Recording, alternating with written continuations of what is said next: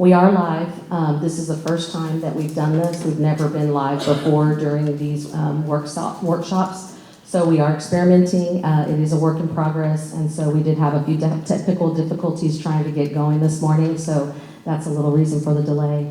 But just wanted to let you know, council, as well as everybody who's participating in the room, that we are live, and so the public can watch this. We are also going to broadcast afterwards, so that this is something that's visible for the public after.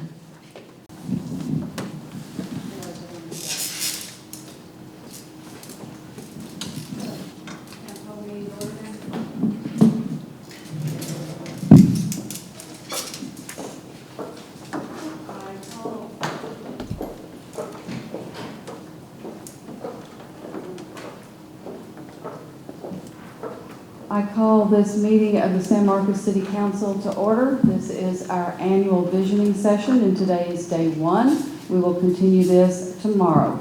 It's Thursday, January 25th of 2024, and the time is 8:58. Ms. Trevino, would you call the roll, please? Mr. Fraser. Here. Mr. Scott. Here. Mr. Mirza. Mary Houston. Here. Mr. Gleason. Here. Mr. Gonzalez. Here. Mr. Mendoza. Here. One present.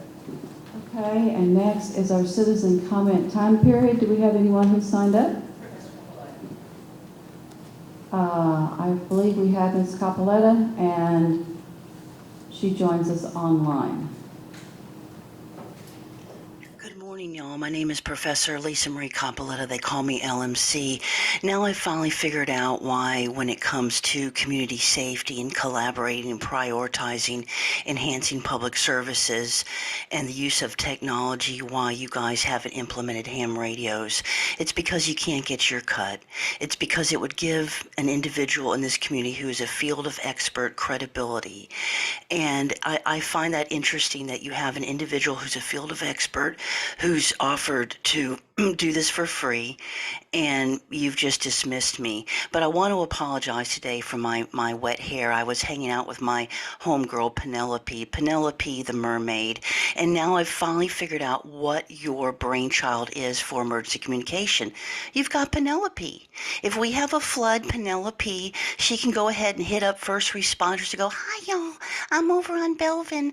That poor lady LMC, she warned you about that sidewalk, and she's going to use her mind control to contact fire and EMS. Now the problem is when she uses her secret powers, she may lure some of the first responders, quite frankly, think she's a snowflake. Others of them are going to be worried she's a siren and lure them and jam the waves. Or maybe your other plan for emergency communications is Sidewalk Man. He uses all of his energy, the slurry of those sidewalks, that toxic particulate that you guys use to make the sidewalks and all the blacktop overlays. That is what he feeds his energy off of. Now the problem is, hopefully, he won't be jamming your waves as well. So it's pretty clear to me after a year and a half, or almost probably 2 years, that this city management team does not care about public safety to the point where you will dig your heels in, and you have a golden opportunity for first responders to work one-on-one with citizens to make sure they're safe. It's not like we're on the verge of a civil war or anything, right? Or it's not like we have had multiple floods in this community. So I'm pretty sure funding the mermaid place. So my friend Penelope, she can, have all of her bling bling. You guys are taxing La Raza out of their casa. And I think it's really funny that you can use pretty language like expand programs in partnership to engage the community to strengthen community trust, including employing strategies for reaching out to diverse populations. The diverse populations don't care about that pretty language. They don't care about you guys using equity or a Patron style where you go and ask people what they want for a wish list. They want their taxes under control, and that's the promise that you guys made to the public. You need to fund fire, EMS, and the police. We don't need the bling bling. My friend Penelope said she would much rather have a ham radio infrastructure. Thank you for your time, and God bless San Marcos.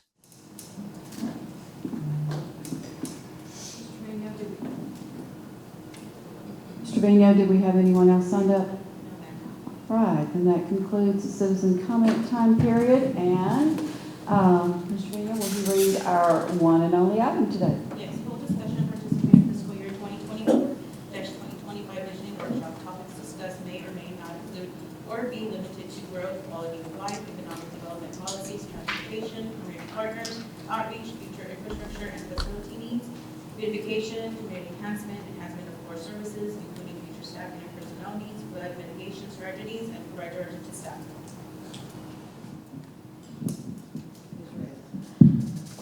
Good morning, and thank you, Mayor and Council, for being here this morning. I also want to extend thank you to our directors team who is all present here today. We look forward to having a collaborative day, couple of days with Council to discuss your priorities for the upcoming fiscal years. Also want to acknowledge that not only do we have our directors, we also have our city manager's office. So we have our diversity, equity, and inclusion coordinator, Christian Smith, who's our economic development manager, Adam Landry, who's here from the library, our airport management partner, Jim Wimberly, and then obviously Carrie, who's part of our office. So just want to say thank you, and thank you to Hayden for doing a lot of the work with getting things set up for today, as well as Carrie. So this is a very important day. It kicks off our budget process, and so it's a very difficult decisions that we know you have to make. And so I definitely want to make sure that we take the time that we need to answer questions, make sure that if you have things that you would like to know of our departments, that you're able to ask those things. If they're able to provide you more information, we want to make sure that we have ample time for that. So this workshop provides that opportunity. So I'd like to welcome everyone again to this year's visioning. I believe last year's session put us on a positive path as council and directors, and we were able to collaboratively draft a more realistic and comprehensive strategic plan that covers every area of our city's operations. We made significant progress towards those goals last year, and we're going to review a few of them shortly. Visioning, as I said, marks the beginning of the 9-month budget process.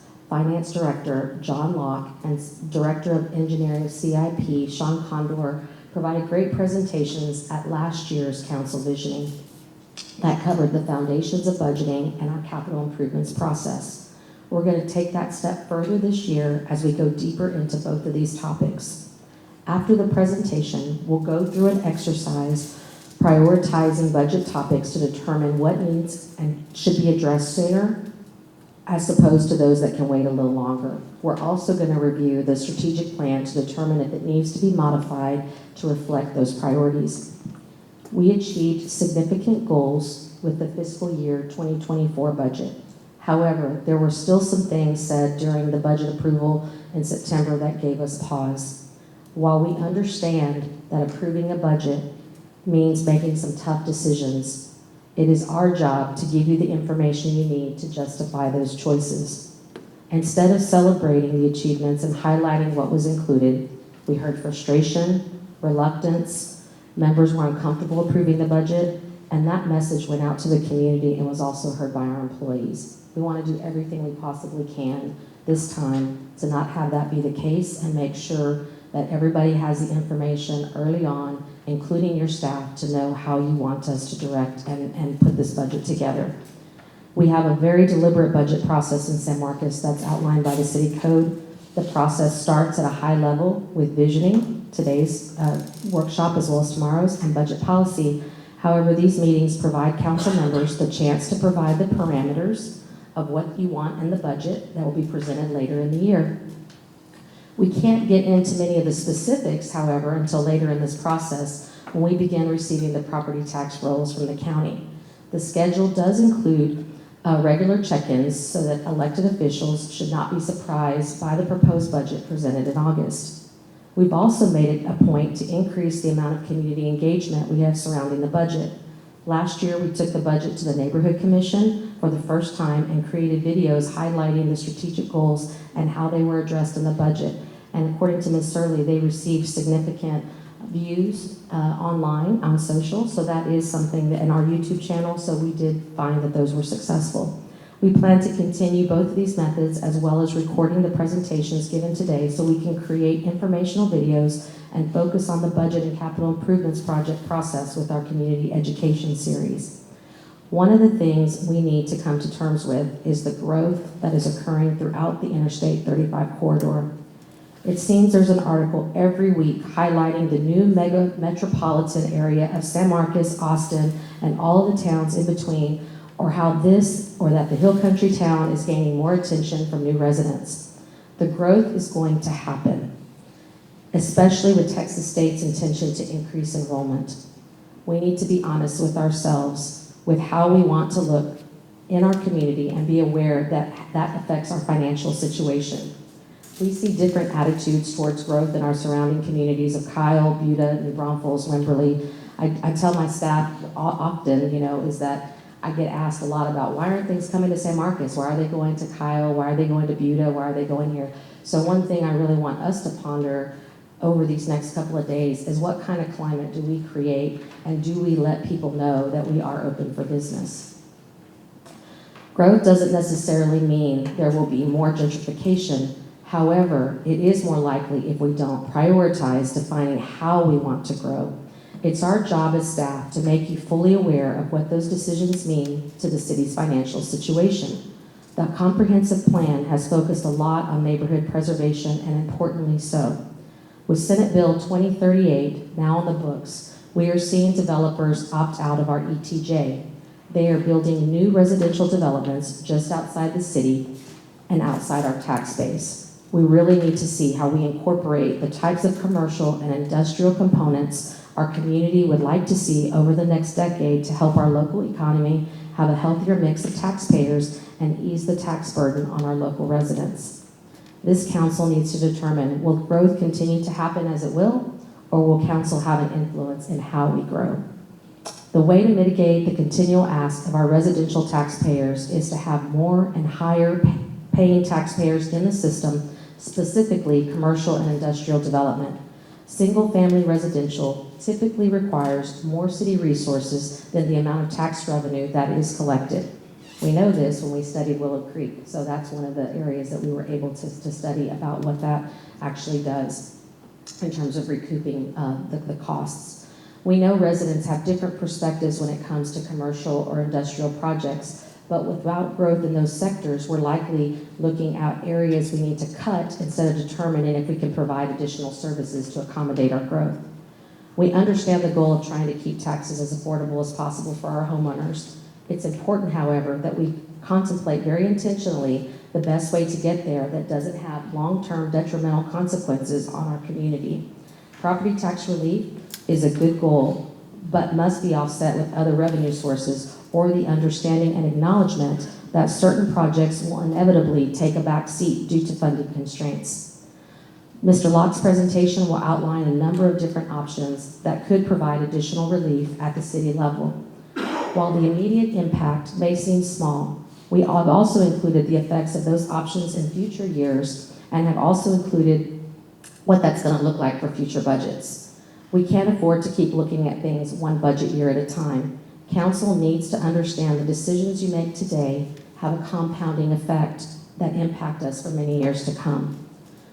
As most of you know, the state legislature passed significant property tax relief last year with school property taxes, which is why taxpayers may be seeing school and city taxes closer together in the overall tax amounts.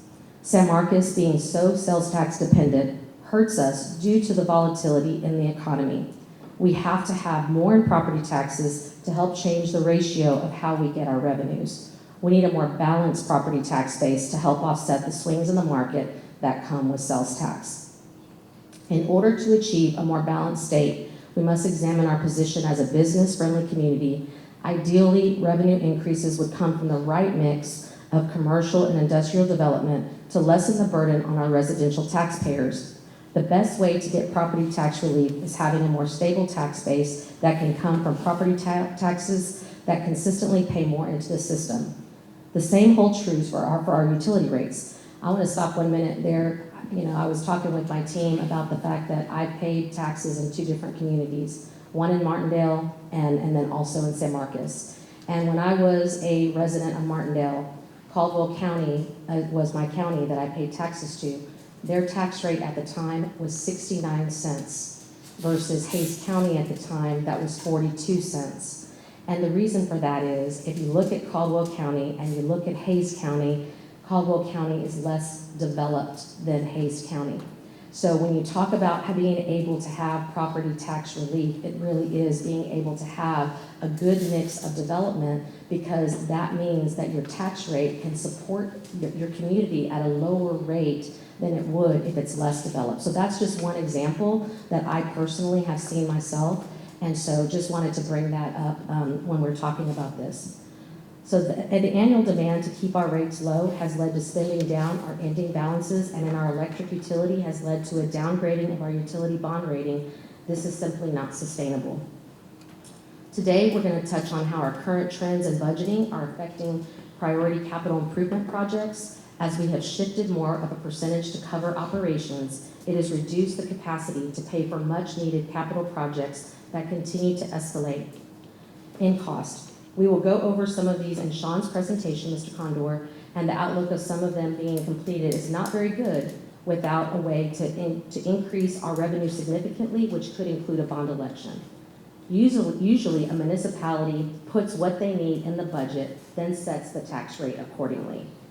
What we've been asked to do over time is to set the tax rate, then we have to back into squeezing in the operational costs into that tax rate. This puts us in a difficult position when trying to balance things and put the highest priority on the services we deliver to the community. In addition to looking at the comprehensive strategic plan you've approved in 2023, we will prioritize a number of topics that have been discussed with you over the past year.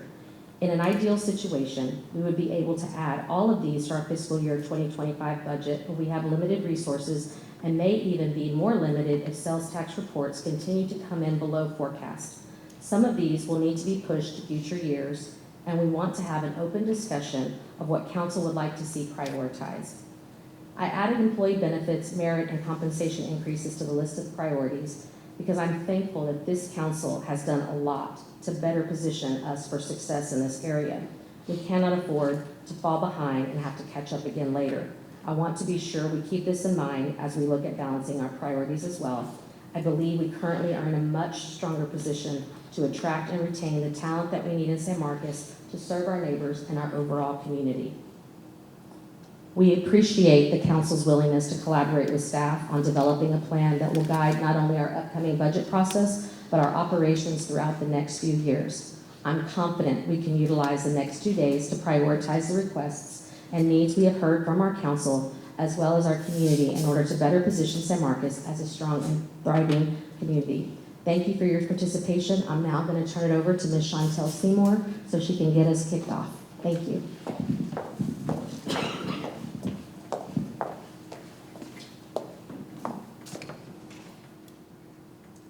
Good morning, everyone. Good morning, everyone. Good morning. My name is Chantel Seymour. I'm the facilitator for today. My main job is to keep us going and keep us focused on the great work that's going to happen. We have two objectives. It's two, but they're lofty. The first is review City of San Marcos strategic plan. Second, develop the list of budget priorities that Stephanie was speaking about. Okay? You should have in front of you both the strategic plan and also the budgeting priorities. Everyone has it? Thank you.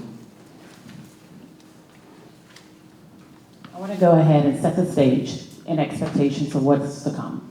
So today, of course, reviewing the strategic plan and acknowledging the amazing work and the achievements that's been established here from all of you and staff.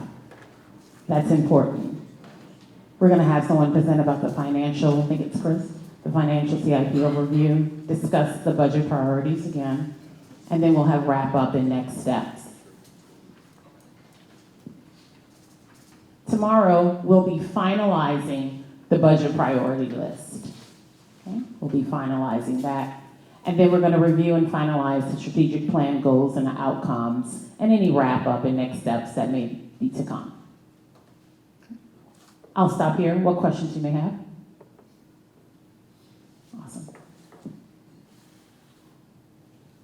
All right, let's get started. We're going to be reviewing the plan and acknowledging the achievements. So here are our overall strategic goals: quality of life and sense of place, economic vitality, public safety, core services and fiscal excellence, mobility and connectivity, environmental protection, and sustainability. Let's start with the first, quality of life and sense of place. Man, it was just a year ago I was here and we were here with these. This is amazing. All right, so under here, we have the City of San Marcos cultivates a community that promotes inclusivity, equity, and belonging as a unique sense of place due to our distinct natural, historical, and cultural assets, and commits to a healthy quality of life for families of all types.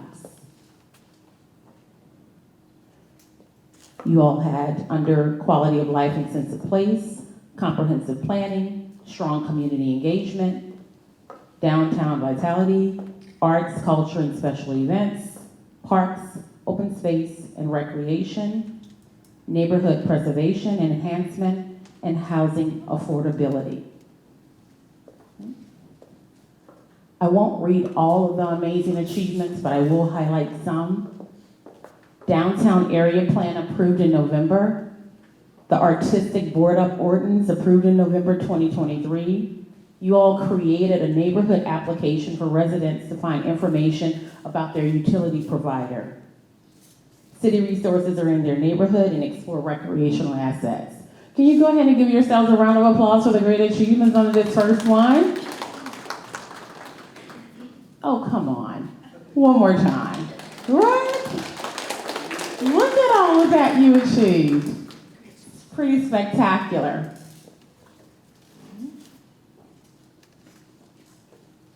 We have some more. I won't read the whole list, but I will highlight hosted 5 public dream sessions to engage the community members in the conversation to discuss inclusivity, I can't speak today, and equity. Staff presented concepts to City Council to temporarily activate the downtown properties the city purchased on Guadalupe Street. Continued to expand audiences, utilizing new information, sharing tools and platforms, including an increase in subscribers to the bi-weekly San Marcos News Hub newsletter and video. I think some of those videos were mentioned earlier. Please, again, let's give yourselves a round of applause for this. This is great stuff. And expanding this community. All right. The next, we had our economic vitality. The City of San Marcos fosters a vibrant economic climate for our community through new commercial and residential uses, education, workforce development, and support of new and existing businesses of all sizes.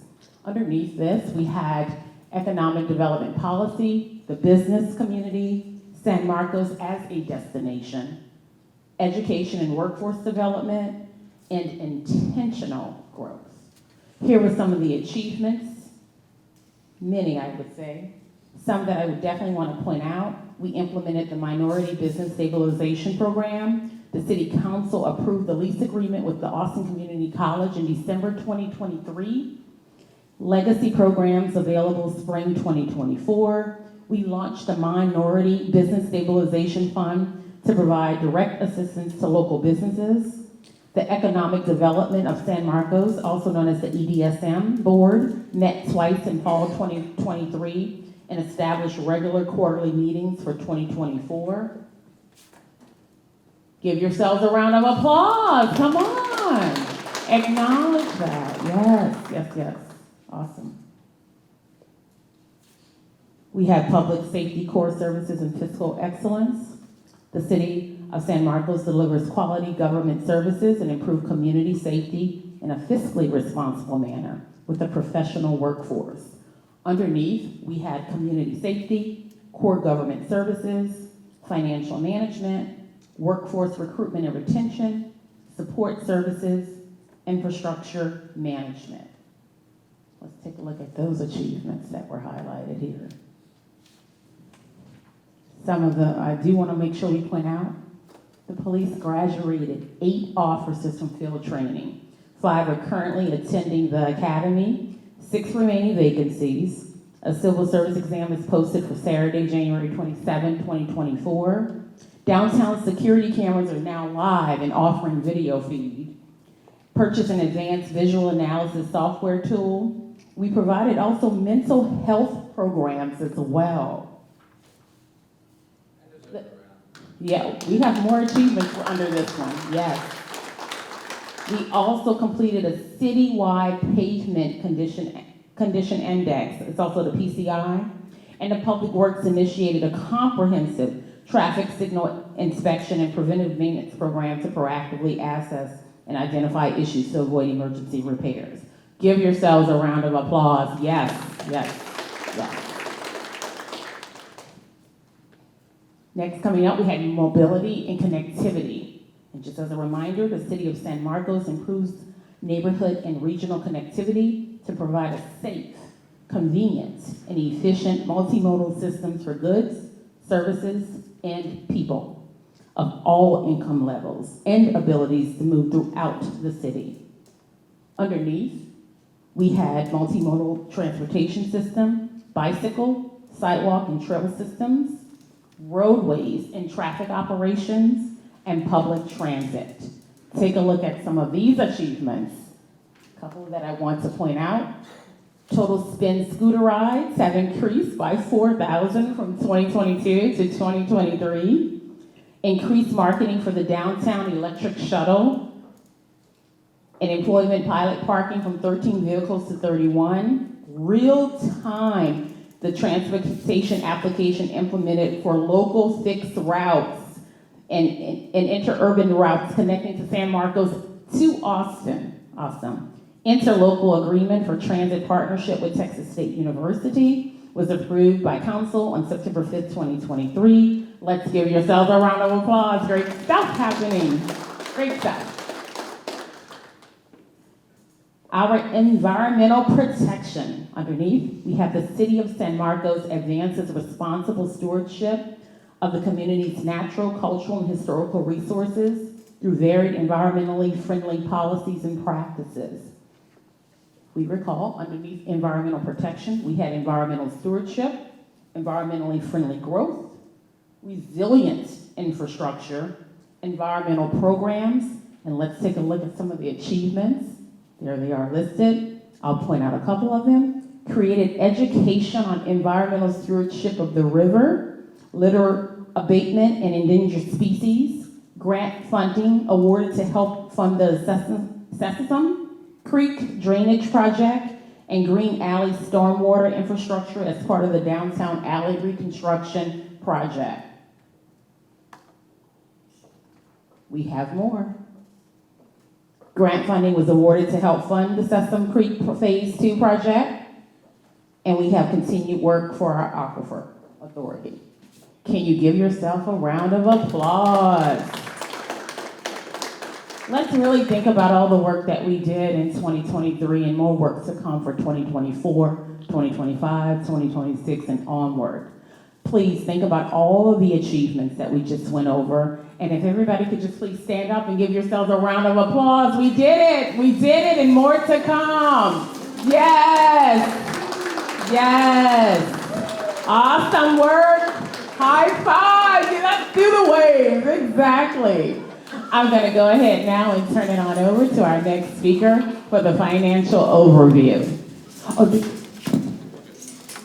And while John is getting ready to start up, I know that can sometimes seem a little corny for us to do that, but I do want to tell you that it's something that we rarely do well, and that is to take a step back and really look at so much. A lot of times we're going from thing to thing to thing, and so we don't take the time to really sit back, put it all in perspective, and say, hey, look, you know what we've been doing has been a lot. And we want to make sure that we're sharing that success with the community, the council, and each other, just because it takes all of us working together in order to make this all possible. So with that, I'm going to turn it over to John.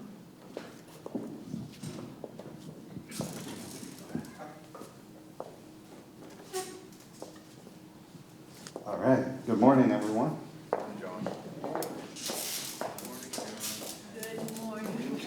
Oh, look, I didn't even have to ask for twice. Do this. I'm gonna walk on the outside so that I can see it a little better. All right, this is an agenda of what we're going to be discussing this morning. We're going to start off with a couple of the items that we heard from City Council during the budget process, and Ms. Reyes has already touched on a couple of these during the introduction. We're going to look at the general fund, and you see all the different things pertaining to the general fund that we're going to discuss in some detail. We'll discuss a community enhancement fee and take a look at our enterprise funds.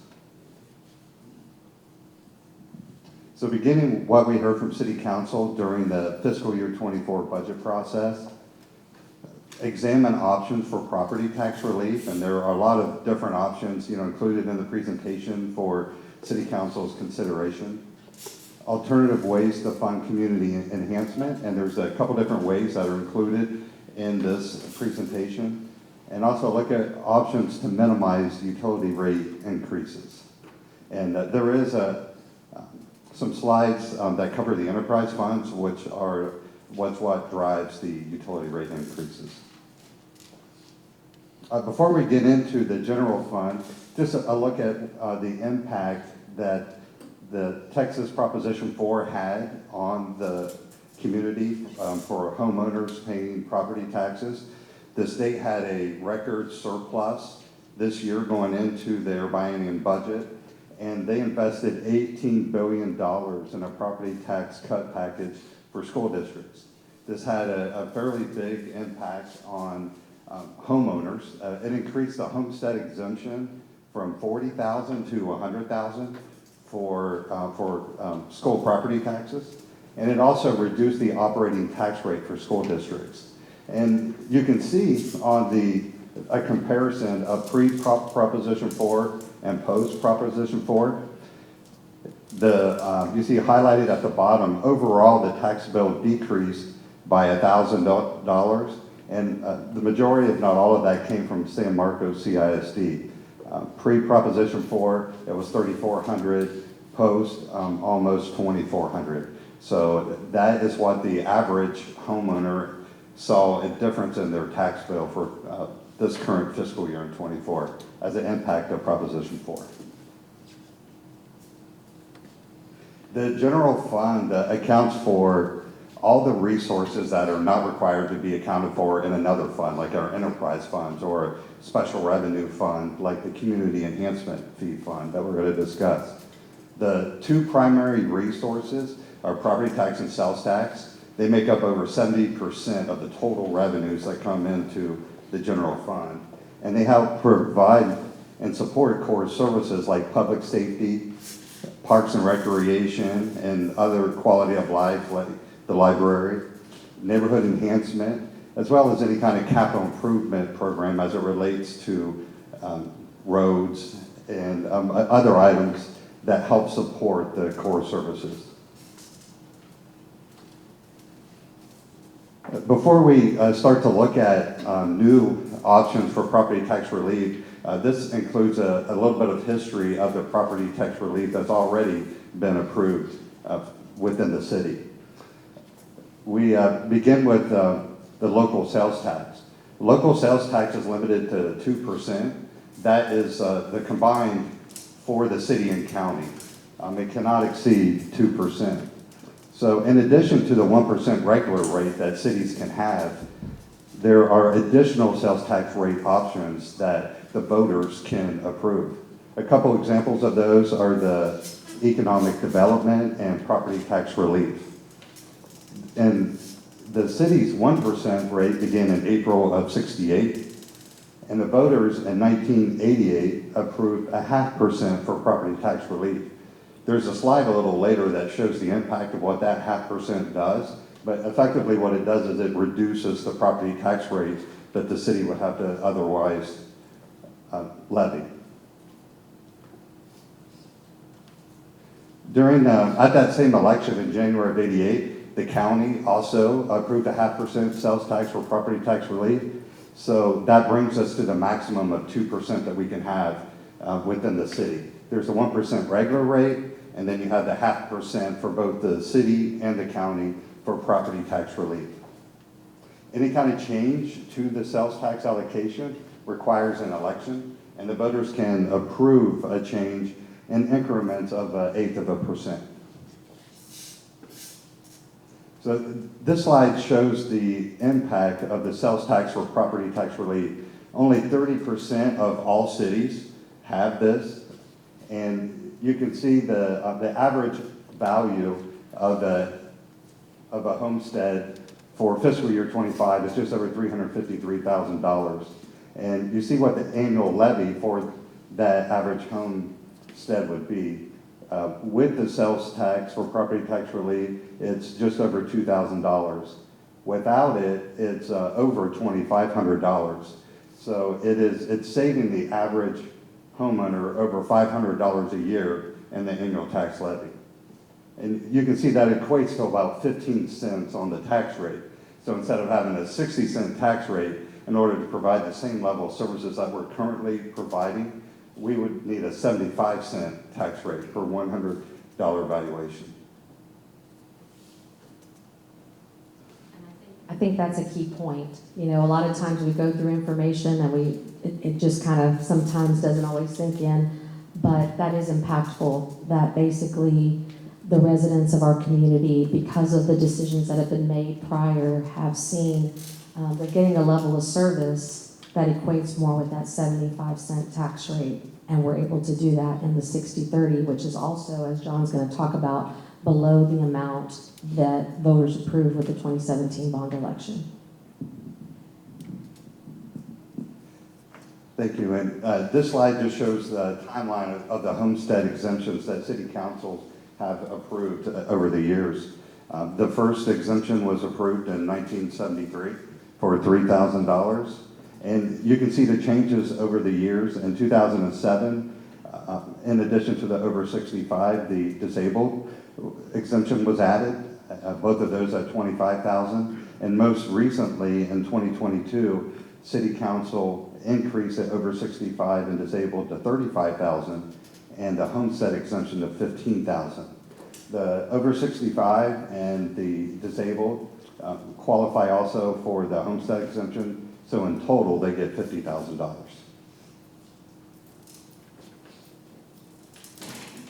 So we're going to show what the impact is, and just want to share what the underlying assumptions are in the forecast that we're going to share. The assumption is that our tax rate stays the same at the 60.30 cents, and that the homestead count grows by an average of 5% a year, and that's, I'm sorry, by the 5-year average, which is about 8% a year.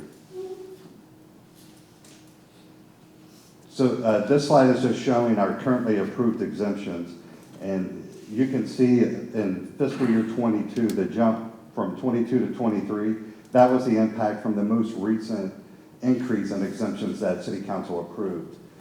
In total, the exempted revenue, or the foregone revenue from the exemptions went from $300,000 to $1 million.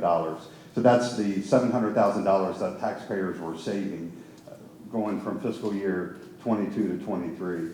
From there forward, you can see that it grows. It's estimated to grow by about $100,000 a year. So in fiscal year 28, if we do nothing but keep the exemptions the same, the exemption amount will increase from $100,000 to $1.6 million. When you say that, that's not the taxpayers who are saving that, obviously, that would then be the city who's actually losing the revenue of $1.6 million to provide services to our community. Yes.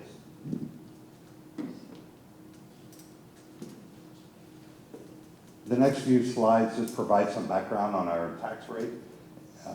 Beginning with the two different components of the tax rate, you have the operations and the debt and component, and that equals our total tax rate, the 60.3 cents. We've discussed this before, that the operations side of the tax rate covers things like our core services, City Council strategic goals, investing in employees, as we've been doing over the past couple years to attract and maintain a talented workforce, and any kind of special programs that City Council would like to do, that comes from the operations side of the tax rate. The debt side of the tax rate is for capital projects. So, those are the new roads or new infrastructure that is put in. That comes from the debt side of the tax rate. The tax rate is a balancing act, and what this slide shows is there's 74% of our overall tax rate goes towards operations. 26%, that leaves 26% per debt to cover those the capital improvement program. And if the tax rate remains the same, if one of these change, it makes the other change. So in this instance, if operations goes down, then the debt can go up. And the same is true in reverse. If the debt tax rate needs to go up, then operations is going to have to come down. And that shifts money from operations to debt and vice versa of what's available for operations or debt. This shows a historical split on the tax rate. And there's actually a slide coming up that shows it by percent. That's a little easier to see year over year what the trend is. Just a couple things to point out on this slide. Ms. Reyes mentioned earlier that the tax rate following the bond election that the voters approved in 2018 was 61.39 cents. And that's the highest that the tax rate has been over the decade that this slide is covering. Currently, we've been at 60.3 cents. And you can see highlighted there is 2023 and 2024. This shows that balancing act that I was discussing on the previous slide. You see the operations component of the tax rate had to increase in order to support the current operational budget by just under 2 cents. So then the debt rate had to decrease by that same amount since we kept the tax rate the same. And then over to the side, you can see what that equates to. On the operations side, when you take just almost 2 cents and look at the value of a penny, which is $823,000, that equates to $1.5 million in additional revenue that the operations side had to support operations. On the debt side, it lost $1.5 million. So when you look at what kind of capacity that is, you would be able to do a one-time debt issue for over $19 million, and that 1.5 would support the debt service for that one-time debt issue. So that's the CIP capacity that we lost by shifting the 2 cents into operations to support operations. This slide is a better example of the trend. You can tell the trend here.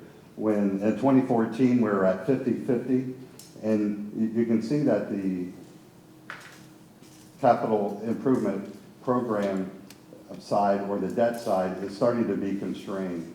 And in 2024, it's down to about half. It's at 26%. And this has just been as the city has grown and more service, and we offer more services to residents, there more money is needed on the operational side in order to provide those services to residents. What we're going to talk about a little bit, and you can go, but just basically to say that we might have gone too far as putting a lot on the operations side and not as much on the debt, because it's really constraining our CIP. So being able to do some of the projects that are that are needed throughout the community. And so one of the things we are going to be talking about as a decision point for council is if you are willing to start looking at what that split looks like, that might help to accommodate that. So just wanted to put that and tee that up for you as we go through the day as one of those decision points we'll be asking for your direction on.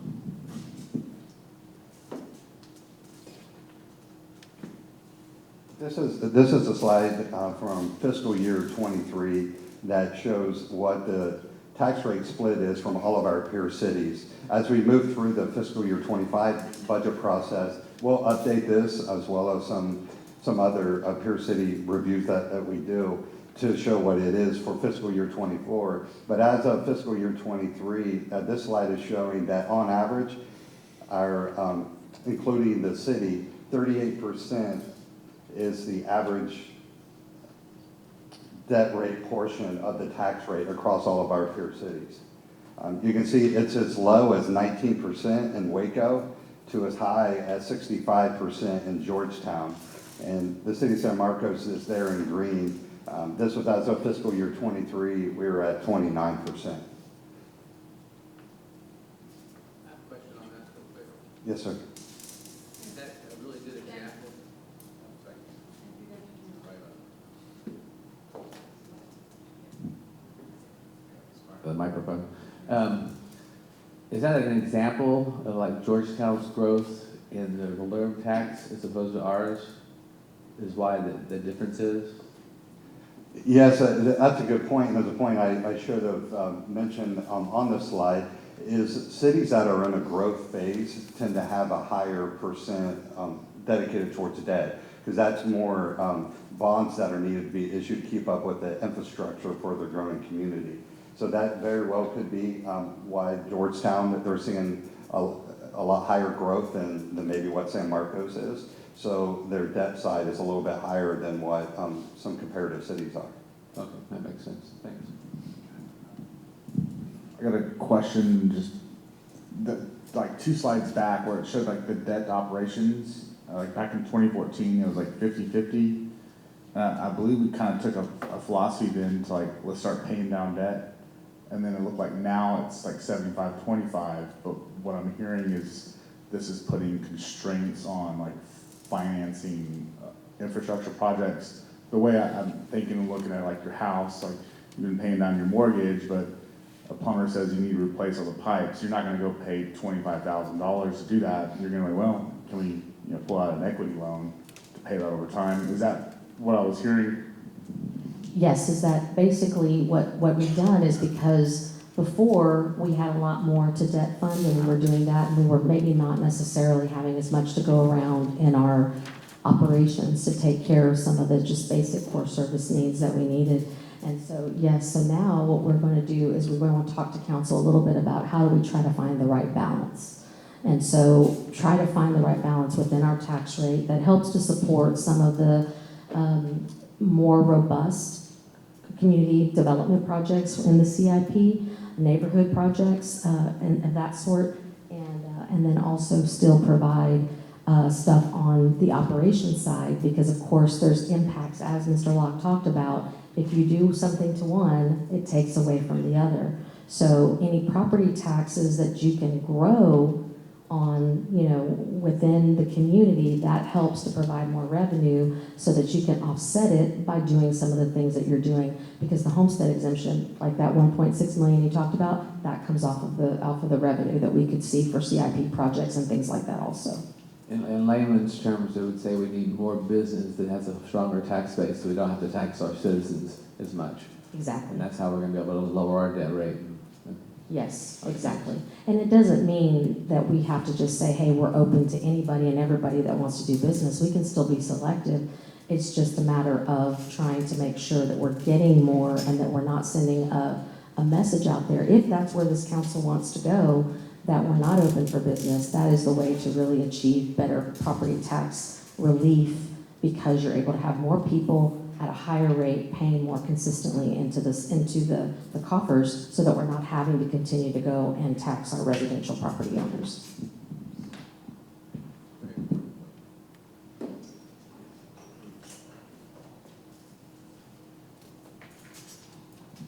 Okay, that brings us to a forecast on what we think our debt rate is going to look like, and it's just based on these assumptions. City Council has already provided its guidance to include that we can include stormwater in with the general fund's capacity to provide the stormwater management capital improvement projects. This has pushed off any kind of rate increases needed on the stormwater side. And so that assumption in guidance continues through 2025. So the numbers that we're going to see on the next slide include the current 2024 certificates of obligation issue, as well as an assumed $36 million in 25. And then from 2026 and beyond, we're just keeping it static at $20 million. We also are going to assume that the tax rate remains the same at 60.3 cents. And as we already discussed, when we get to the operational forecast, any unused amount goes into operations. So this forecast goes hand in hand with the operational forecast as well. And then looking at our taxable valuation increases, we're assuming a 6% increase in '25, and then 10% in '26 and '27, and from '28 on, it's 5.75%. Yes, ma'am. And by that, are you talking about our tax base? Yes, ma'am. Yes. Yeah, that's our tax base. And for reference, our 3-year average is 15%, and our 5-year average is 14%. So when you look at these estimated growth numbers, those are well within what we're seeing of what our average growth in tax base is. So this slide, it has a lot of information on it to be able to back into the numbers that we're showing that we have over there in the box. It's showing what our taxable value is once you pull out all the TERS information, the tax increment reinvestment zone. And it shows what the estimated debt service would be based on those assumptions on the previous slide. And it shows what our maximum current debt rate at the current debt rate, it shows what the maximum debt service available is. And to the right of that, if you see parentheses on the amount over under, parentheses means that given our current tax debt component of the tax rate, it's not enough to cover the estimated debt service. So that means that we're gonna have to shift some money from operations in order to cover it.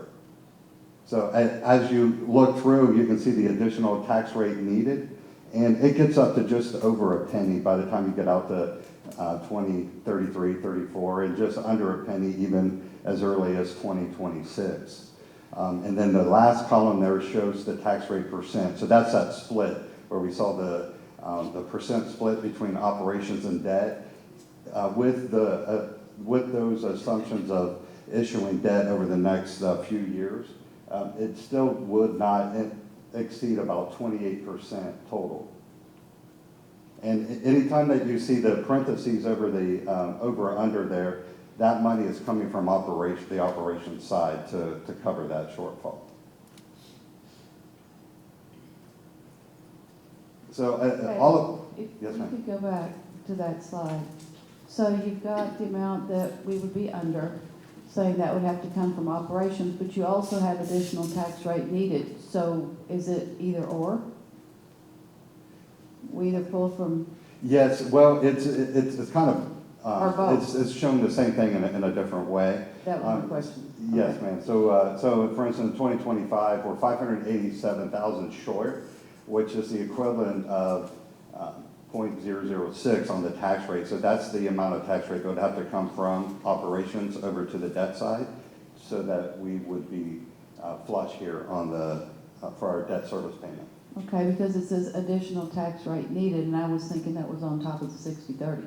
No, good clarification point. No, it is not in addition to, it is just the amount that we need to shift from operations to debt. It was the additional tax rate needed that threw me. Yeah, it's the additional debt tax rate needed, right? So this assumes that our tax rate stays the same at 60.3 cents all through this forecast.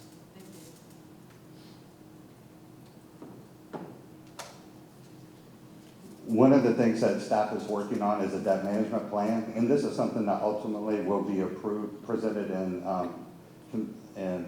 considered by City Council. And obviously, we already have our fund balance policy, as City Council knows, and the general fund, that's 25%. Those are the reserves that we have in the event that any of an emergency or something catastrophic happened. We have 25% to fall back on. The debt portion of the tax rate, that's that portion that right now was floating around 27 to 28% in that forecast, should be anywhere between 30 to 35%.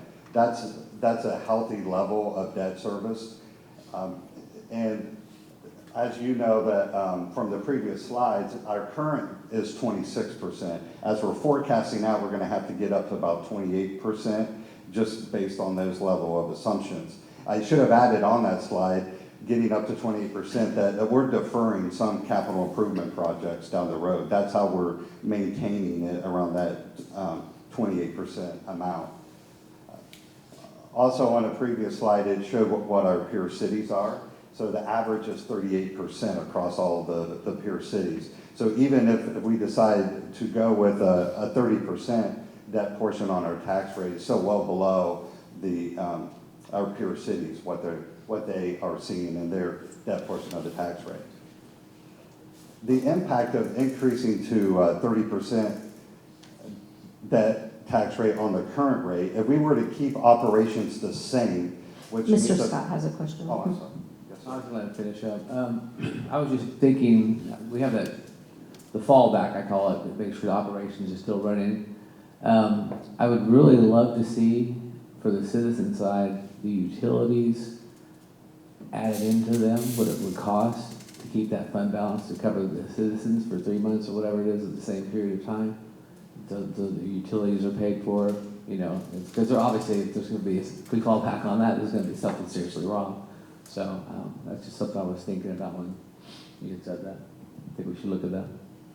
Yeah, so when we get to the enterprise funds, that's part of what those fund balances are. In the event something were to happen, for instance, during COVID, and we had some ratepayers that weren't able to pay, the fund balance and those enterprise funds help the city navigate, through COVID. The third bullet down just shows the impact on the current rate if we were to increase the debt portion of the tax rate up to that 30% level. If we keep operations the same, that means that the overall tax rate would actually have to increase by about 2.5 cents if we wanted to just move the debt tax rate percent up to 30%. If we keep the tax rate the same, then it would be about almost a 2.5% or 2.5 cent decrease in operations. So that's the shift from operations to debt that it would take. And with a penny being $800,000, so that's roughly like $2 million that you would be shifting from operations to the debt side. Also, something that we want to include in the debt management plan is more pay-as-you-go funding. This is something where this is capital projects that we would fund with cash rather than issuing debt. So if we begin small, where we're coming up with some amount of money that we're going to move from the general fund into the capital project fund to cash fund projects so that it's not all reliant upon debt. So this slide takes what we've already seen up through 2024, and it just shows the forecasted split. Again, it's in that 27 to 28% based on all the assumptions that we've gone over up to this point. This is keeping the tax rate the same and issuing the levels of debt that was shown on that previous slide. Mr. Locke, on those, you've got us at 29 and then 26, 27, 28, 26, 27. That doesn't change a whole lot. That's not really increasing the debt side. Yes, ma'am. We haven't did anything to increase that percent. All we've really taken is based on those assumptions of what we already know we need for the capital projects in the next 2 years, and then constraining the capital projects from 2027 and beyond to just $20 million, holding it to $20 million. That would be the split. If we were to fund more capital projects and make that higher, say take it up to that 30%, then the impact would be either increasing the tax rate by 2.5 cents or. I get that part. Okay. Haven't we been keeping general fund at 10 million is about what we've been, I'm on the sorry. CIP? Are you talking about the reserves? I'm talking about the CIP. We were doing that, Mayor. We haven't been doing that lately just because, again, the needs we have are greater than the 10. But we did that for a while, and this is just You're general act- fund dollars. Yes, We ma'am. had Yes, utilities. ma'am. You're exactly right. But the reason we did that, and I'm glad we're having this conversation, because y'all have not come to us and said, oh, debt and, general operations, et cetera. We have not had that conversation in, well, I know since 2014. And y'all had said, well, in order to meet the budget, you know, it needed to be 10, and we said, okay, thank you for doing that, and that's where we went. So it's not like we have made that decision Correct. that it looks like we're now being told was not a good idea, but that's just how we ended up there. But I'm glad we're having this conversation because it's clearly we need to have it. Right, and I think, again, just with the different city managers and what y'all been focusing on, and so that's why we really felt like it was really important for us to really look at trying to identify what are the real reasons that we're having some of the constraints that we're having so that we can identify, bring those to your attention, and that way y'all can have the thoughtful conversation about where we need to go with things. So, so thanks. Yes, you're right. Y'all haven't been brought that information, and so we're bringing it up now.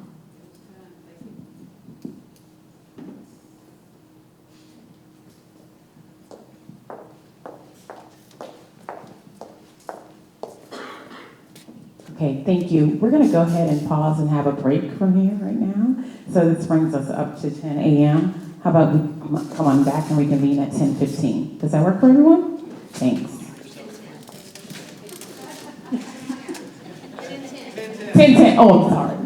10:10. 10:10. Because we had a 30-minute late start, exactly. Going to have to get back those 5 minutes. Thanks. 10:10.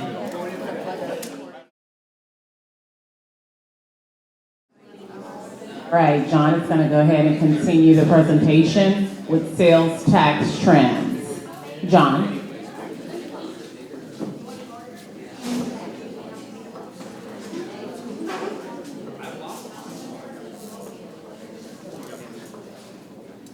All right, so we left off with property tax, and we're going to pick up with the city's biggest revenue source for the general fund, which is sales tax.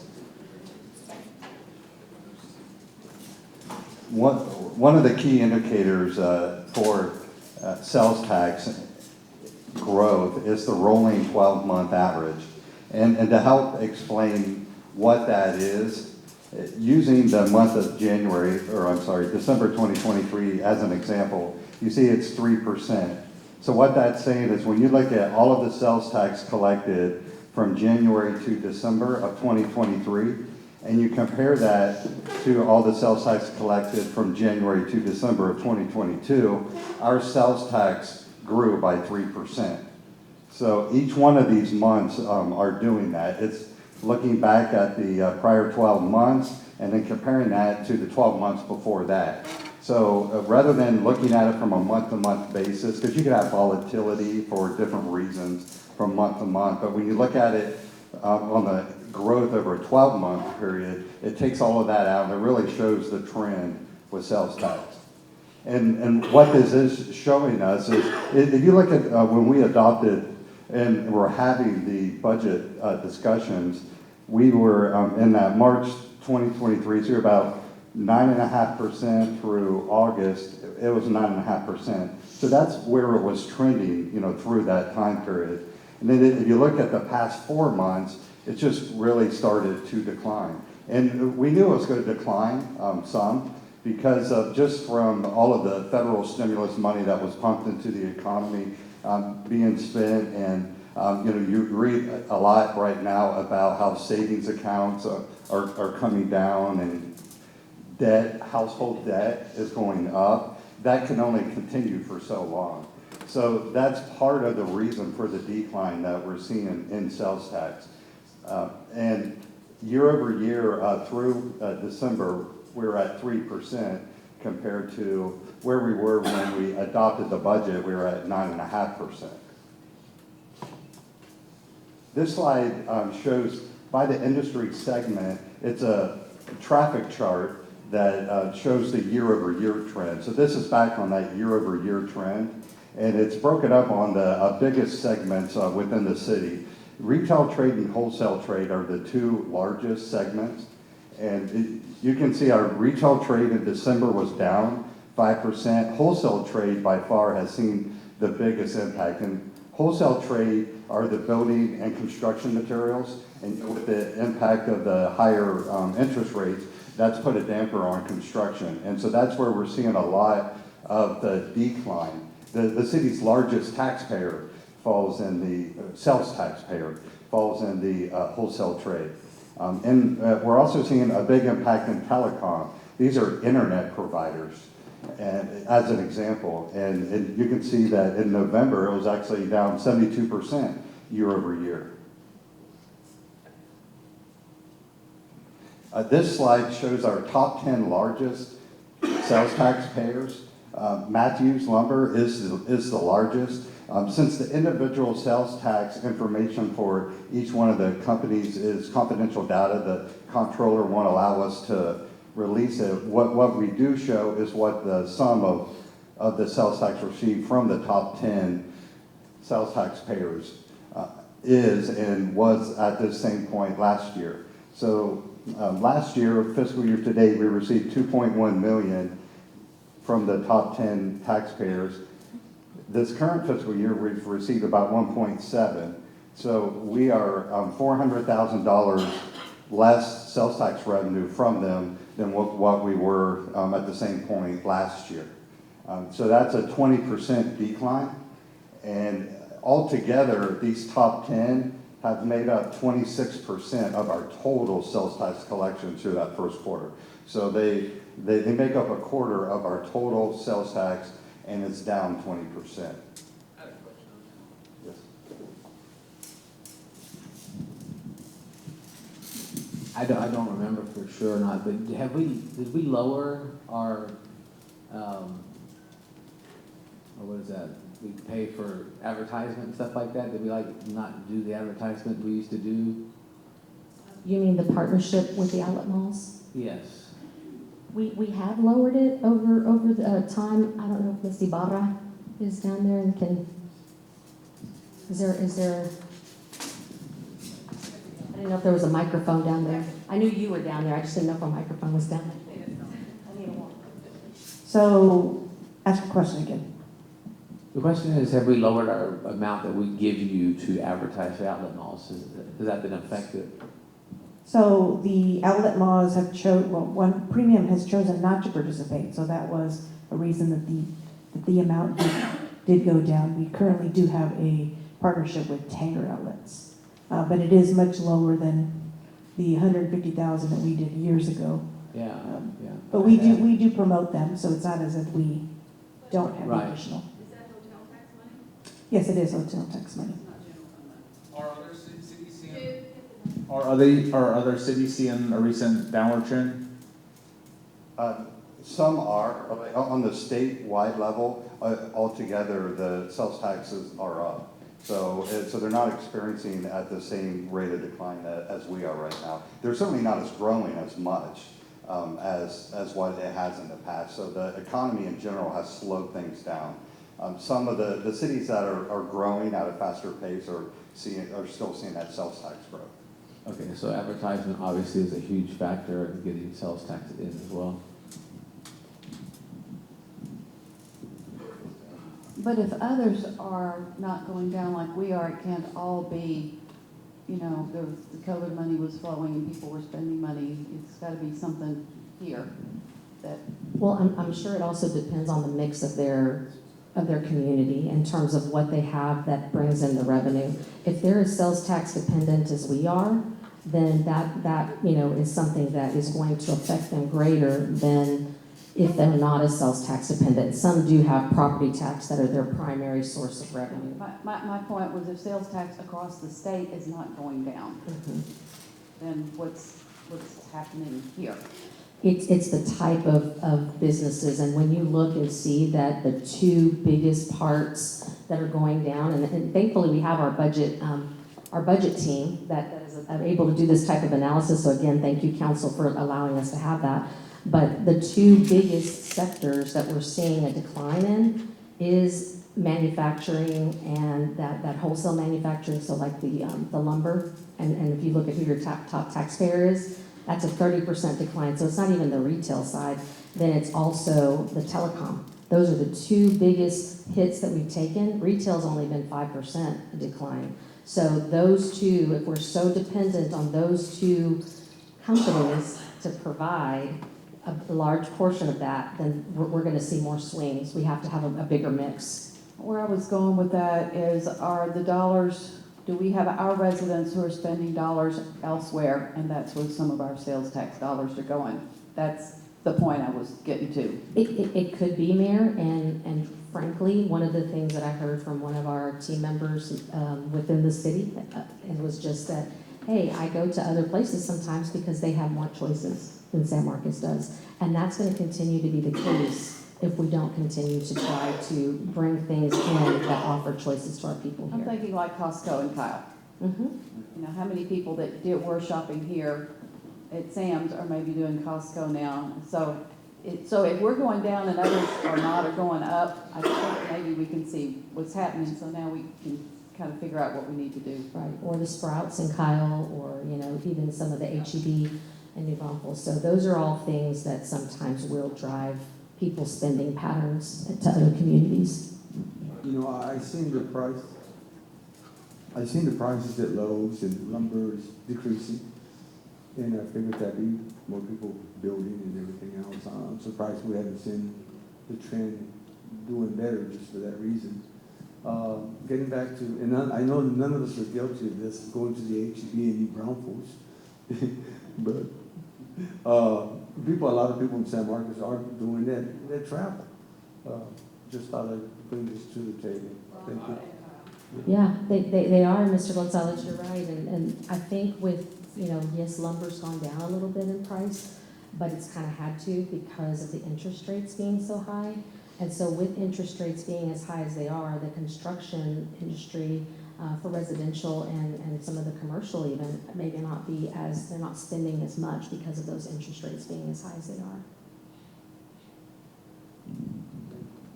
Yeah, and to your point, the Matthews Lumber Company is the city's largest sales taxpayer, and it's where we've seen the biggest decline too. So it's just the types of businesses that you're generating those sales tax from. So if in other cities, if they're not as dependent on the construction wholesale trade, then that's probably why they're not seeing as big of a decline as what we are. What was that lumber company? It's Matthews Lumber Company. It's the number one there. I'm sorry, ma'am. Is it Matthias? Okay, Matthias. We've heard different pronunciations, and so that's where he was going from. But I think, but we appreciate them, and we're glad they're part of our community. But what it does is it drives home, again, we don't want to have all of our sales tax so dependent on one or two companies. We need to really make sure we have a stronger mix to diversify so that we don't see swings, if something happens in a particular sector.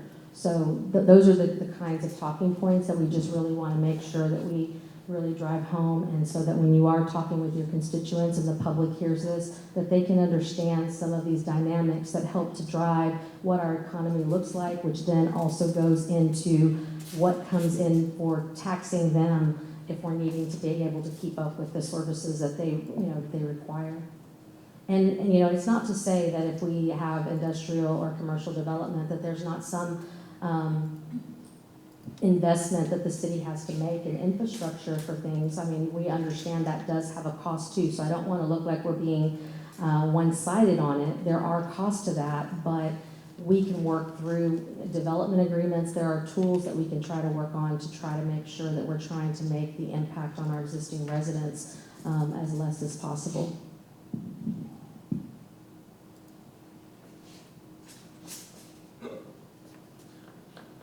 Okay, if there are no further questions on sales tax, we were going to move into the operating forecast for the general fund.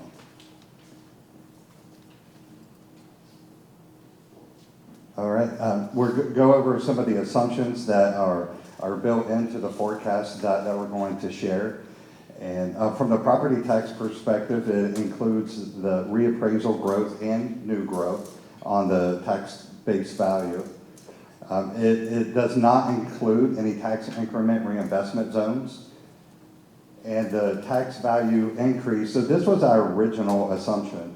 And on the next slide where we show the revised, I'll share a little bit of why we have original and a revised. So the original one, we're looking at a 10% growth in 25 and 26, and then and I think there's a typo there. And 27 would be 5%, and 28 would be 7%. And then you see the bullets, we discussed it earlier, the average taxable value growth over 3 years is 15%, and 5 years is 14%. So that's the growth in our tax base on average that we've seen over those time periods. We were also increasing sales tax by 2.5% year over year based off the fiscal year 24 budget. Those are the underlying revenue assumptions that are going to go into the forecasting chart. And on the expense side, for the annual salary increases for public and non-public safety, anywhere between 3 and 5% is the assumption.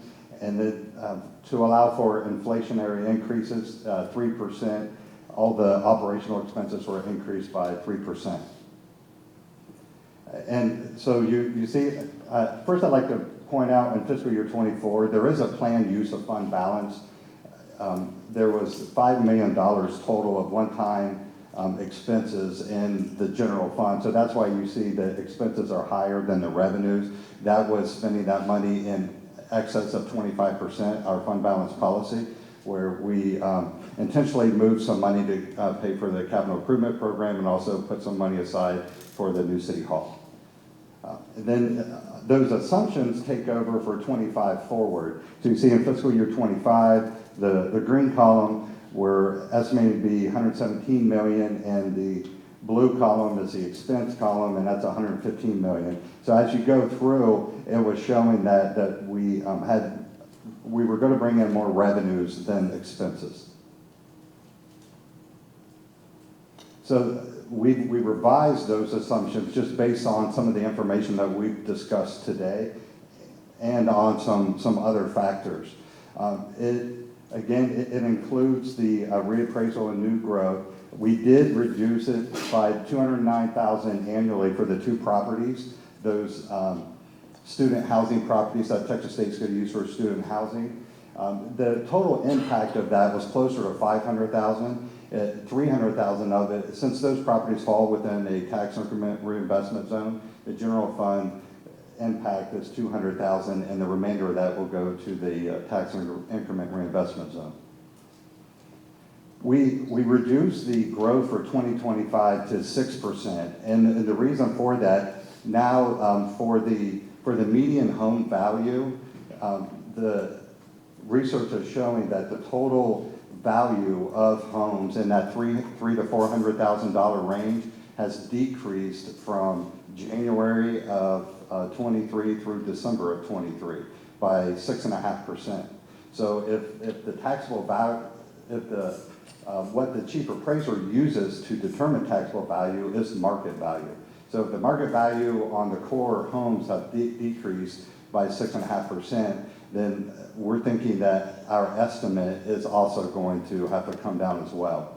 So for 2025, now we're estimating 6% growth instead of that 10% that we saw on that original slide. Also on the sales tax, we are doing 2.5% based on where we're forecasting to end 2024 in sales tax instead of the budget amount. And that's just because we talked about the sales tax trend, and through the first quarter, we're off close to $500,000 of where we thought we would be at this point. Through the first quarter, we typically get about 24% of our total annual sales tax for the year. And if history repeats itself, then we would actually be $2 million short in our short of our sales tax budget for this year.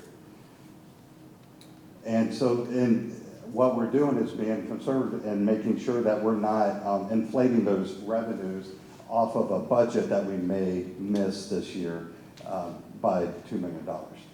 So those are the factors that are going into this revised general fund forecast. The expense assumptions were the same, only the revenues changed. And you can see when you go to 2025, instead of being to the good by $1 million, now we're short by $3 million. That is the impact. It's actually split evenly between property tax and sales tax assumptions changes. The impact of the property tax reducing from 10% to 6% was $2 million, and the impact of changing the way that we're forecasting sales tax because of the trends that we're seeing is $2 million. So that's why now 2025 looks like we're short just based on those assumptions. And as you carry it out in 2026, it's short about $1 million, and then in 2027, it goes back to the where we're bringing in more revenue than what we're spending, same for 2028. And so what this demonstrates is just that you approve a budget in October, and we use the best information that we have available to us at the time. But we also have to make sure that just because the budget is approved, that doesn't mean that all hands are off and we just go forward and spend whatever it is that you've approved. We have to make sure that we're continuing to monitor on a regular basis what's happening and then adjust accordingly. So those are the things that we've had to do this year. In this particular case, you have financial policies, we have safeguards in place. We have our budget team that is constantly looking at this stuff to analyze trends to make sure that, again, we're being responsive and we're being responsible in how we handle our taxpayer money in order to be able to respond and do the things that we need to do as a community. Thank you. That does remind me of another point I wanted to make when we were looking at those revised assumptions. And that is because of our financial policies where we are about $500,000 short of where we thought we would be. Our financial policies lay out some steps that we take to make sure that that we create a soft landing for ourselves, that we're preparing for this. And so what we've done internally so far, we've paused our fiscal year 2023 capital outlay. The total amount of that is about $800,000. And so that's just step one. As we begin to get the more months down the road, if we're continuing to see that decline, then there's some additional measures that we can take. But just so the City Council knows, those are the measures that we've taken so far.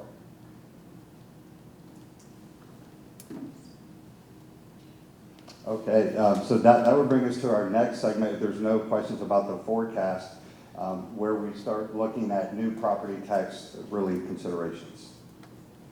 And you may say, well, why are y'all talking to us about property tax relief when you just laid out this picture for us? And the reason why is just because that's something that you've asked for, and we wanted to make sure that we're being responsive to the things that you've asked for during the last budget process. But we wanted to also make sure that we balance that and that you balance that in your considerations of where we are financially and what the things are that we have that we need to be cognizant of as we move forward.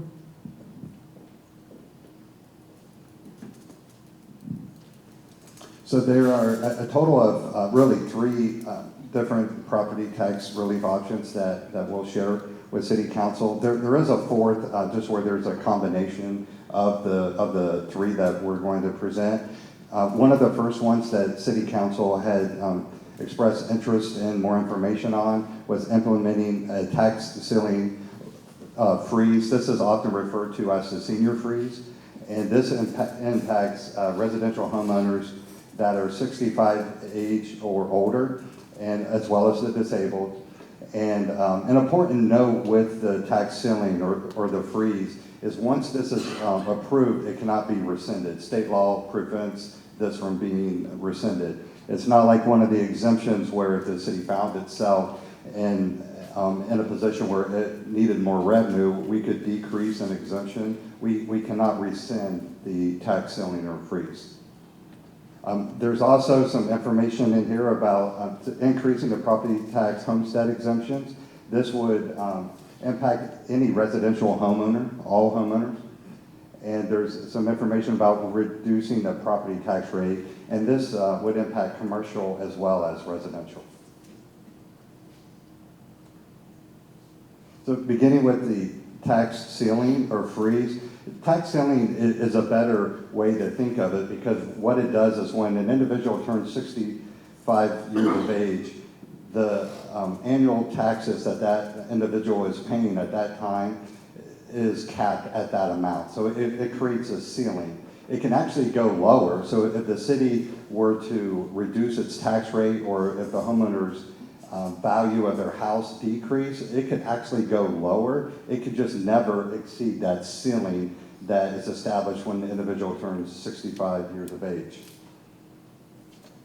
The only way it can increase is if there's some improvements done to the home. If they were to add on to the house a garage or add an extra bedroom, anything like any kind of improvements can increase it.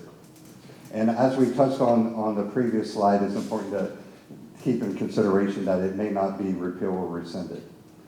So we're going to show some impacts of the tax ceiling, and some of the underlying assumptions is that the average homestead assessed value will grow at 3.5%. The reason that we set it at 3.5% is the city is limited on reappraisal growth to 3.5%, so we just figured that was a good number to use, as a conservative number to use. And that the homestead count will grow by 8%. That's that same 5-year average that we were talking about earlier. So this is how it would impact an individual in the first year that it would be approved. So in fiscal year 24, the annual tax levy is $1,760, and that would increase in fiscal year 25 just based on the value of that average homestead increasing to $1,832. So it increased by $72.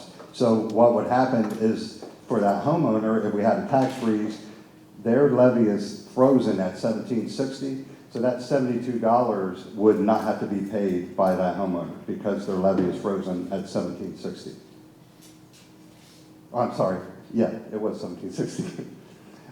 So that's what it looks like for one individual. So when you look at all of the homesteads that the city has, 65 years of age and older, this is the impact when you sum all of those together.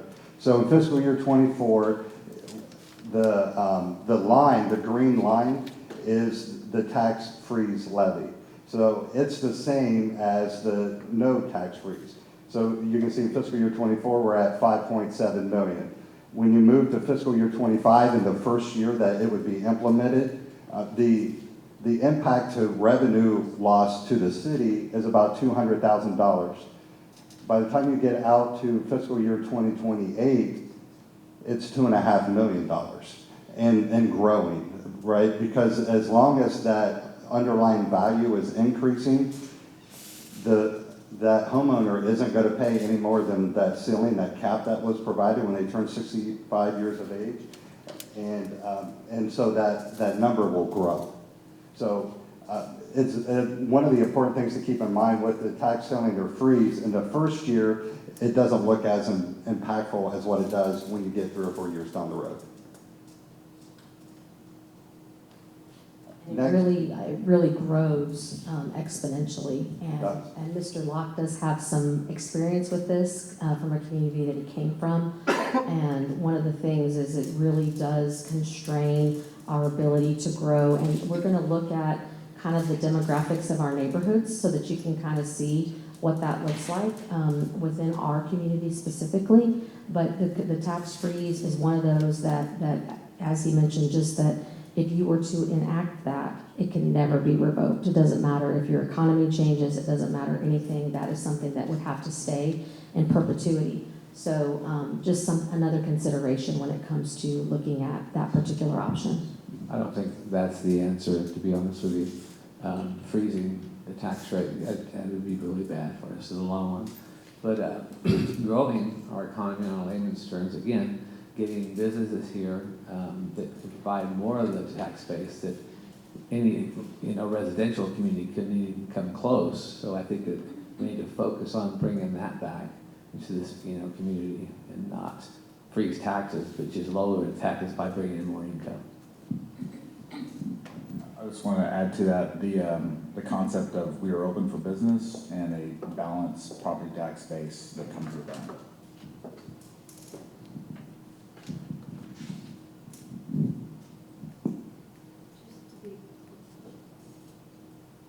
Just to be clear, y'all are presenting information on some things that we have brought up. These are not necessarily staff recommendations to implement, correct? Correct, yes, ma'am.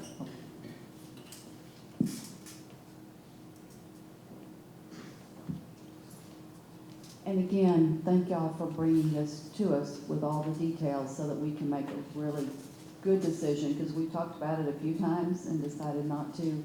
And anyway, thank you for having this discussion. And it's good to have the discussion now and not in September when we tended to have it. So, thank you. Yes, ma'am, and it's also just helping to make sure that the council as well as the public, we know how data-driven y'all are and wanting to see the numbers. So if you see the numbers, then it helps to really tell the story a lot better than just saying, oh, it's not a good idea, or it is a good idea. So that's our hope, is just trying to provide as much as possible for y'all to really make informed decisions. And, you know, another way to look at the $2.5 million in terms of the property tax rate with, you know, in today's value, it's $800,000 the value of a penny. So that's roughly 3 cents on the tax rate by the time you get out to 2028. Homestead exemptions, the city already has approved homestead exemptions. We have 35,000 for age 65 and older and disabled, and 15,000 for all other homeowners. And if city council wants a new exemption to take effect for the upcoming year, so for fiscal year 25, that must be approved by July 1st. So that's just a date to keep in mind. If we want to do it. Yes, ma'am. Yes. This is some information about the homestead exemptions. We already discussed about that residents that qualify for the senior disabled also receive the homestead exemption. So a senior disabled receives a total of $50,000. They get the $15,000 plus the $35,000. So in the examples that we're going to show, we're assuming that same thing would continue with each one of these increased exemption scenarios that we're going to show. So with increasing homestead exemptions by $5,000, that would increase the homestead, the regular homestead by $5,000 and the senior disabled homestead by $5,000. So essentially the senior disabled would be $10,000. And then, you know, for the $10,000, it would be $20,000. So that's just some background information for the couple slides that we're going to see showing the impact of the homestead exemptions. For the underlying assumptions, also we're using the same growth rate of homesteads of the 5-year average of 8%, and that our tax rate is going to stay the same at 60.3 cents. So this is for the non-65 or older homestead, and it takes what the fiscal year 2025 average, the estimated average homestead value is, the $353,000. And if you were to increase by $5,000 and $10,000, it shows what the overall impact to it is. The homeowner will already receive a $90 tax savings from their current homestead exemption. If we increase it by $5,000, they would get an additional $30. So you can see that the total homestead exemption would increase $121. And then we went to $10,000, it would just double. So it would they would have an additional $60 savings, and it increases to $151. This has those same underlying assumptions, only showing the over 65 and the disabled. And what this is, it's essentially double from what we just saw. So we increase to $10,000 for the over 65, then they would save an additional $60. And if it increases to $20,000, they would save $121 in addition to what the exemption is already saving them, which is $300 is what it's already saving them. It would be a total of $422. So this shows what the impact of the homestead exemptions would be all in aggregate. So in fiscal year 24, as we saw on that previous chart, the current exempted value is $1.1 million, and that's that the bottom row of that column, that chart as you're moving across. And that'll get up to 1.6 by the time you get to FY '28. If we were to increase it by $5,000, that's just increasing the exemption amount by $5,000. In fiscal year '25, it increases by $300,000, and by the time you get out to fiscal year '28, it's about $400,000 higher than what it is today. Or I'm sorry, what it would be in fiscal year '28. And then if we went all the way to a $10,000 increase in exemption, by the time you get out to fiscal year '28, the total impact would be $800,000. So that's $800,000 of less tax that the residents would pay, and that's less revenue that the city would bring in.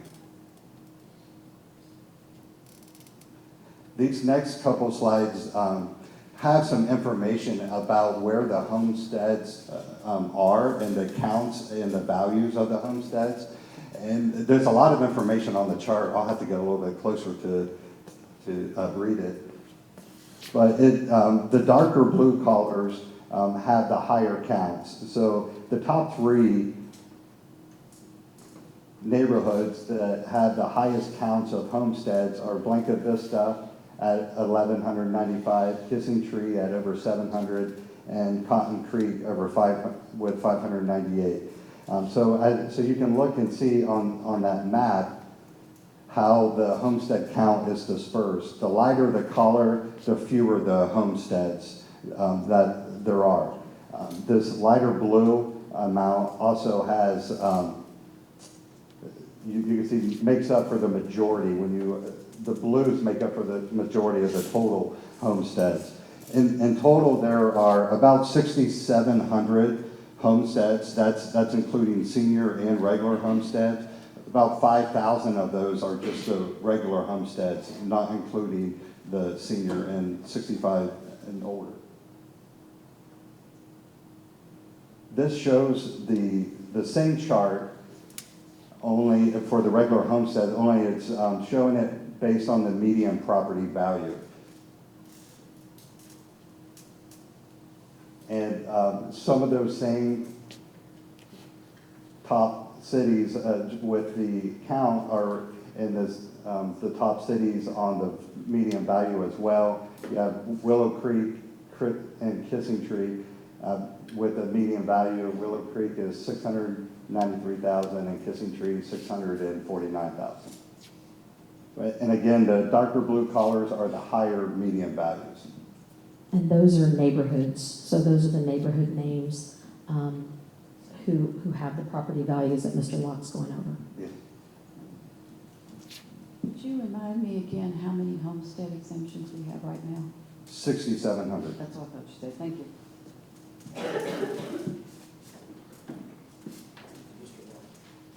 Mr. Yes, sir. 1,600 you said, or 65? 6,700 total, and 2,700 of those are age 65 or older. 2,700. Yes.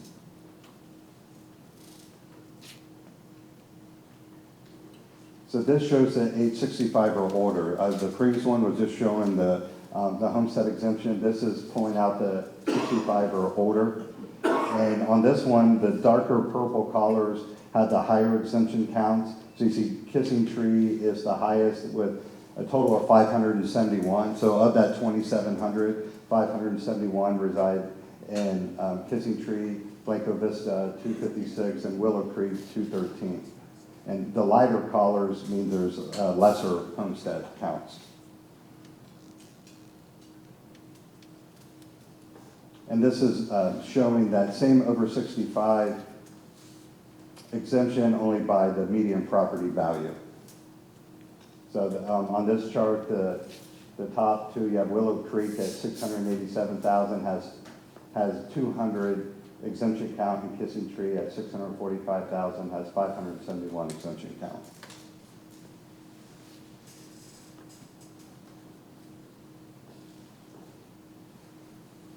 All right, shifting from the exemptions, changes in the exemption for property tax relief to reducing the property tax. That's the third option that we were going to discuss.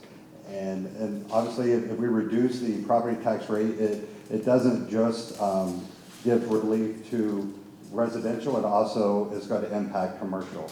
So if we're targeting that relief towards residential, reducing the property tax rate affects both sides.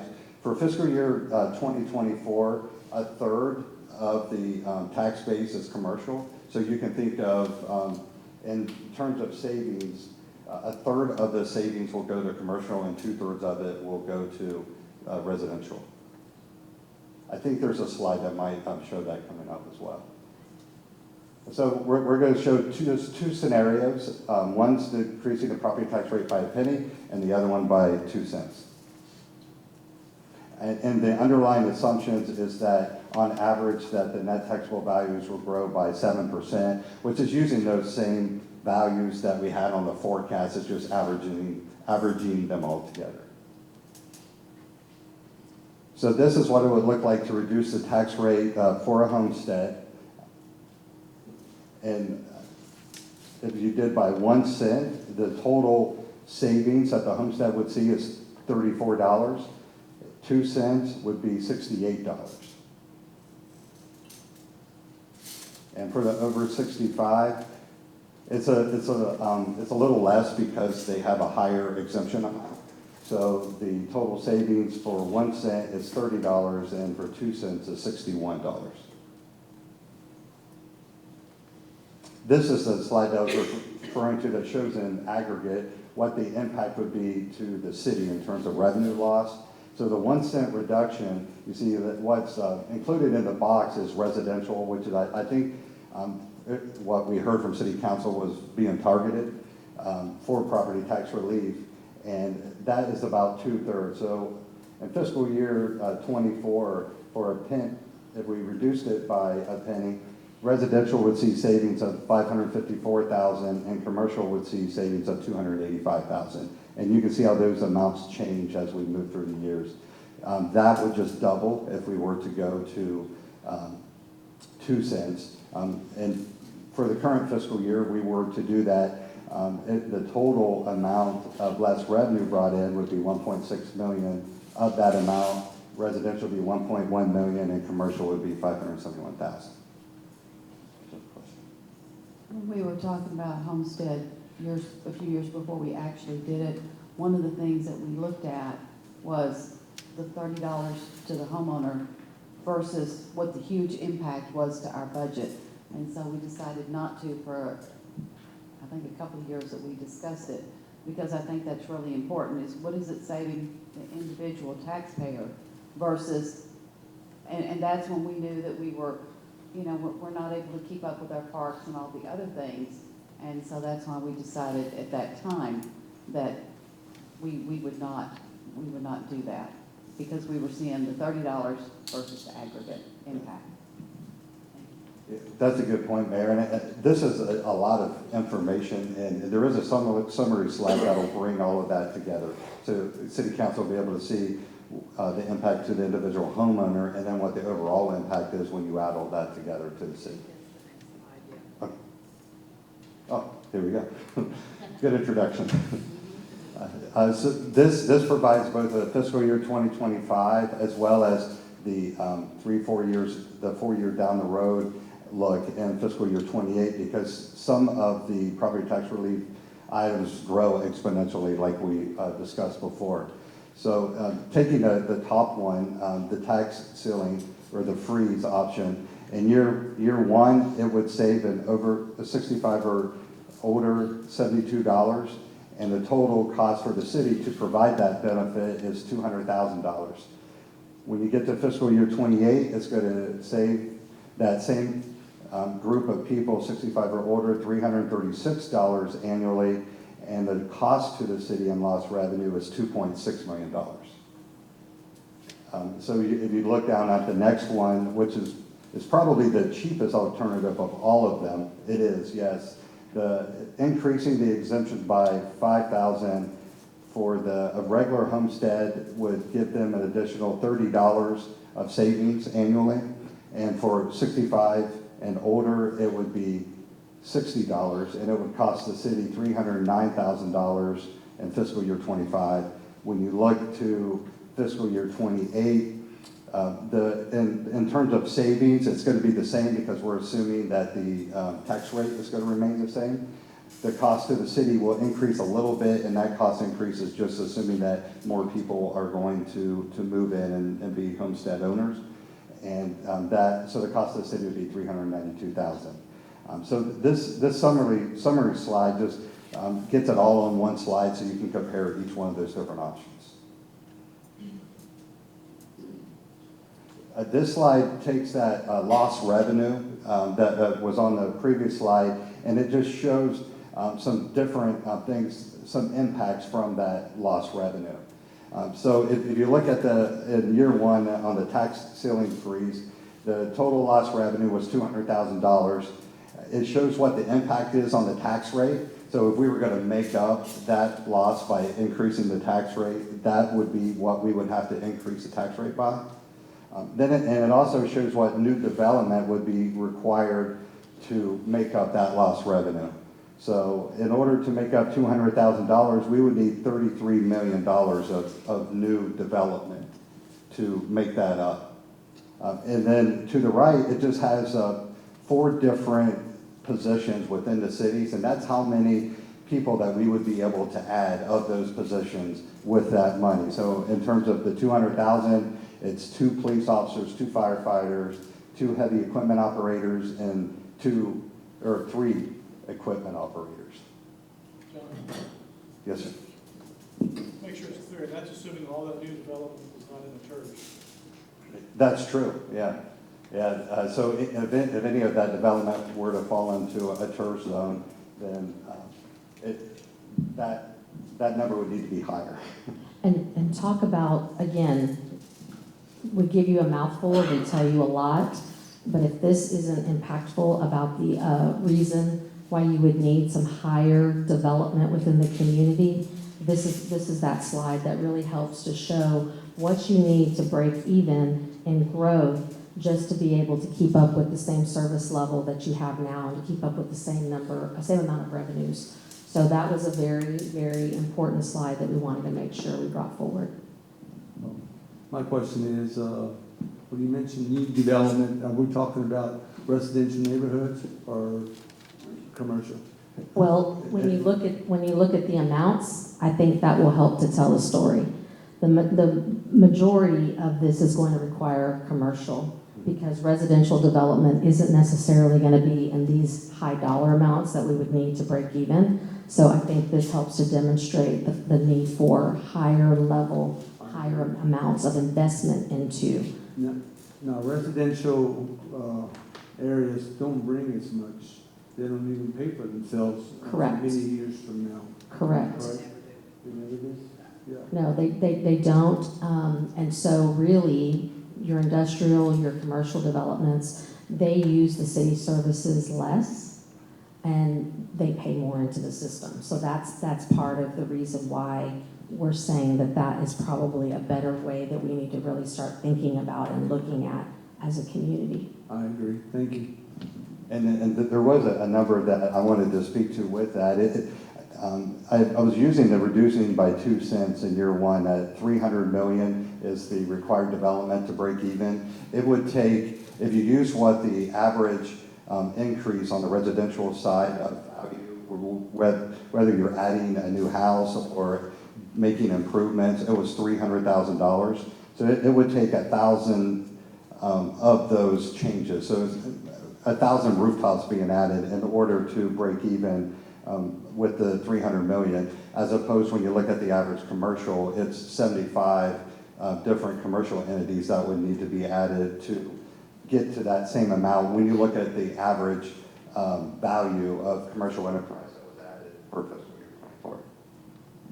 I don't recall seeing it. Do we have a slide that shows the increase in tax base over the last 5 or 10 years? Just the tax base numbers. We have a slide that shows net of the tax increment reinvestment zones. Okay, good. Thank you. We've already passed it, so if it's something that you would like to see, we'd have to No, go. I'll find it. Thank you.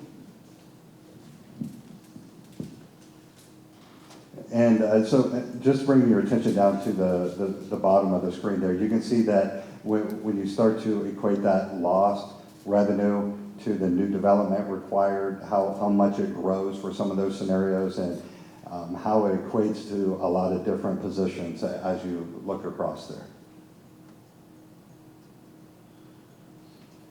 So this kind of brings all of that information together that we went through with the forecasting and the different exemption scenarios, and it provides a little bit more information that we haven't discussed on the general fund. At the top, it shows what our estimated fund balance is, and it has the revenues and expenses. The budget for 24, for 25 and beyond is at those forecasted numbers that we went over. And so it shows what the ending fund balance would be, and then what our requirement by our financial policies, the 25%. So through that time period, we're forecasting that we would stay above 25% from a fund balance perspective, which is good. Then you see this available capacity in the center that has a square around it. What that is taking is total revenues less total expenses. And if it has parentheses around it, then it's a negative number. So essentially that would mean that you would not have any kind of capacity to add anything further that year, because we're already looking at having to cut or do something in order to balance that particular budget year out. So for those years in 27, 28, they're positive, so that would say that there is capacity. And underneath that, it's showing the revenue loss from the property tax relief options. So essentially what this would do is, like, for instance, if City Council wanted to add the tax ceiling freeze in fiscal year 25, it would cost $200,000. There's not the capacity in $200,000. When you get up to 28, it would cost $2.5 million. So there's not even capacity for that. But just to show you, in 28, there is $2.2 million that we're forecasting that bring in more revenue than expense. So you could add something in that particular year, and that's the intent of this slide. It just shows what we're forecasting and what the cost to the city for each one of those property tax relief options are. And this is important just because as much as we would like to bring you property tax relief, and I know how much you would like to tell your community members that we want property tax relief, we're just wanting to make sure you understand why we haven't brought it to you in the past is because of these particular types of dynamics that make it very difficult for us to do that, given the way that our current service level demands are.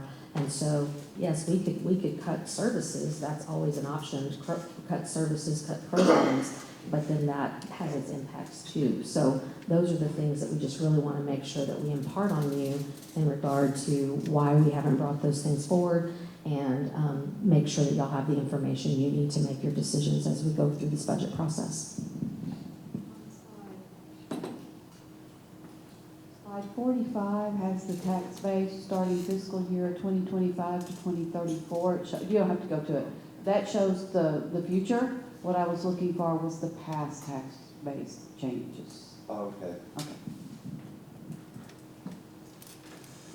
We certainly have that information internally that we can send out. That's how you figured out the trend, Yeah.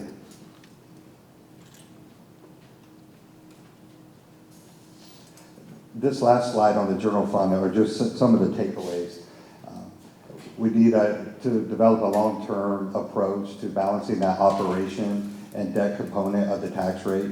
We spent a lot of time discussing the balancing act between the two. And when Mr. Condor discusses the capital improvement program, he'll also get into that tug of war too. Okay? He'll spend more time talking about it from the capital project side. There are way more demands than there are resources, and a reduction in revenue has to be balanced in some manner. So if we reduce revenue, there has to be a reduction in expenses as well, if not some additional development to offset that reduction of revenue. So we showed the slide that showed what it would take if, with the different property tax relief scenarios and new development. So new development can also offset the revenue reductions. Whenever we look at reducing expenses, especially in the general fund that is so service oriented, that means that it's going to impact operations, the capital improvement projects and/or services. And, you know, in the general fund, the biggest expense is people, because it takes people to provide those services to the residents. April is going to be a key month. It's always a big month to get the preliminary roll. And I think this year it's even bigger, just given that what we're seeing, the median home values, you know, being on a decrease. There's so many variables that go into what the actual taxable value comes out to be. And then the whole calculation is about a 10-page form. So it's a real complicated calculation to come up with, you know, your no new revenue rate and that sort of thing. So and I just say that because we're showing you the information as with what we know today. April is going to tell us a lot more, because they will actually see what they're estimating those values to be. Right now, we're going by research that we found over what those median home values are looking, and that there was that 6.5% decline. And also, it's going to give us a couple more months. By the time we get to April, we'll have another quarter on our sales tax to be able to see if it's still trending down, or if we are hopefully be on an upswing. So that was the end of the general fund. Should we move forward and go into the community enhancement fund? Are y'all okay to move forward, or do y'all want to take a break? Lunch will be here probably, what, around 11:30, so if y'all want to go ahead and keep pushing forward? Okay, thanks.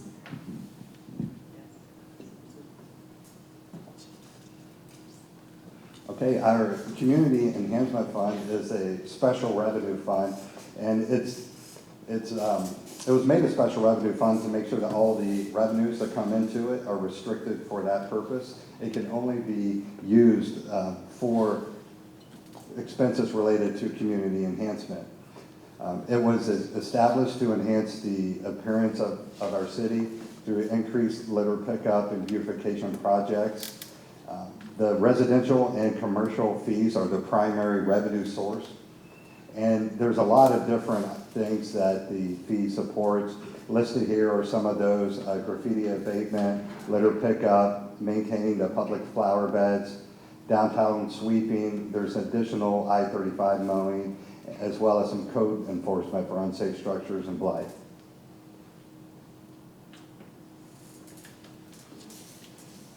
This provides a little bit more information about what the fee covers. The community enhancement technicians handle all the graffiti abatement, as well as some abandoned homeless camp cleanup. You have Keep San Marcos Beautiful. The horticultural team, they maintain 90,000 square feet of public beds with this two-person team. Our agreement with the Easter Sales, that takes care of roadway litter pickup, as well as that additional I-35 mowing and litter pickup at the river parks. And the code enforcement officers. There's two different code enforcement officers that handle unsafe structures and blight. Is this the same as the beautification fund? Yes, sir. It's the same thing. There's two different names for the same thing? I think that when the community enhancement fee was originally formed, it was referred to as there's a different name. It's the community enhancement fee. We talk about, the original idea was to beautify and to do that, but this has been the name. But it's the same thing, like you said. Thank you. I just thought that some of those funds were gonna go to houses that were depleted and in bad condition. Is that still the purpose for that? Okay. The general fund would handle that sort of thing, the general fund. The neighborhood enhancement team handles that. So yes, we do have some ARPA money that's going to deal directly with that, and those contracts are on Tuesday night, so. One other question, when this happens, do y'all put a lien? Testing, 1, 2, 3. Do y'all put a lien on that property to get reimbursed for the money that y'all spent to demo that home, or? Right, so in this, our general fund money for code compliance.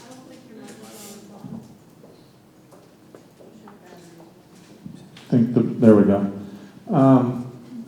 In our general fund for neighborhood enhancement code enforcement, we do have money for that, demoing, cleaning and stuff, and we do place liens on that, and it comes back into the city at some point. Okay. Does that answer the question? There is a reimbursement. Because, matter of fact, the reason I'm bringing this up is I got contacted the other day that their house burned down recently or last year. And now they're getting charged $11,000 for demoing that home. And I said, well, I don't know how that works, but I would find out. Railroad Street, right? Yes. I would say that's something staff can research and get back with you. Thank you.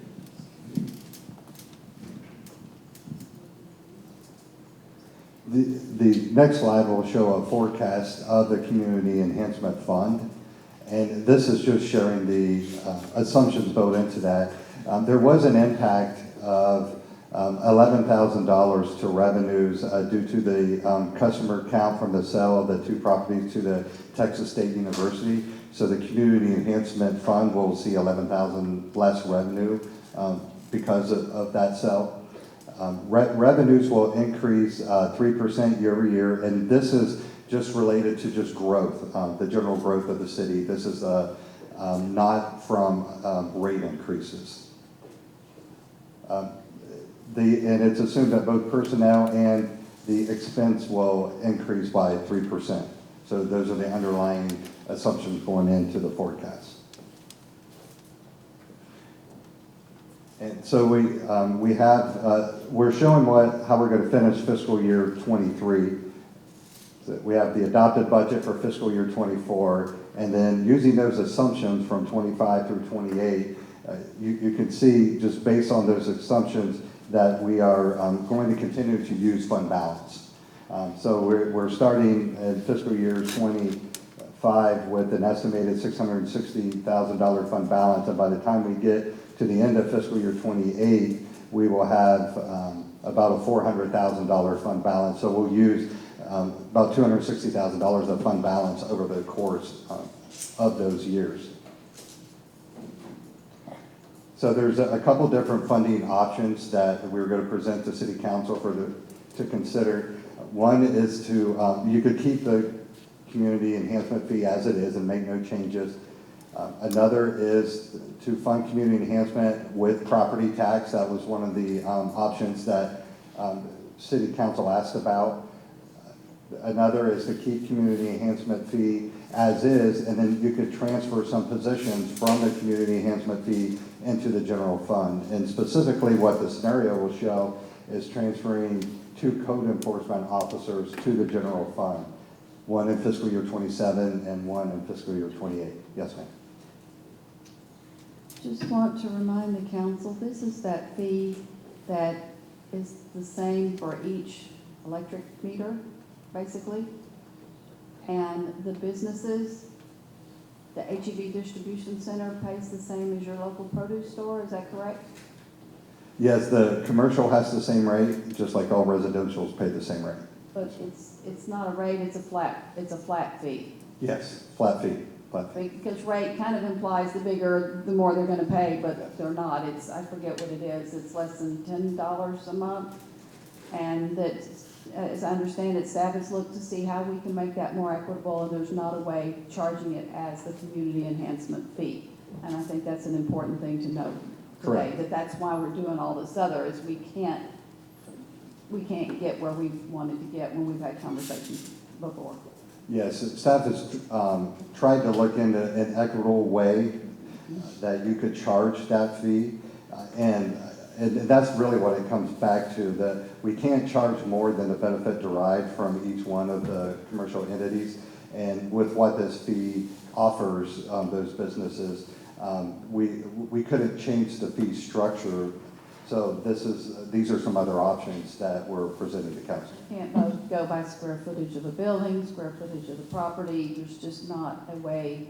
No, That not, can- because legally, the basis has to be the benefit that's derived, as Mr. Locke just talked about. And so outside of what you as council already did to restructure things this current fiscal year, where you changed the flat fee for residential versus commercial, but you were interested in going a step further and saying smaller commercial, medium commercial, larger commercial, and maybe even residential, but we weren't able to find something that would be an avenue that would allow for us to do that in a legally defensible way. Oh, in the same way for the residential, somebody in a $150,000 home pays the same as a $1 million home. Yes, ma'am. So, And so, what the next slide and the subsequent slides will show is that there's reasons why a city does fees versus property tax rate, right? And so including the fee in the property tax rate, Mr. Locke's going to show what would it be if we were to eliminate the fee and just have that be in the property tax rate, and so that it's all inclusive.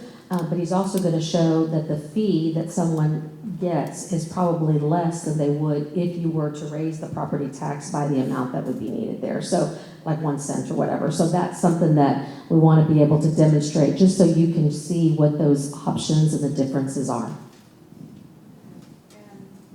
can somebody look up and remind me what those fees are? Sometime, we don't have to stop discussion for it, but just in a minute or 2 or 10.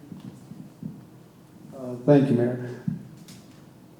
I guess let's say that an apartment complex and they get individual bills for their electric and water and whatever else. That means we're going to gain some more if we start charging them in the electrical bill. If we have additional electric meters, for a particular development or whatever, then there's additional money that, yes, comes into community enhancement as growth occurs. Right. So that is how that would happen. Okay. Apartment complexes, it's paid by basically front door, not the complex Right. paying one. Because they're So individually we're able to metered. get charged per living unit. Yes, so the apartments are the true, kind of what you're talking about. They don't just get paid that one fee, so if they got 100 doors, they're getting charged 100 fees. So they really do pay a good proportion. That's why there was such a big hit for just 2 apartment buildings leaving. Okay. Thank you.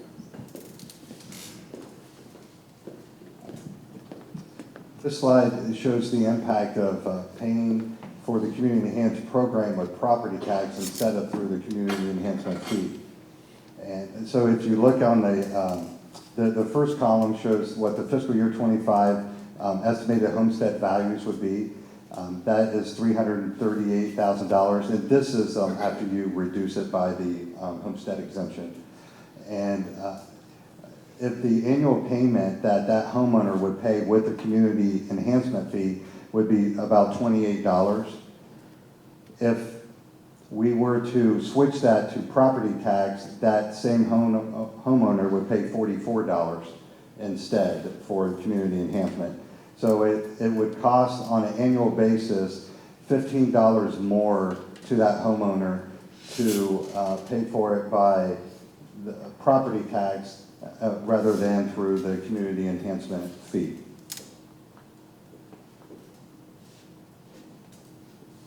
So that's the information that I was just asking for, and I didn't remember, it was 28, because we talked about it being monthly. Yes, ma'am. So if we would divide that by 12, that would give us the residential amount. But why would it have to be 44? Why would it have to be 1.3 cents? That is that's the amount that it would take to cover all of community enhancement's budget. It's the equivalent of 1.3 cents on the tax rate. That's what we need in general fund revenue But to what on the bring them business, in. what about on the non-resident side? They would also pay a piece of that too. Yes, that's a good point. This is just, but if we were to increase this is just of, a penny on the tax rate is $800,000, Right. and community enhancement's budget is around it's over $1 million. So that's why it takes more than a penny on the tax rate to cover the expenses of community enhancement. And that's including what the residents will pay as well as what commercial will pay. But if the whole point is that the residents are paying a higher proportion, and the businesses would pay more based on value of what they pay taxes on, why wouldn't that level it out? The business makeup, if you remember back to the slide where we talked about the impact of reducing by a penny and 2 pennies, the commercial make up about a third of the total taxable value in the city. There's just not as many of those $5 a month. We talked about that back then. Exactly, which was part of the discussion when y'all were looking at how to make that change as part of this budget adoption process that we're currently in. There weren't as many commercial customers to try to raise that to a point that made enough impact. Some of those are pretty high dollar though, and that's what I was thinking was not so much the number, but the value. And the budget you said is over $1 million? Yes, ma'am. Let me go back and we No, can that's tell you okay. for sure. So in fiscal year '24, the adopted budget was just short of 1.1 million. Yes.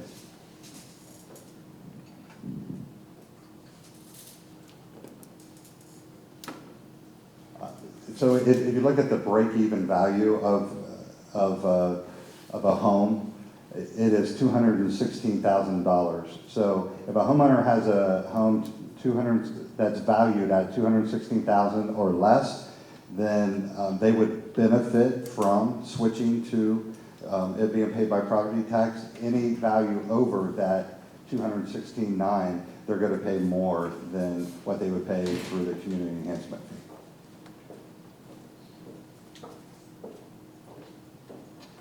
The other scenario that we'll show is if we transfer code enforcement officers. What the scenario assumes is the first one is transferred in 2027 at approximately a cost of $78,000. And the second one in fiscal year '28 that has a combined cost of $155,000. And with that scenario, you can see that as we go out, we actually rebound. So by the time you get to fiscal year '28, we're bringing in more revenues than what the expenses are. By the time that we get both of those positions moved out of the community enhancement fee and into the general fund. And excuse me, what was the business fee? We have 28.20 for the residential. $5 or $6 a month, isn't it? Commercial. Okay. We're trying to get that in.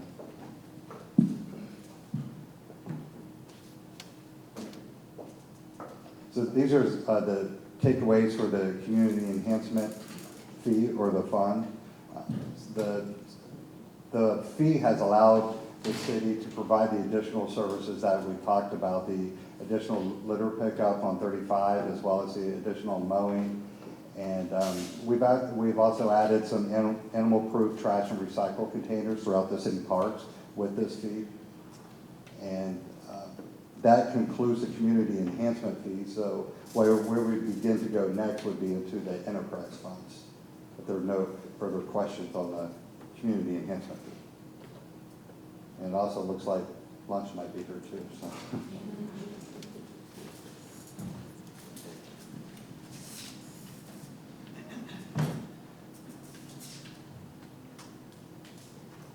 Is this a good place for a break, you think?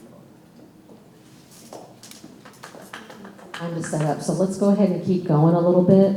If we can get through as much of this as possible, so that way we can take up with Mr. Condor, maybe a little bit after council get some lunch. All right. So the last group of funds that we're going to discuss are the enterprise funds.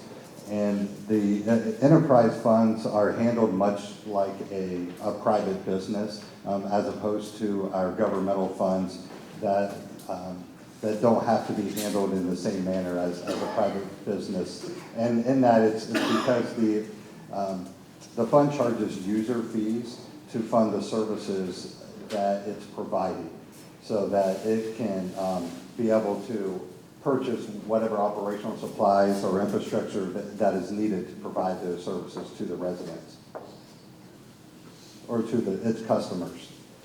Just like on the general fund side, on the utility side, we also need a debt management plan. So this is something that we'll also be bringing to the city council for their consideration in the future.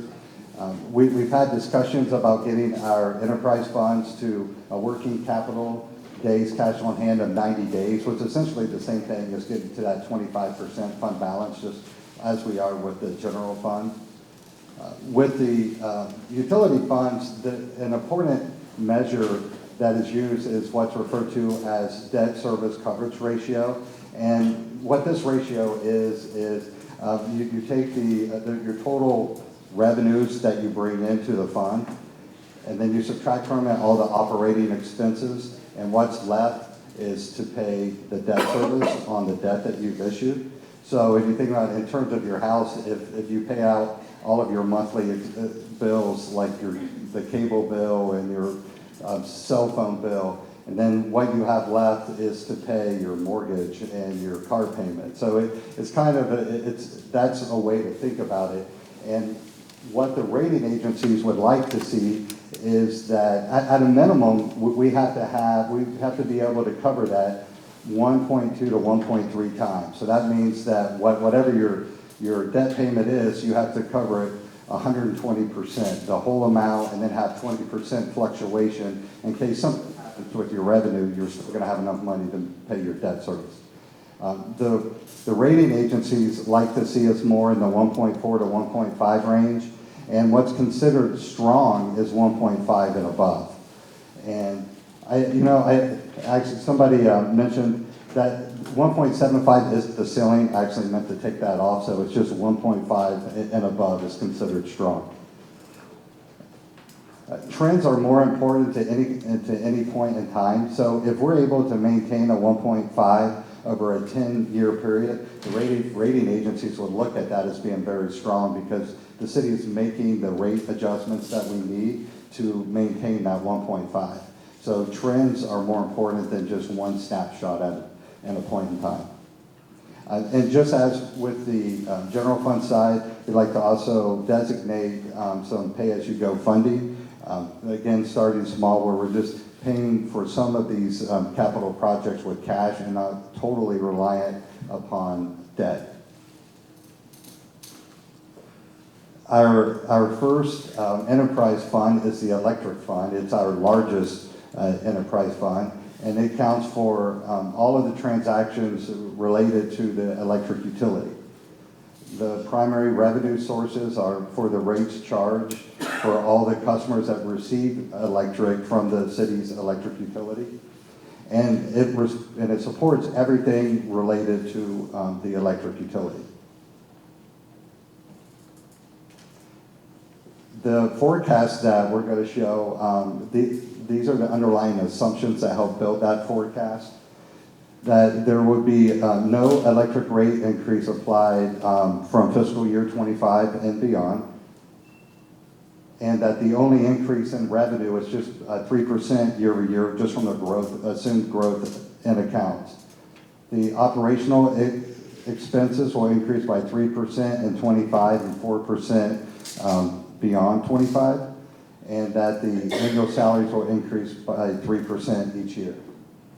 Capital outlay is not considered for fiscal year 25 and beyond either. So if we were to issue any additional debt, that would be on top of the numbers that we're going to show here. So this is what that original forecast would look like. If we were to do nothing at all in terms of adjusting rates and just relied on whatever growth that we had in accounts, you can see we begin fiscal year 25 with a $15.6 million fund balance, and by the time we get out to fiscal year 28, we have a $5.7 million fund balance. So it would really spin down what fund balance we have in our electric fund. So this next forecast that we're going to show has the same expense assumptions, The only change is an effective rate increase of 1.7% for 25, 26, and 27. And again, I want to touch on this, does not include any new debt issue. So this is just being able to pay our current debt as well as maintain our operational expenses with these assumptions in mind. So with that 1.7% effective rate increase, we're able to stabilize that. So, using that same example, we begin fiscal year 25 with $15.6 million fund balance, and we finish with 16.2. So with those rate increases, it's able to meet operational expenses with with recurring revenue. The thing that this does not include is any new additional debt being issued to cover capital projects. Yes, ma'am. I'm looking at the bottom row, and it says required fund balance. And that's our 90-day, and that number's more than the number right above it. Yes, ma'am. All the way through, it's more.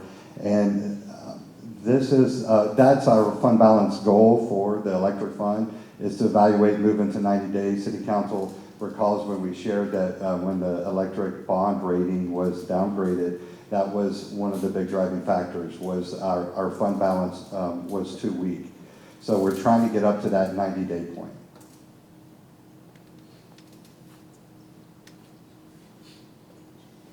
I mentioned that debt service coverage earlier. This shows what the historical debt service coverage is. I didn't put, or there isn't a square around it, but you look at the furthest column over there by coverage, that really shows how many times we're able to cover debt service. And you can see that the electric utility hit a high of about 6% or 6 times back in 2015. And here in recent years, it's been anywhere between 1.5 and 2.6 times. And again, the legal requirement is 1.2. And our goal should be about 1.5. So this is some of the takeaways for the electric fund. Create financial stability, and through adding that debt management plan, that's something that will help it as well. Looking at it long term to see that it will take some rate adjustments in order for us to cover our recurring expenses with the recurring revenue instead of using fund balance as we go through each year. This bullet continued to address legacy cost allocations. What this is referring to is, in the past, the city has charged expenses that are enterprise-wide expenses based on a concept of using a third to the general fund, a third to the electric fund, and a third to water wastewater. And that doesn't necessarily get to the benefit derived by each one of those funds. So what we want to do is clean that up so that if the electric fund is only benefiting by 10% of whatever that charge is, then the electric fund should only pay 10% instead of the third. So that's what that bullet is getting to. Establish and maintain a 90-day fund balance. That's our goal to do. It'll take a lot for us to get there, as you saw by those slides. We would like to return back to where we were before the electric rating was downgraded to the BBB+, get back to that A- rating. And I do want to make sure that we're clarifying that the city's tax-backed debt is at a AA rating. So we're only talking about the electric debt here. And we want to maintain a 1.5 coverage ratio. Also look at rates more long-term to support any of the needs and have more of that long-term outlook. And I think this might be a good place to pause, so I'll turn.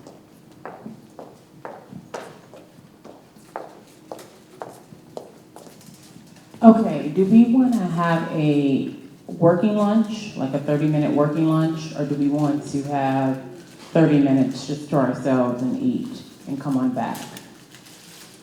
We may not want to do working lunch since we're live, and we may want to go to recess for that for a little bit. But then maybe come back, not so much 30 minutes, but maybe take, 20 minutes? 20 minutes, let us see, take a little bit of break. And then we'll come back. Okay. So we can show we're in recess. Sounds good. All right, let's go ahead and take those 20 minutes. What time are we at? What time are we at? All right, we'll probably be back about 55 after. 55 after.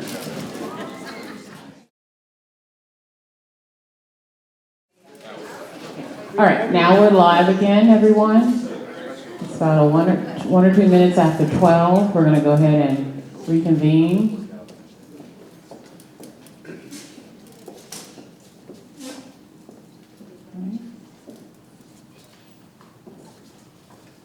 John, you going to finish us off?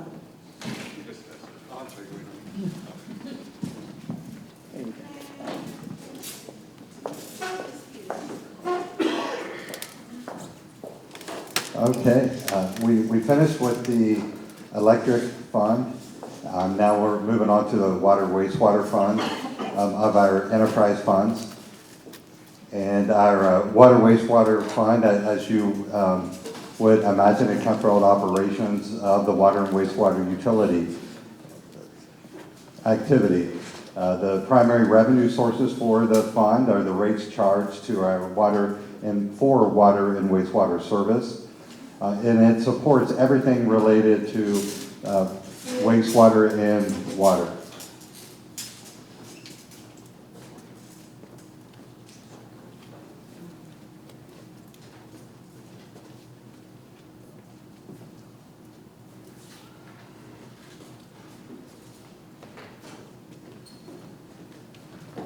All right, and the assumption slide that we're going to show, the forecast slide that we're going to show, these are the underlying assumptions. Just as with the other, most of the other funds, the annual personnel and operational expense increases are estimated at 3%. There's no water wastewater rate increase that has been applied. And capital outlay is not considered for fiscal year 25 and forward. And when we say that capital outlay is not considered, there's no new debt service being issued either for the capital improvement program. You'll notice in fiscal year 28 that when we look at the slide that expenses dropped fairly significantly compared to prior years. And that is due to a large maturity that occurs in fiscal year 28. And it also does not take into account any future Alliance Regional Water Authority debt issuances. So this is a look at the fund. And if you look at fiscal year 2025, we begin the year with an estimated fund balance of $19.2 million. And as we move through, by the time we get to fiscal year 28, we would finish with $24.4 million. The biggest reason for that, if you look in fiscal year 28, the operational expenses actually go down by over $1 million, and that again is just from that large debt maturity occurring. One of the things, again, I want to stress is this does not include any future debt issuances to support any future capital improvement projects that Mr. Condor is getting ready to discuss. In terms of how we would be doing in relation to our 90-day fund balance, we would stay over our 90-day fund balance requirement throughout the term of this forecast. This is what the water and wastewater debt service coverage looks like. You can see that we've actually added to it over the years. That going back to 2013, it was at 1.4, and by the time we got to 2022, it was at 2.5. So some takeaways with water and wastewater is the wastewater treatment plant does have, the current plant does have some improvement needs that are going to need to be addressed. We have the wastewater treatment plant number 2 that is going to need to be funded. and constructed. And we also, just as with the electric, the water wastewater fund was the other part of that third that was discussed with the legacy cost allocation, so we're going to continue to address those. And the reason that we included that as a bullet, in terms of council wanting us to look into ways to minimize utility rate increases, when you have expenses that the fund should not be paying, and if we have an opportunity to get that out of there, then that prevents a rate increase to help cover those expenses. And we're able to get them into the fund that is actually receiving the benefit from the cost. The next fund is our stormwater fund, and it was established to provide for the planning, engineering, construction, maintenance, and improvement of the stormwater management projects throughout the city. The rates charged to customers for stormwater management are based on impervious cover, and that is the revenue source for this fund. And it supports all city-owned drainage infrastructure, street sweeping operations, the municipal separate storm sewer system program that's referred to as MS4, and capital projects for stormwater. Looking at the forecast for stormwater, the assumption is that the general fund will cover stormwater capital projects for fiscal year 24 and fiscal year 25, as it did for fiscal year 23. And that, again, the revenues and expenses both will increase by 3%. So with those underlying assumptions, this is what the outlook of the stormwater fund is.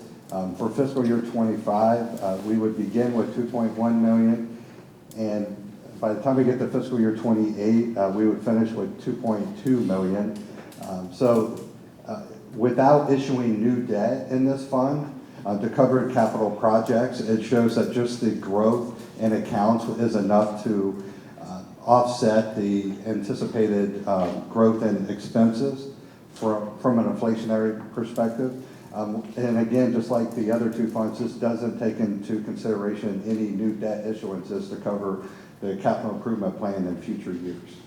So that'll be one of the takeaways for this fund, is whether or not the general fund should continue to use some of its capacity to cover the stormwater management capital projects.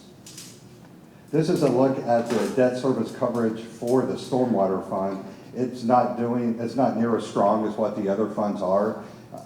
As we were at a 1, just barely covering debt service in 2013. In the past 2 years, we haven't been bringing in enough to even cover debt service in this fund.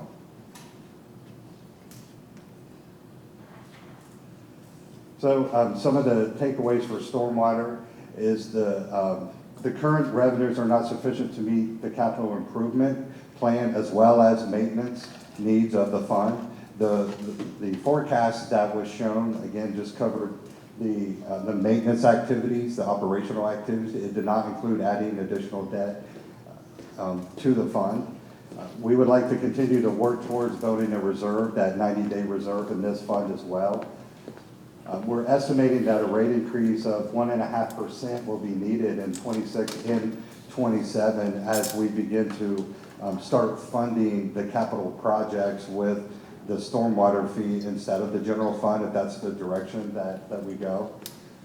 And that's the last bullet on there is just determining whether the general fund will continue to support the capital improvement program for stormwater projects.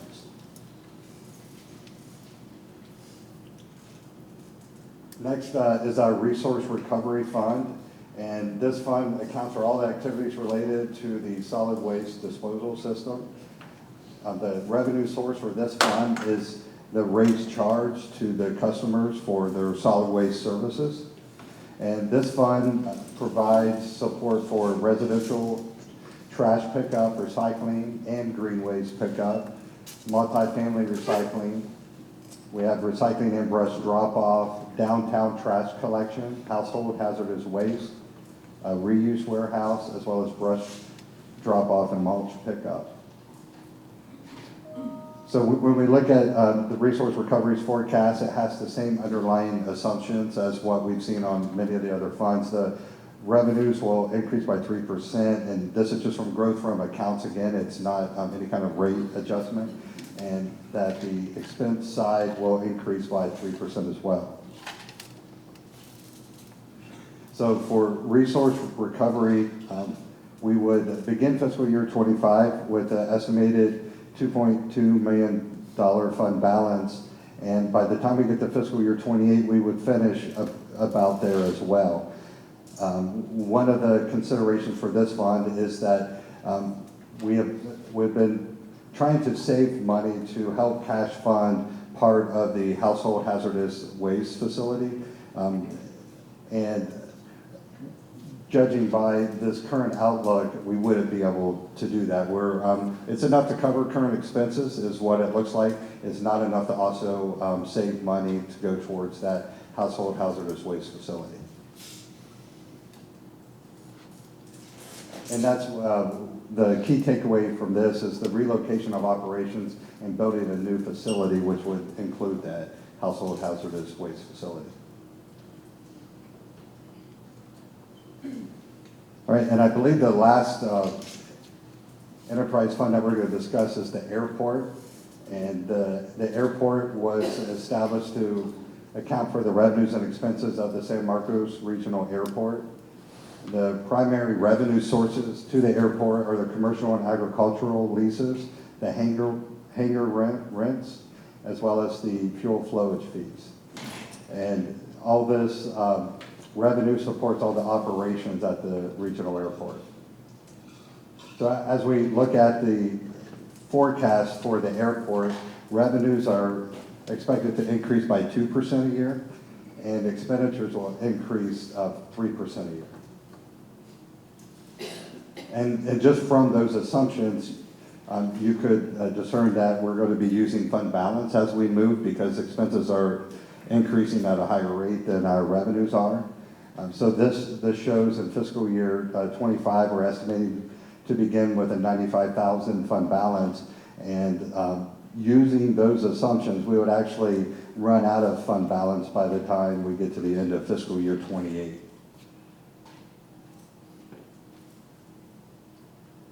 So just some takeaways and discussion points on the airport.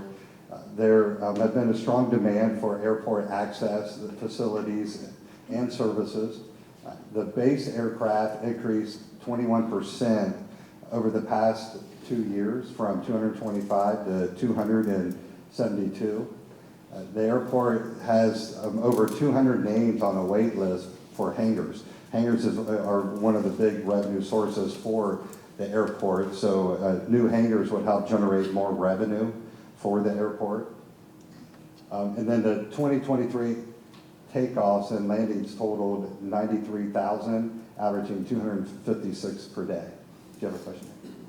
The 200 names on the wait list for aircraft hangars, isn't somebody building some new hangars?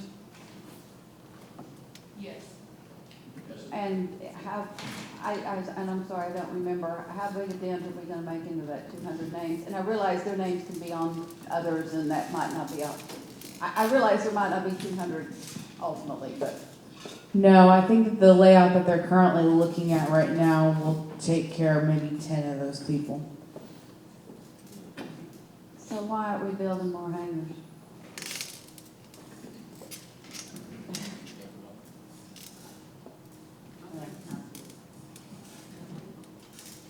I'm sorry. He can answer me later. Yeah, it's a complicated answer.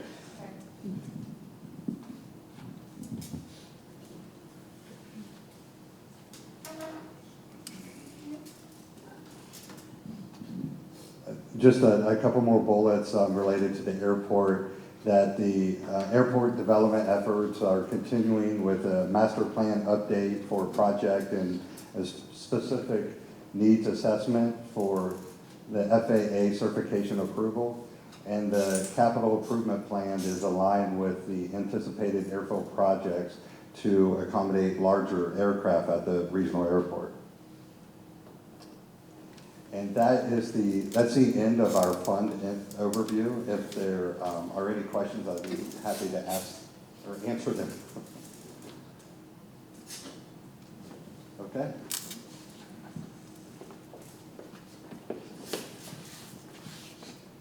All right, let me make sure I can work this thing. Left, right. Is there a little pointer on this thing? Oh, that's not gonna do much.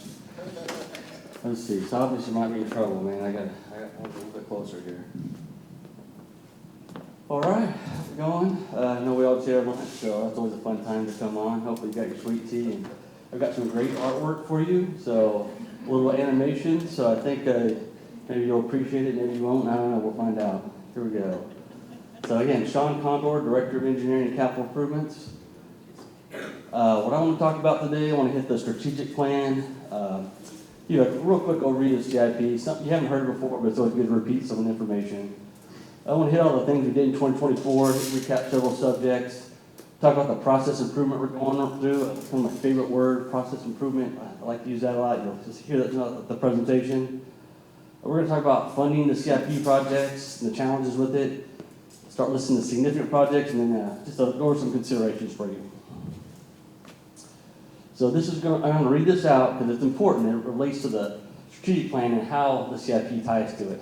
So in terms of quality of life and sense of place, we ensure master plans align with the current comprehensive plan. We provide opportunities for public engagement to receive feedback from residents for CIP projects. We ensure CIP projects in downtown area are scoped to promote downtown vitality, and we look for opportunities to include art in CIP projects. In terms of economic vitality, we ensure the master plans align with the current comprehensive plan to promote responsible growth. For public safety, core services, and fiscal estimates, we ensure that debt models are coordinated with CIP and consider impacts of the city to the budget. We do pursue grant opportunities on CIP projects, and we develop and implement the CIP to meet infrastructure needs. In terms of mobility and connectivity, we maintain and coordinate the transportation master plan to ensure multiple transportation. We coordinate with Campo to ensure specific SunMarks projects are identified in the Safe Streets for All program. In terms of environmental protection, we incorporate green stormwater, energy conservation infrastructure, and incorporate and anticipate future needs for the city to mitigate future risk. This thing is struggling. But It's working, just hold it closer. quit moving, right? This close. Oh, kiss it. All right. So the Capital Improvements Program, it's a multi-year financial planning tool used to identify and plan for major capital projects. Keyword, planning tool. Second keyword, multi-year. It addresses growth, transportation, public safety, and utility infrastructure issues in conjunction with goals and priorities as determined by the City Council. The adoption of the CIP and its first year of funding coincides with the adoption of the budget and use of 10-year projection. So we take the CIP throughout the budget, so you see it a lot of times interjected with the budget presentations. Before requesting funding on all projects in year one, we make sure the project is ready, make sure staff can handle the workload, and we make sure the city can fund the projects. In 2025, the ability to fund takes over, and we cannot fund several of these projects in the future.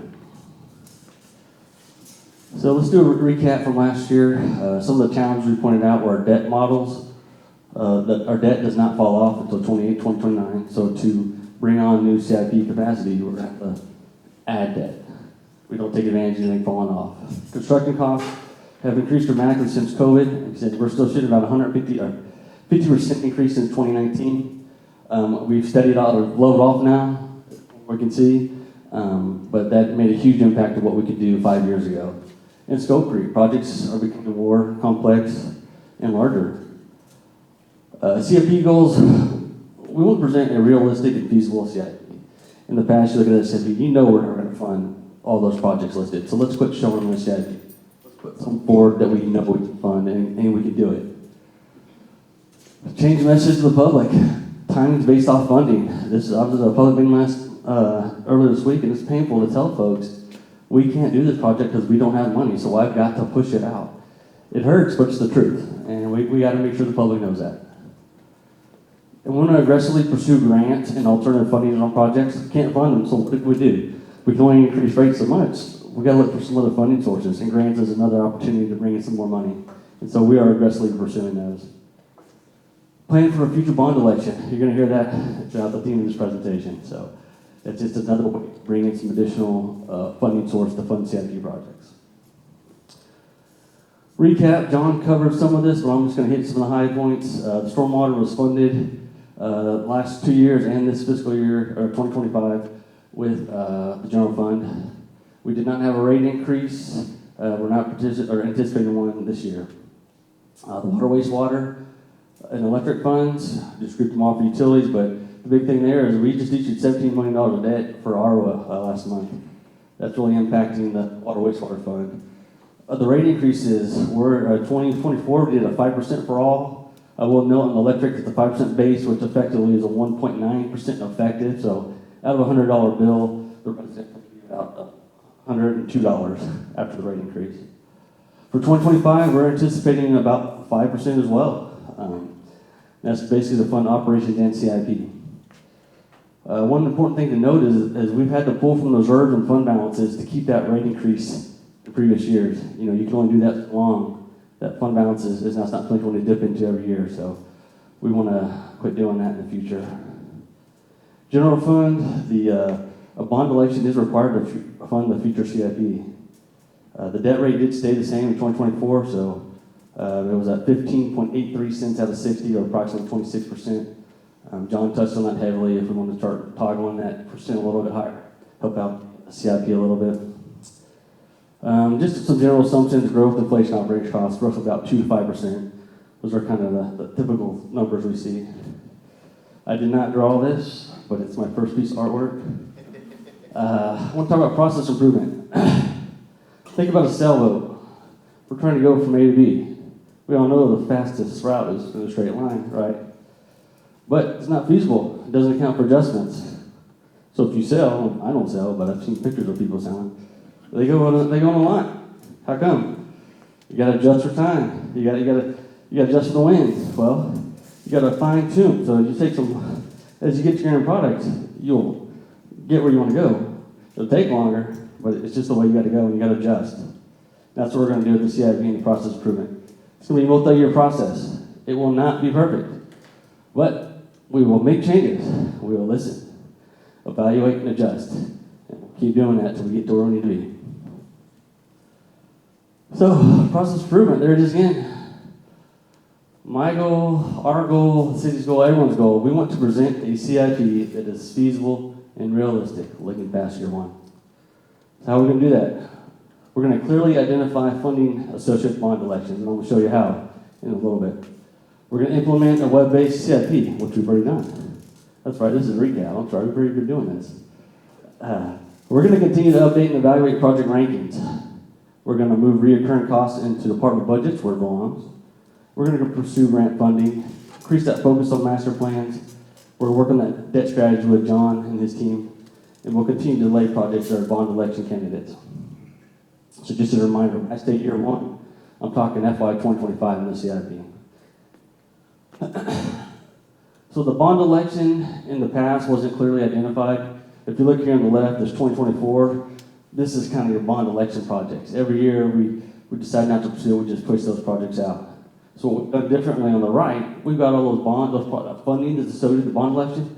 We shifted all to the right, so folks know if they're going to fund this project, these are the bond funded capacity, the funding in this project. So what we're going to do is reserving future capacity for the master plan. So when you look at the 25 CIP next month, it should be out in March, you're going to see a lot of projects fell off. Not because they're not important, because we can't fund them, but we've got a lot of stuff here we got to do. So let's drop off that capacity. Let's get those master plans updated. Let's figure out what projects need to come, and we'll bring them back in. Yes, ma'am. Are they actually dropping off the plan, or are we just kind of pushing them into a waiting They'll room? they'll be on the wait list, that's correct. They won't be presented in the 10-year CIP, but we'll be maintaining a list of all the projects that were always there. We will reevaluate them each year to see have they met the qualifications to jump back onto the CIP. Okay, and on the previous slide, you've got move recurring costs into department budgets where it belongs. Could you give an example of that? Sure. The example there would be like the water department had a budget item for maintenance at lift stations, if you will. So they would fund that if every year is about 100,000. We took that 100,000, say, put that in your operating budget. We're funding with cash every year, anyways. So it didn't make sense to show it in the CIP when it should be an operating budget. So these are expenses that we're already budgeting for? There, yes. Instead of being on budget and operating, they're budgeting the CIP portion. So now they're budgeting and operating and no longer on the CIP.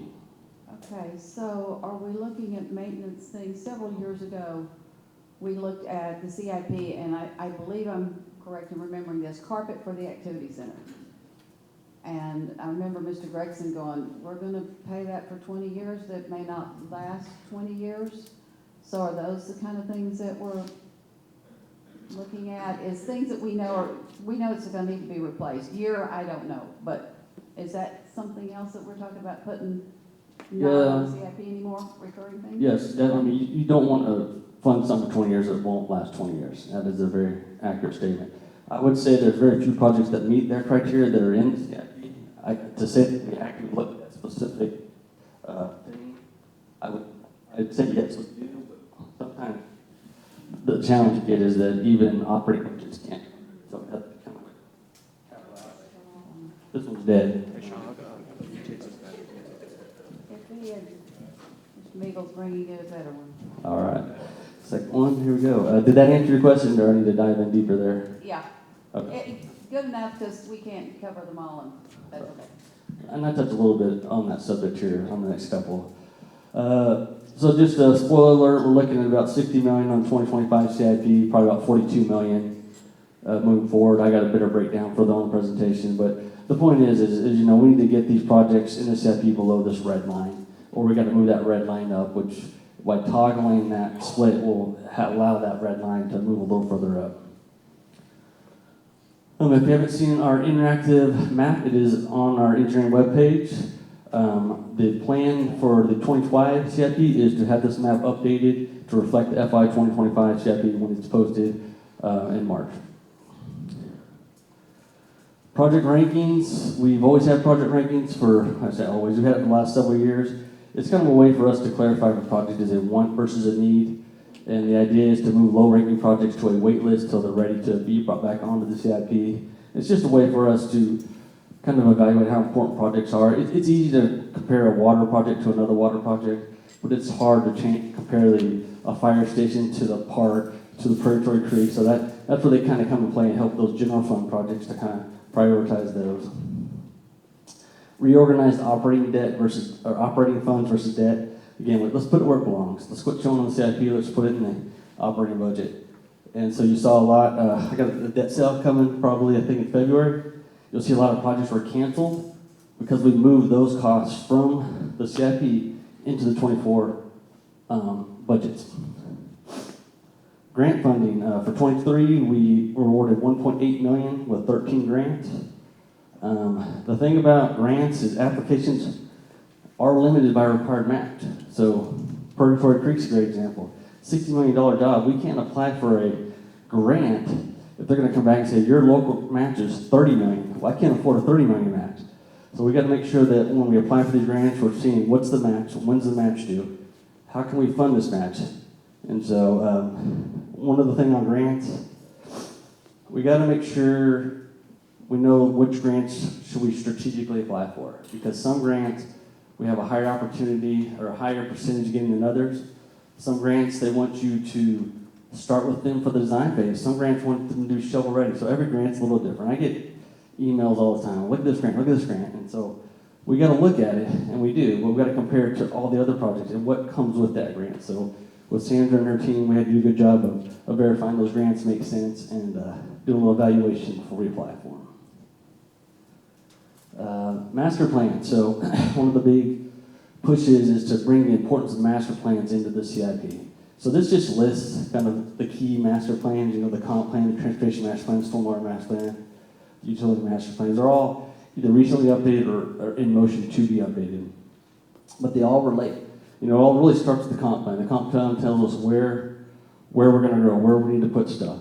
And then we take that, we generate our master plans tied to the comp plan and the area plans, and then that fits into CIP projects and permanent zones. So they all related, so we make sure that we use those as we're preparing these, the CIP. So dive a little bit more into master plans. What do? They document the existing system, capacity, source of water, treatment, assessment, assess problem areas. It tells where the system's undersized. On the operation and maintenance side, they direct our area of focus. We know we have a problem at the wastewater treatment plant. We are nearing capacity. Those master plans guide us on where we need to do to address that issue. For planning, it's a tool to support future growth, provide those regional solutions. On the CIP side, we're going to use it to prioritize our projects, addressing gaps, deficiencies, and critical routes. Again, let's talk about the waste. We have 2 critical wastewater projects that you're going to hear about repeatedly over the next several years. It's the capacity issues at the wastewater treatment plant, and then the wastewater line that goes up the east side of 35 from the airport up to the Waco Vispo Whisper area. Those are the 2 most critical wastewater projects and the 2 most expensive that you're going to hear about, but they got to get done. On the wastewater side, it supports impact fee assessments. We're going to be bringing impact fees this year for both water and wastewater to council, and we're going to make sure we touch on these big key CIP projects that affect the water wastewater funds. And we do expect the fees to go up, by the way. On the electric, storm, and transportation, we're going to accommodate required improvements through their developments when impacts reach that certain level. So sure, we don't have the impact fee on those, but we make sure the developers do those improvements with their development. So Casey Street, they built CenterPoint through their development. La Cima, they paid for the signal at the Rancho 12. So we do get the benefits of the development to make sure those improvements are made, but we got to show it on these master plans. Oh, the squeaky wheel. So what does the master plan do? It addresses the squeaky wheel. I don't know how many times it rains. I get calls from that one person about my yard's flooding, my project been on CIP for 10 years. When will you get to me? Well, this one project will benefit one person, but the master plan will say, but this project will benefit 100 people. This one will do 200 people. So we got to make sure we're looking. We got to listen to that squeaky wheel and address it, but we got to look at the whole system, the whole picture. So we want a full system checkup.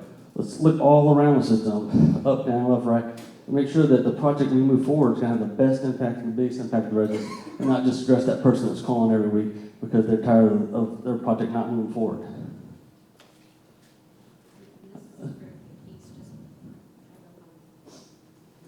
You got my microphone.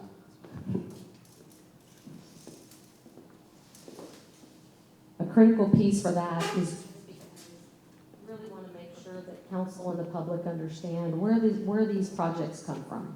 It's not, that we just kind of pull them out of the air and say, oh, we want to do something over here or we want to do something over there. It's a very thoughtful and methodical process and looking at master plans and really trying to make sure that we're doing things in a systematic way according to what's been approved.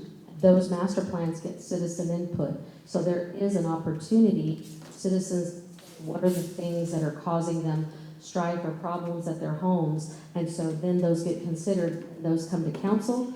Council obviously gets public input as well during your approval process, and then that's what we go forward in terms of the budget process and everything forward to bring those through to fruition. So there are multiple opportunities for citizen input into what is driving these projects and how we get to what is actually selected as what we bring forward. All right. Some more fancy artwork here. Let's do a what if. Let's imagine the CIP is a funnel. Let's imagine these marbles are different CIP projects. We can put whatever we want on the top of that funnel, but we can only spit out so many marbles. We can only fund so many projects, right? As the projects move down through the process, our confidence increases in the scope. What do we need? The funding, how much money do we need? We get those cost estimates refined. The readiness, hey, we've checked box A, B, and C, we're ready to go. The community's heard about this project, they want this project, they're ready for it to move forward. And the more they hear about it, it's a benefit. We know these projects will help these folks, so we got to get them done. So just imagine the blue marbles represent projects we can easily fund. The yellow the marbles are they're smaller projects. You know, they're bigger, but we can break into smaller ones, break the smaller phases, or you know what? If we get those through, they're going to eat up a lot of that funding. And the red ones, those are your bond election candidates that we'll never be able to fund unless we do something dramatic. One thing we're looking at is whether or not we want to use all capacity each year or reserve that funding for future years. And so, again, this goes back to these blue marbles. We can easily fund those. A lot of times there's some projects we know we can't fund it, but we know it's important. So, but because we're just like, you know what, let's just fund what we can, let's just do what we can. So we get these other projects that maybe aren't as important, but we can fund them. They sneak ahead of because we can fund them. So what we want to look at doing is reserving some capacity. Let's just let a few through. But if we reserve that capacity, don't put all those, max out our debt capacity.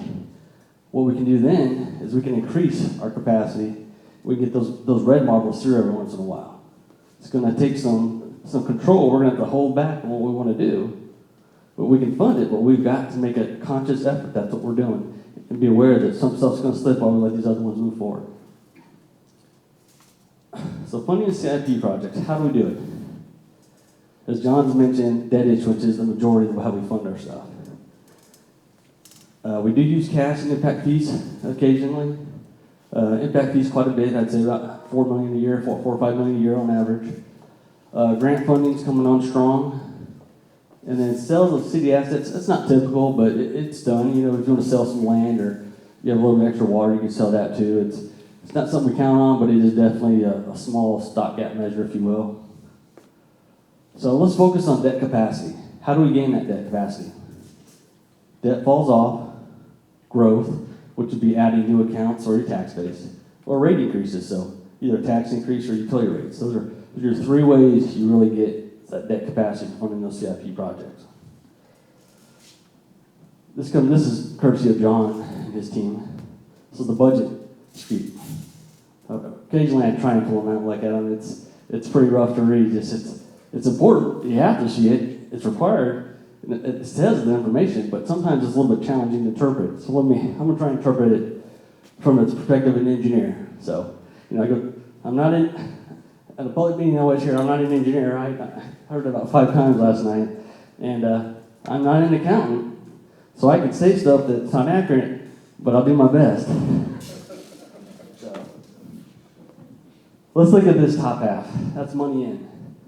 You know, I don't want to call it revenue because it's not all revenue. There's some money in there. You got some of that fund balance, that savings money there. So that box represents the money in. What I want to do is pick a square. And this square represents 100% of your funding. And we're going to do the stormwater fund because it's easiest. So that square represents 100% of the stormwater funds that we have to work with on a project. That value of that square is these two boxes added together. So it's about 11 million. 11 million. What I want to do is compare last year's to this year's, because I'm trying to get to the change. What is the change in last year's budget and this year's budget? You can figure it all out with this information, but I'm going to present it a different way. So let's say this green box represents all the revenue we received from last year's rates, previous fiscal year's rates. This little blue box represents previous fiscal year's fund balance, your savings from last year. So what's left? That top right corner, that's the change. What changed in our money from last year to this year? 2 things, new accounts, rate increases. So if you don't do a rate increase, obviously it's 0, but on average we see new accounts and rate increases in the 3 to 6% range. Again, it's different for each fund, but it paints the picture that when you look at that box, a lot of the stuff doesn't change. A little bit changes, not a lot. And what changes is because of those 2 things right there. Let's talk about money out. This is all this stuff in the blue box here on the bottom. There's a lot more, it gets split up a lot more than the money coming in. Again, this blue box, think of it as 100%. It represents that dollar. It's about $11 million. Money out goes to last year's operating budget and last year's debt payments. So when you look at the stormwater, about half of our revenue goes to operating, half goes to debt. And then of course you got fund balance. You don't want to play with fund balance. Fund balance is really just, it goes from one to, it's just a savings account. It should just slide right over, it doesn't change. You dip in that fund balance, you're going to cause some problems. But what's left? That same little corner. You know what? It's got a lot more little boxes in it. Inflation. I don't think I've ever had a year where there's zero inflation, but it's a factor that causes our expenses to go up. We got to account for it. New operating expenses. We're growing. You expect to bring on new operating expenses. And then of course, if your fund balance is 25% of your operating expenses, you're going to have to bring in fund balance every time you increase your operating expenses. And there's the CIP right there, new debt payments. That's how we fund the CIP. Again, these are some general ranges. Inflation 3 to 6 is typical. New operating 3 to 6 is very typical. John used those ranges a lot and what his stuff was. And then the fund balance is, 1%, 2%, and then debt's about 3 to 6%. What I want to do, I want to focus on those right corners, those changes, and talk about how they work and how they balance. So let's do a scale. But instead of starting the money in, let's start the money out. Inflation. 3% is almost like the industry standard for inflation. So let's just say that we have a situation where we have 3% inflation, and we know we're growing, we're annexing, we're bringing people, so we're going 4%. Now,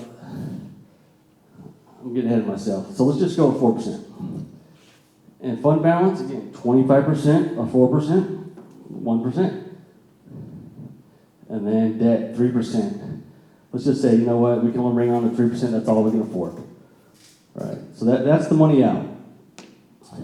If you're lucky, debt falls off, but if you remember what I said earlier, debt does not fall off until 28, 29. So that's the additional expenses we're going to have to bring online next year. How do we balance that? New accounts, hey, we've been growing. We should bring some money in. 6% is a good number, but if you ask the electric utility, they'll say, well, we can't grow. Our area is bound. So electric utility might be a lot less than that. Is de-annexation stuff, that's going to hurt us too. So we're going to put 6% just for this purpose. 5% rate increase. Let's just throw that out there just because that's the number I saw on my slides. It makes the math easier and it all adds up nice. What do you got? 11%. So if you want to balance all this stuff on the right, you got to do this on the left. But let's say you don't want this rate increase at 5%. Let's say you want it at 0. What's got to give? Well, we can't control inflation. We have some control over operating expenses, and we have a lot on our debt. We just say, you know what, we can't afford it. We're going to push that CIP project out. That tends to happen at occasion, and we just got to say, hey, we're either going to do it or we're not. But just an interesting back of the napkin calculations here. Remember I told you that that box was 11 million? So if you take 3% of that 11 million, you run through the math, you get about 330,000. That 330,000 represents a CIP budget of about $3 to $4 million in the CIP. So when I talk about the stormwater fund, and I say it's going to take a 6% increase and a 5% rate increase, that'll get you about a $3 to $4 million CIP. If you say no stormwater rate increase, then I'm going to say, if that goes away, then that 3% gets cut down to maybe 1.5%. Now you're looking at about a $2 million CIP for stormwater. So it just kind of shows, but you could argue, the counter argument would be, well, we grew at 10%. I said, okay, they grew at 10%, that means you got more people coming online. That operating expenses got to serve those folks. So a lot of times the growth is going to be tied to the operating expenses to get those folks staffed up to handle that additional residents.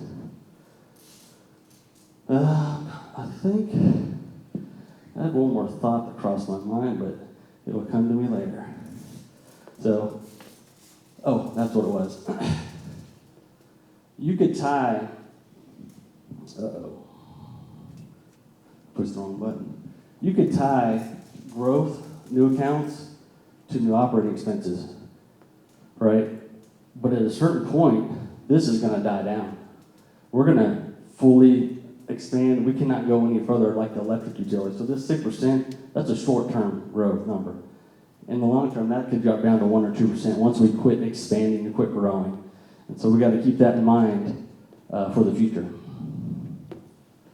I want to talk a little about impact fees, because we do, on average, fund about $5 million or so in the CIP with impact fees. In FY 2024, we've expended all those funds. We've got no more impact fees in the bank.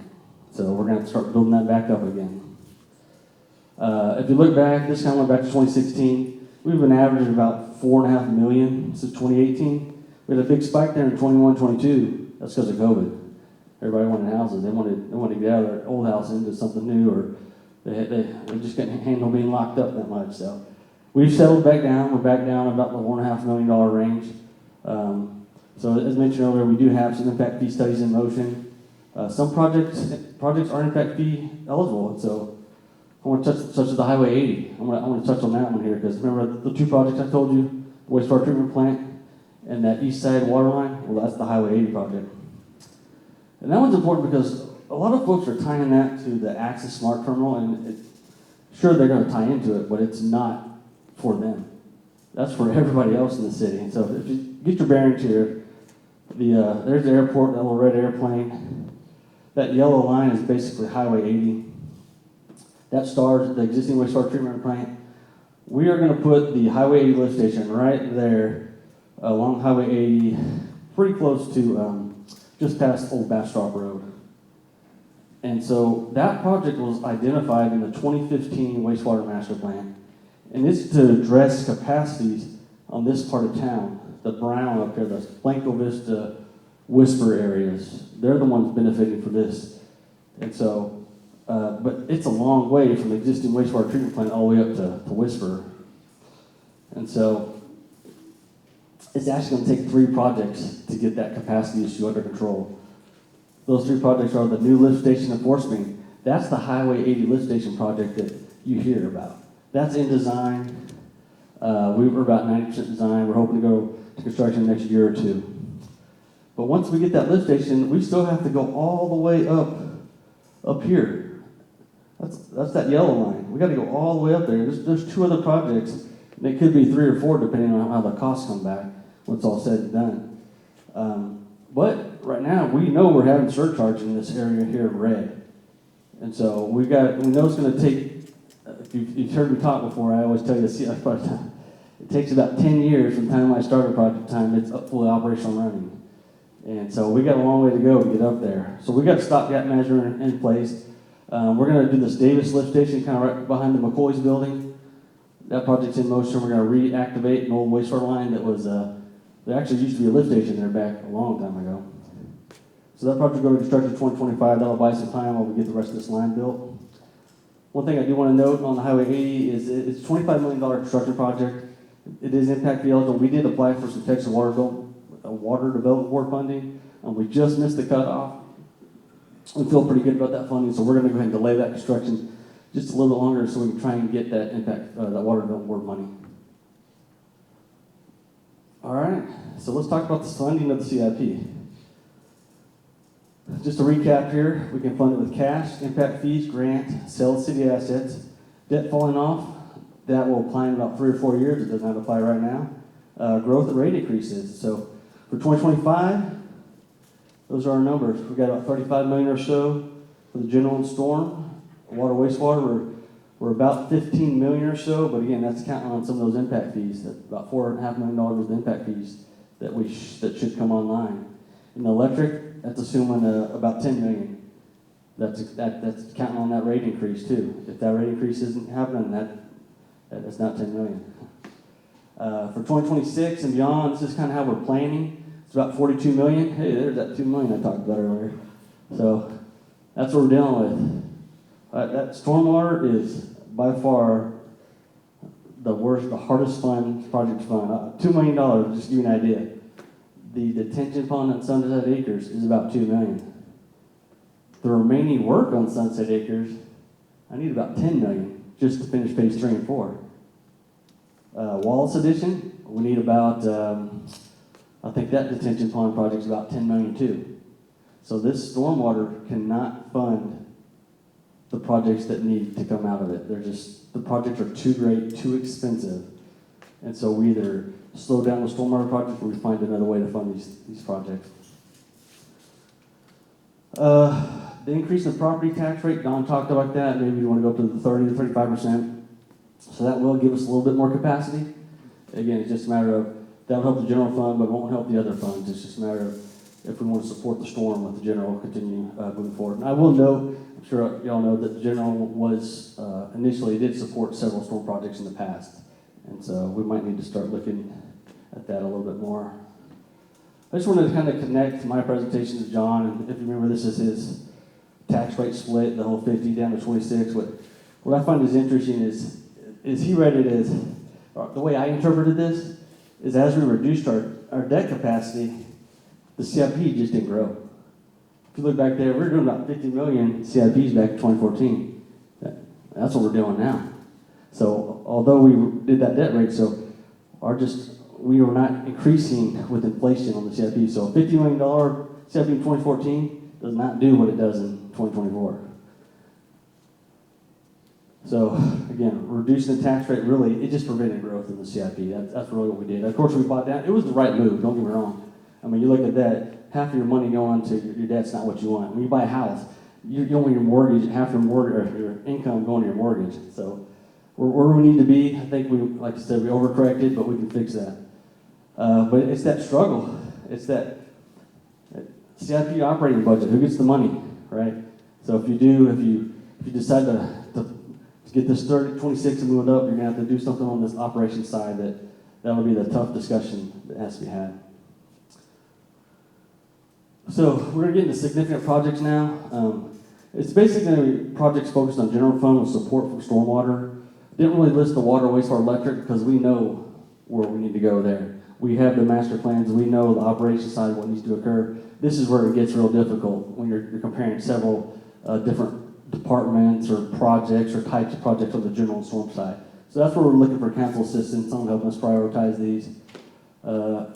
Things to note, project timing is dependent upon capacity, bond election, grant opportunities, and growth of the city.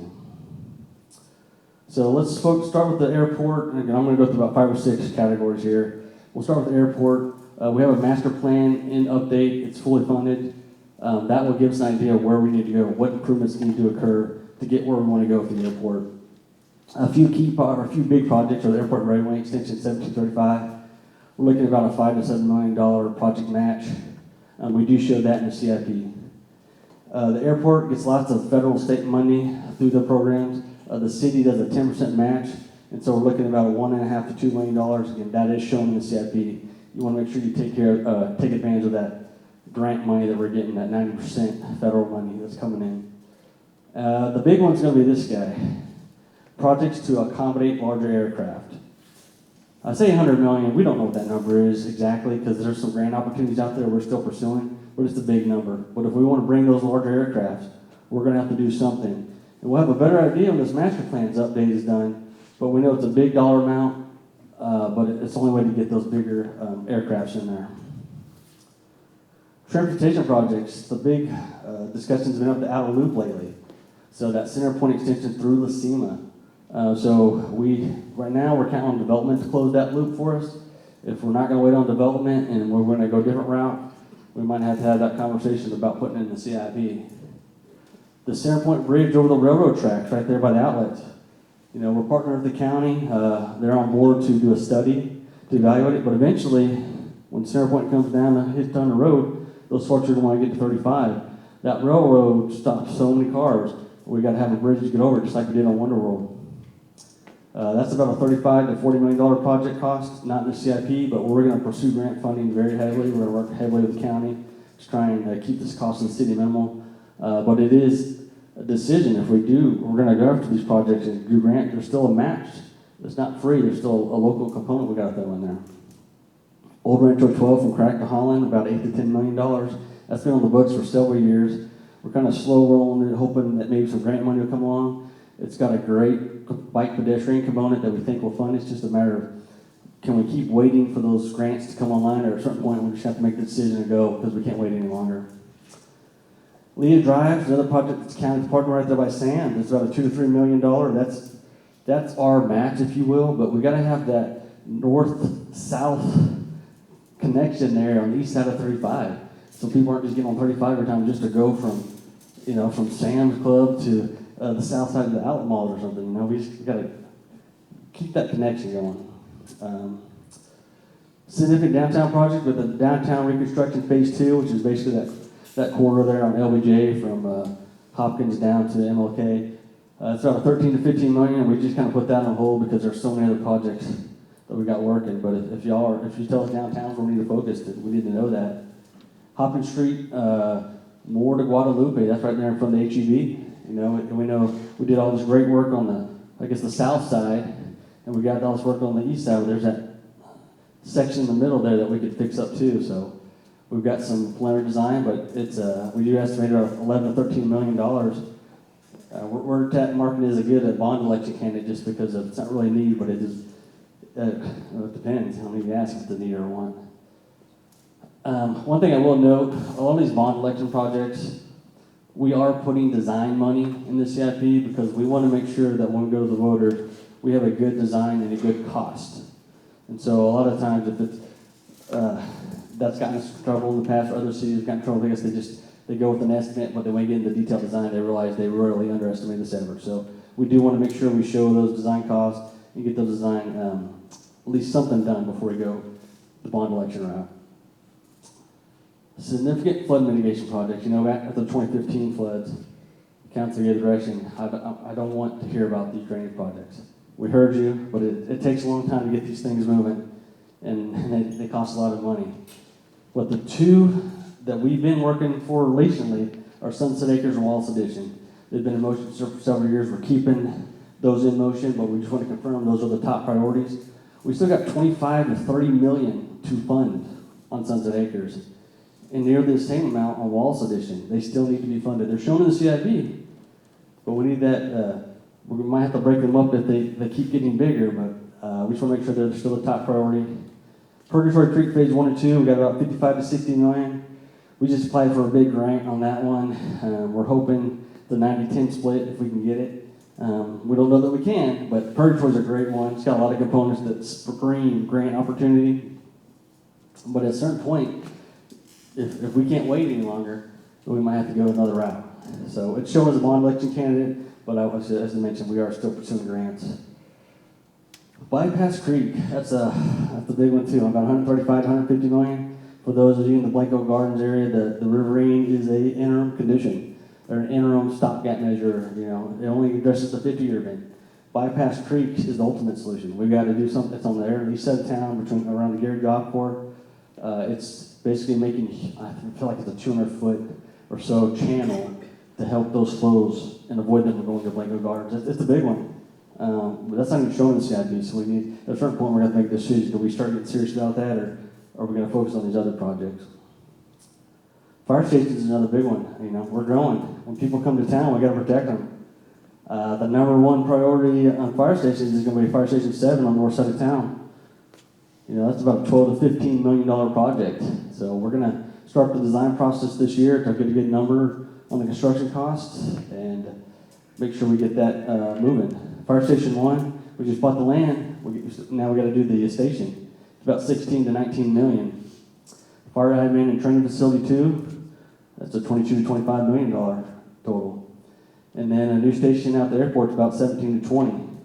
Again, as all the other ones are bond election candidates, design is in the CIP, but we did put the construction in the bond column. City Hall, 80 to 90 million dollars. That's just the amount that still need to be funded. What's interesting about that one is we're looking at a public-partner partnership. So we're seeing if there's opportunities to help fund those without dipping so much in the city's funding. But it's, we're going through the process. We don't know the answer to that, but it's a big dollar amount we need to keep out there. Animal shelter and household hazardous waste facility. That's about $11 to $13 million project. Like I said, funding is in the CIP. It will be partially funded by the Resource Recovery Reserve when we get there. Quail Creek, I know we just bought that land and now we're going through the master plan. What are we going to do with that site when it's all said and done? We don't know that yet, so once the master plan gets done, we'll come back and update this to reflect the actual dollar amount we needed, but we know it's not going to be cheap.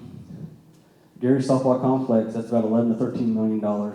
Right now, what we're doing is we just started construction last month, and that's just to keep it moving forward. It's, I guess, to keep it alive. I don't know.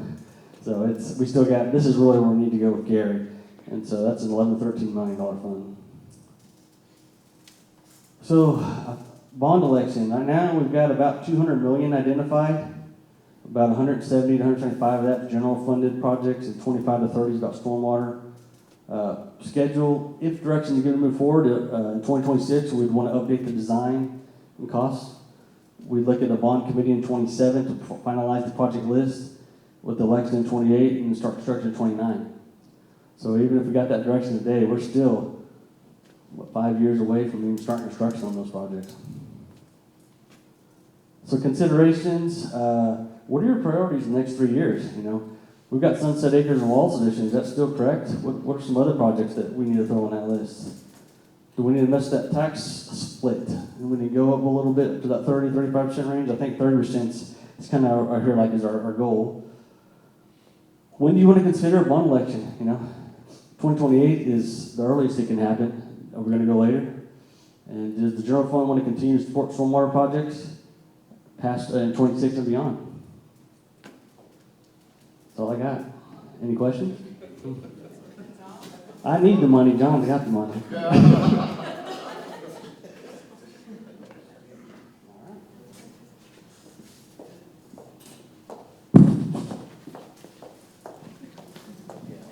I was up on it. Okay, how are we doing out there? Could we use a break?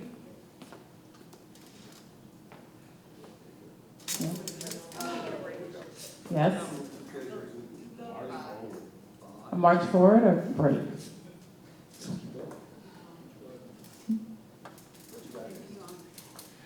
Go ahead. Keep going. All right, let's do it.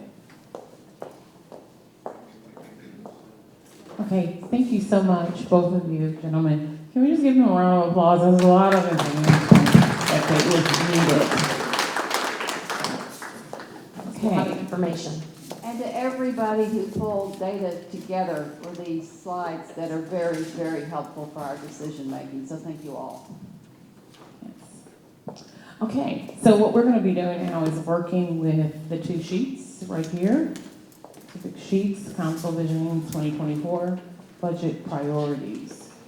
And we're going to have a prioritization exercise. I do want to go over the topics to prioritize. And staff did a great job of putting the main ones on the first page. And we have single-use container ban, multi-year public safety staffing plan, municipal court relocation, employee benefits, merit compensation, downtown staffing, mental health diversion, homelessness. Oh, I'm sorry. No, it wasn't. Expanding eviction prevention services with Texas Rio Grande Legal Aid. Animal shelter partnership with PALS, diversity, equity, and inclusion, cyber security, parks maintenance, economic development, water supply and growth, IH-35 beautification, the airport funding, stormwater fee, the facilities maintenance, Mitchell Center, property tax relief, the property tax allocation to fund debt operations, the utility rate increases, community enhancement fee, and of course the future bond election. And we wanted to know, is there anything missing from the list? Probably? Yeah. Okay. All right. Do we want a couple of minutes to maybe take a look at it and review? So when when we're talking about prioritize, are we gonna end up with a list? Or are we Yes. gonna kind of group them into ones and twos and threes, or what's the expected end result of this? Expected result is that we've taken a first stab at it to kind of tell you, okay, here's a list of the things that we've heard you talk about over time. Either council's identified, staff's identified, let you know a little bit about what item it is, the description, where it would come from to fund it, what we think the anticipated cost is, and then the implementation is where we're at. So we're wanting to look at this in the next 1 to 3 years. So that would mean fiscal years 25, 26, and 27. So that's what we're asking council, is to kind of look at this and see, do we have these in the right order, or is there something different? Last column, if you look on the spreadsheet where it says implementation year, that's where we were kind of prioritizing. Some of these are going to have to be now. So you'll see 24, that means it's the current fiscal year. For example, the single-use container bank. So that would be one that would need to be prioritized in the current fiscal year in some particular way.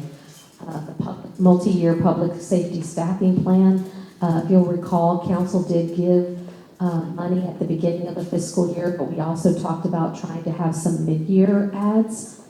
With the sales tax coming in the way that it did, that means that we're not necessarily at those benefits. But we're going to continue to monitor our sales tax revenues and see if we can be able to add those in before the end of the fiscal year, if we feel comfortable with that.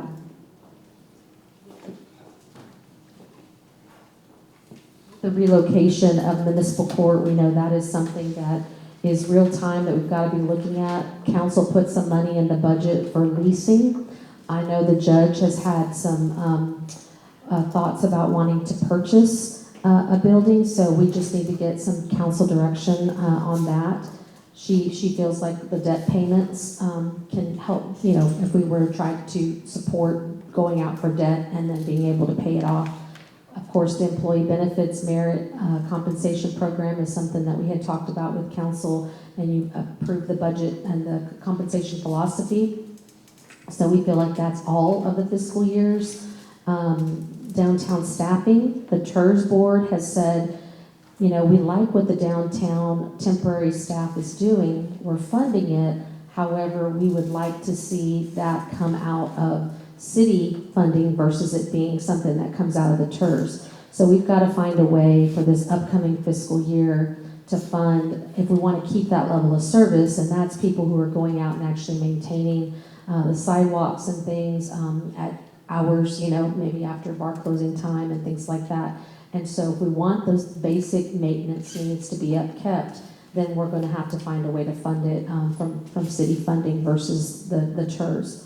Mental health diversion, Chief Standridge has talked with the Criminal Justice Reform Committee about some ideas there and what he would like to do and see happen going forward, this group that he's working with. And so that there's some additional funding there. You've already funded some from the American Rescue Plan monies, but there's also some additional general fund that would be required. For homelessness, the Homelessness Council Committee has talked about wanting to add some eviction program services with the Texas Rio Grande Legal Aid.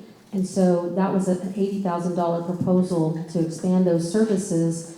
And I did request participation from Texas State. And I heard from Mr. Algo yesterday saying that they could contribute $10,000 of that $80,000 to assist us. The animal shelter, one of the things that the City Council Committee for Animal Shelter we went and did a tour, and there were some things that were brought up about, okay, how can we really try to get to the root of the problem? And one of the biggest issues is having a more consistent spay-neuter program in partnership with PALS. So that was one of the things that had been discussed, and one of the alternatives has been, okay, instead of doing CDBG funding, Community Development Block Grant funding, that is the annual allocation, and PALS has to request and compete for those services with other agencies that are requesting. Instead, we would have this be, sorry, I said the wrong thing. Human Services Advisory Board funding, thank you, Mayor. instead of them having to compete with other agencies, it would be a situation where the city would just outright fund them, because that's a priority to try to make sure we're getting our pet population a little bit more prioritized with, instead of having additional shelter expansions. So that was one of those items. Diversity, equity, and inclusion efforts. We have our diversity, equity, and inclusion coordinator, Ms. Grisel Perez-Carey, and she is in her first year. Council has funded that position for 2 years with American Rescue Plan monies.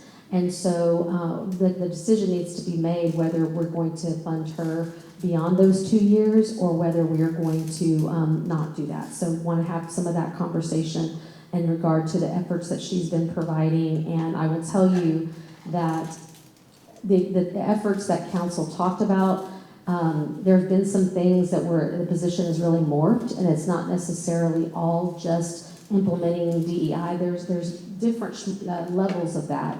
You know, she's really helped us with even being a kind of an ombudsman or an ombuds person to try to help with people who need to be matched up to different services. She's been able to assist in that way.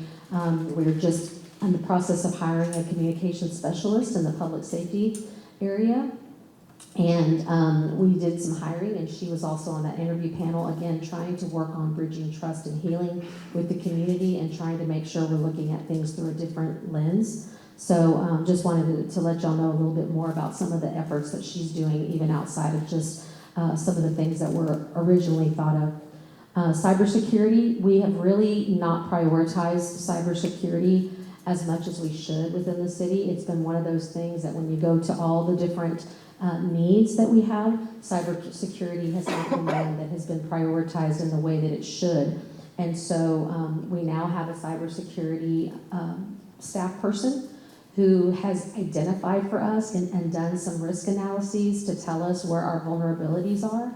And so now it's very difficult for us to not do something that we know about and that he's brought to our attention. So that's something that we really need to look at. I know we talk a lot about public safety, but there's also cyber safety that we need to make sure that we're looking at. Parks maintenance, we really want to make sure again that we're adequately able to fund and maintain our parkland. So that is something that is there, and that's something council's talked about in the past. Also, we've talked about economic development, and we've talked about the fact now we have Christian Smith, who is our Economic and Business Development Manager.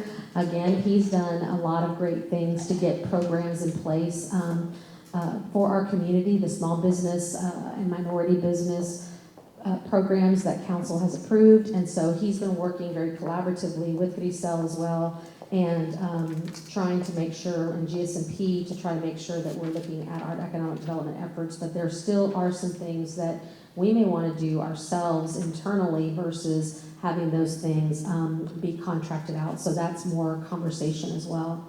Water supply growth, utilities. So we have to really be able to hone in on future implementation practices to secure water supply and process through our system. So the immediate next steps to be able to do this is to be able to look at the efforts that Mr. York talked about, and will be on your next agenda to look at trying to get some of that stuff moving forward for a new plant to be able to absorb the growth. I-35 beautification, this is something that honestly, when we look at our community and we look at, if you're driving through, we really want to make sure we're putting our best foot forward and that we're making sure that our community is showing its beauty even to people just passing through, so that maybe they'll want to stop here and shop here. Airport, we need to figure out where we want to be with airport. It's an opportunity for us to grow, and so we need to say, okay, is this something that we want to look at in the future for trying to make sure, it already is an enterprise fund, but what we would be talking about is if the council would be interested at a future time to be able to say, do I want all the sales and property tax that comes and is generated by the airport, do you want that to go back into the fund only to be utilized by the airport? And so that would mean, again, a general fund impact, because we'd be taking money from general fund, putting it in the airport. And these things are not necessarily things that we're saying we should do today, given our outlook, but we need to start planning for, okay, if it's not now, when is the appropriate time, if council's supportive of moving in that direction. The stormwater fee, we want to make sure, we've been using general fund to compensate for the stormwater fee just because we don't want to raise that fee. I know council has been very, very clear about not wanting to do that. But at some point, we're going to need to figure out, what are the implications of us continuing to do that? And so when do we need to start looking at making some changes there one way or the other?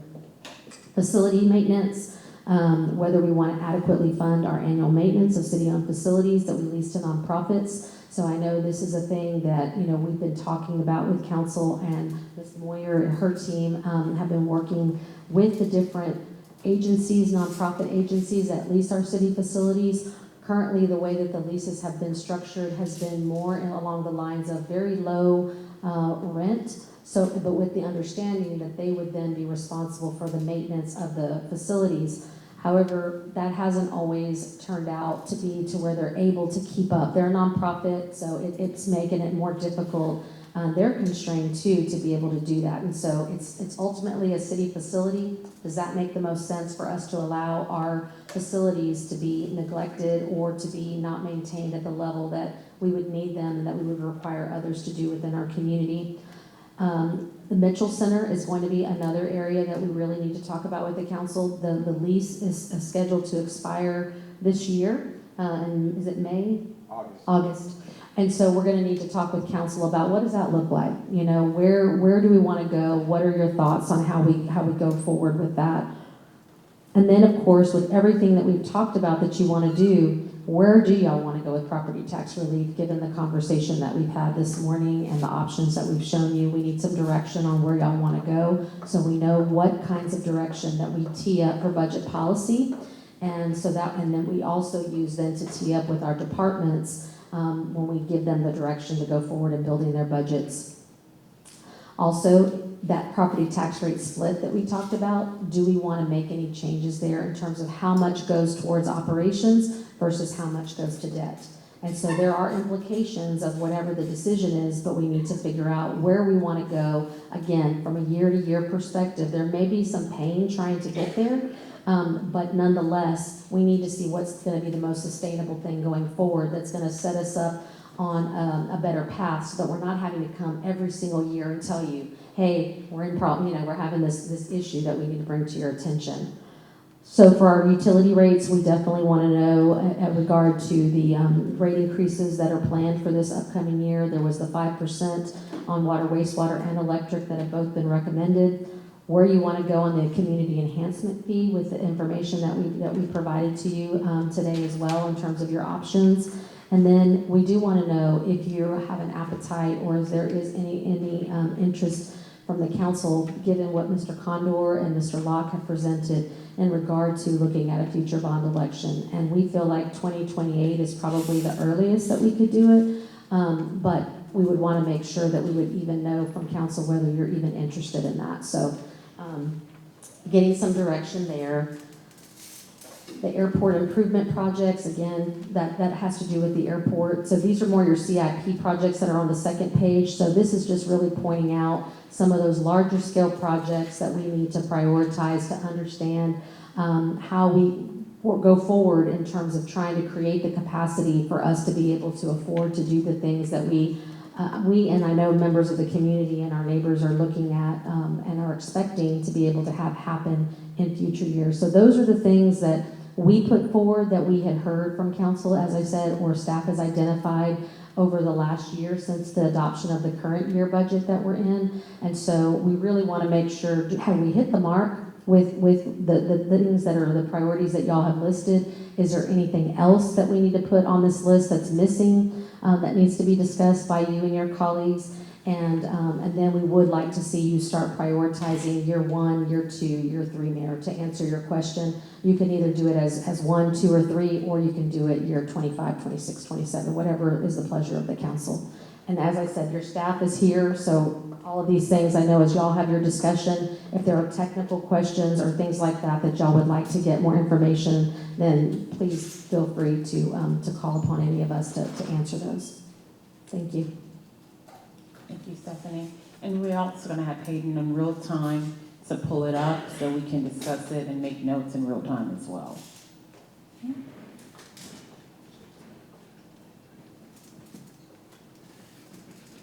So, do we want to start with, is the list accurate? Is there any modifications or additions?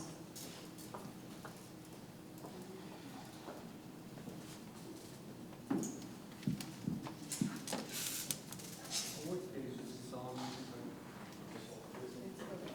It's a large sheet paper.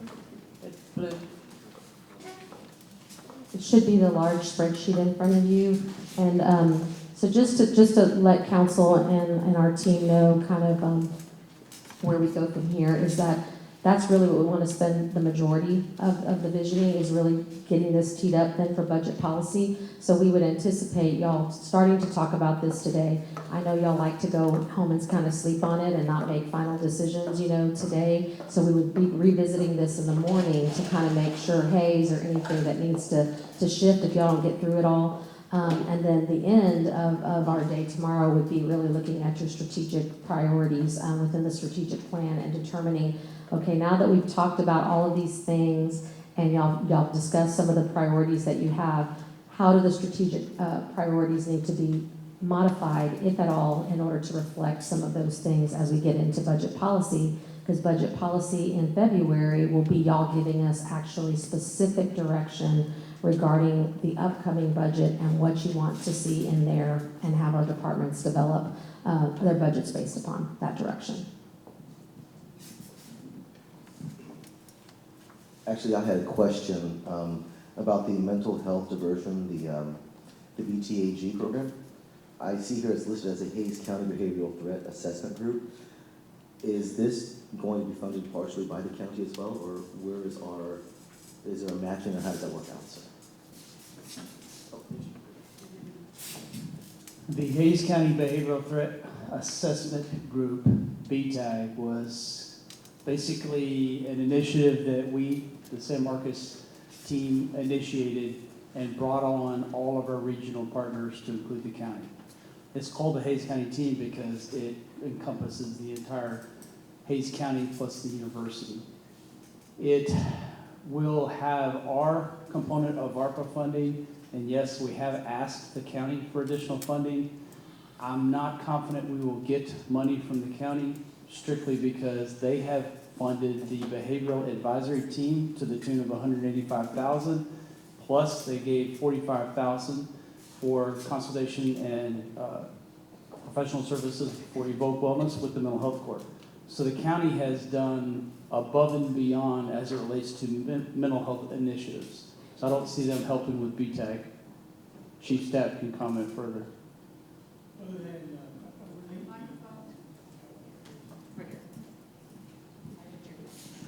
To some extent, I think each agency will fund certain components as they participate in BTAG, maybe it's software. If there are some personnel participating in BTAG, each agency would fund that on their own. Thank you. Thank you very much.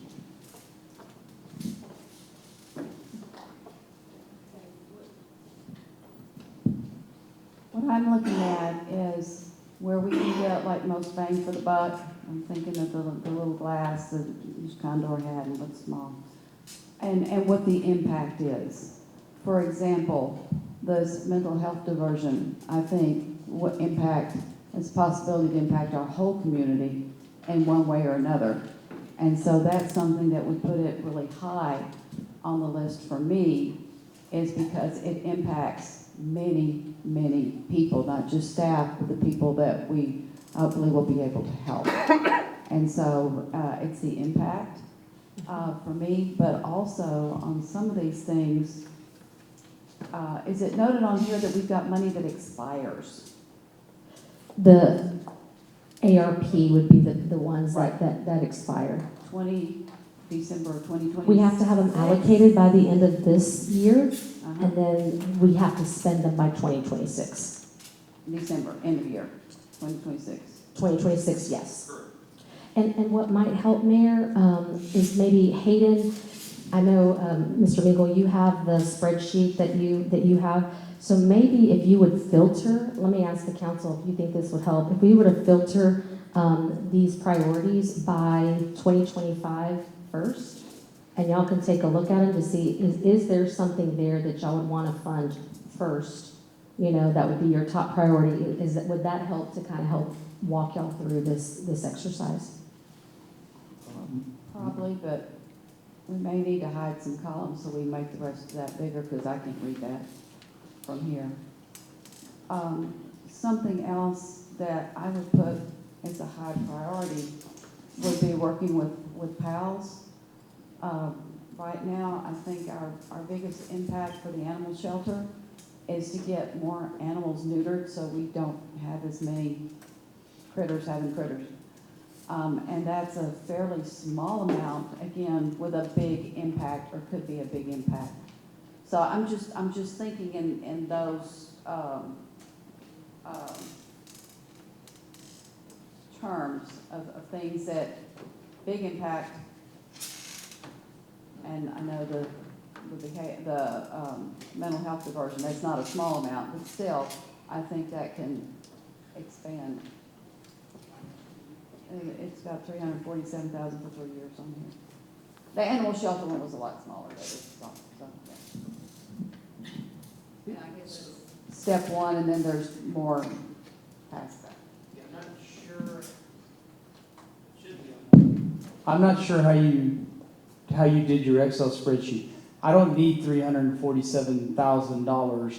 The ARPA funding is paying for your embedded mental health clinician. That's a lock. We've got to keep that because she's currently on our payroll. The additional dollars that we would be seeking would be something to the tune of, let's say, $50,000 annually to be in partnership with what the county is paying for our new partnership with Evoke Wellness, which is located in the city of San Marcos.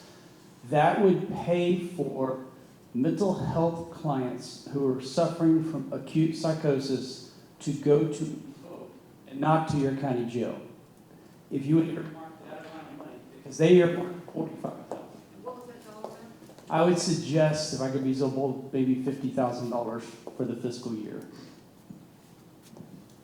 And the way that I got to that number, that 347,000, that's what was presented, I believe, to the CJR for all of the software and everything that was whenever we first approached you asking for a number for art, I think that was the total that was provided. And I anticipate, as it relates to behavioral threat assessment group, and be sure you understand that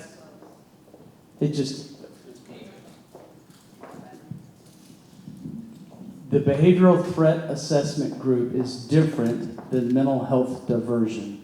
The BTAG is identifying people who are at high risk of committing mass homicide. It's taking those persons who have posed a significant threat in the society and then basically assigning specific ownership for follow-up and case management. I would anticipate probably no more than $50,000 in needs, because they have now met and identified their needs, so I'm probably not going to need more than 50, but that could come out of ARPA, not general fund.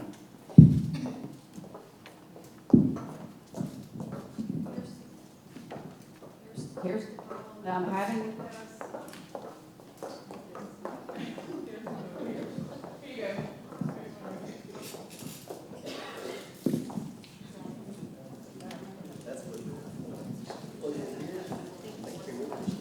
Okay, here's where I'm having trouble, is this is vision. And the reason why this was created was to look out long-term. Then we've got budget policy, and this is almost like this year's budget discussion a little bit, is what can we fund now, what do we push forward? So that's where I'm having a little bit of trouble on what the expectations are and where we're gonna go with this. So it's building for the next 3 years to prioritize. We're just starting with 2025, since that's the most immediate. But some of them will go 2025, 2026, 2027, some maybe even go Yeah. beyond that. Usually we're in concept, like the strategic initiatives plan that we didn't go over in detail or at all. So, yeah, I get the actually 2027, and then I see 2028, 2030. Anyway.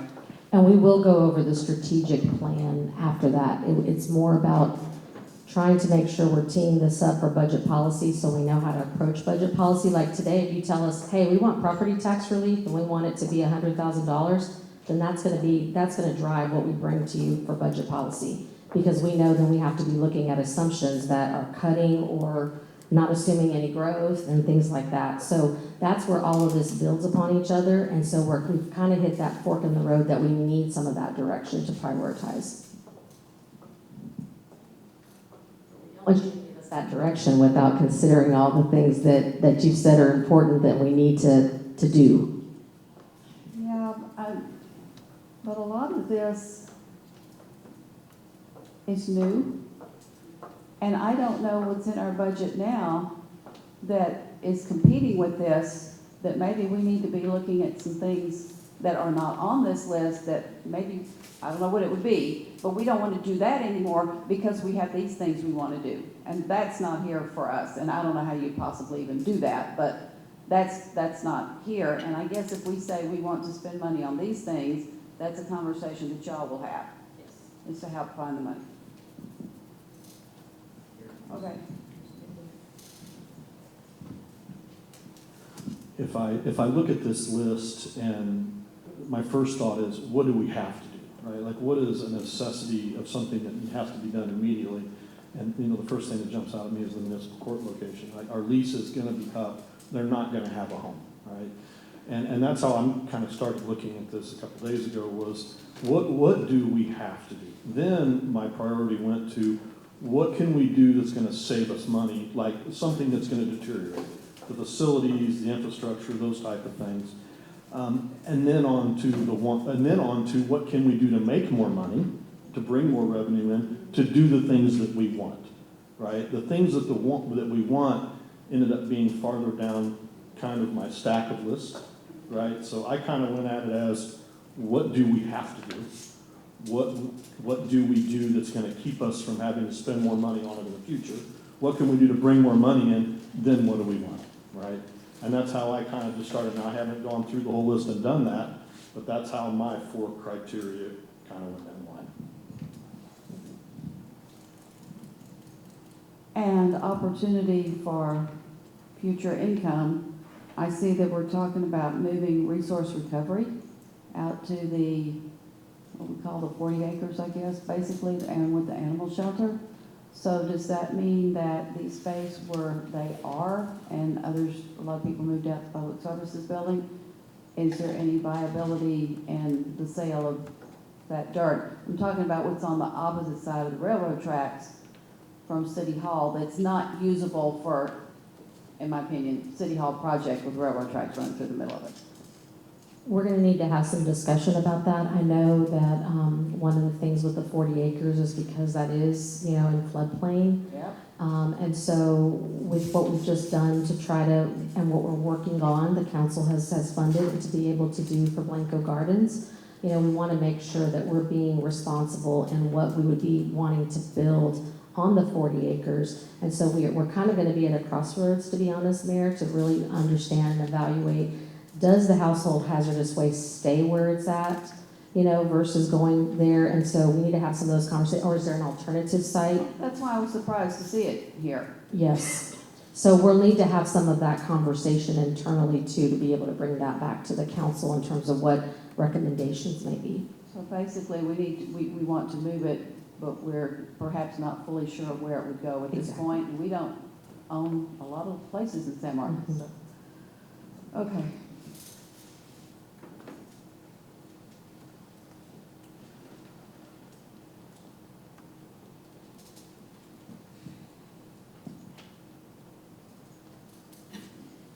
I've always got to put public safety near the top of any list, but this is already in 2024, so can we just like put a plus or whatever on 2024 if other council members are in agreement with that?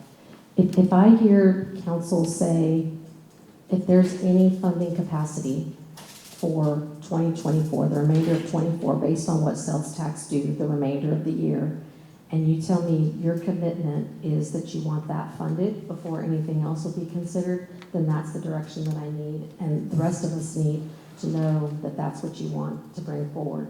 If there's no capacity throughout this year, then we'd be looking at, is there capacity in 25? So, and that would be one of the first things that we'd be funding with 25. And that's understood, if we just can't do it, but it's still at the top of, in the top group of my list, whether it's, we can do it now or October 1st or whatever, it's still at the top. Are y'all good with that, public safety being in the top group? You good with it? Okay, yeah. I'm just putting a 1 on that as far as a group. I know we're adding another column, but still. So, Public safety, Mayor, are we talking also about the park rangers?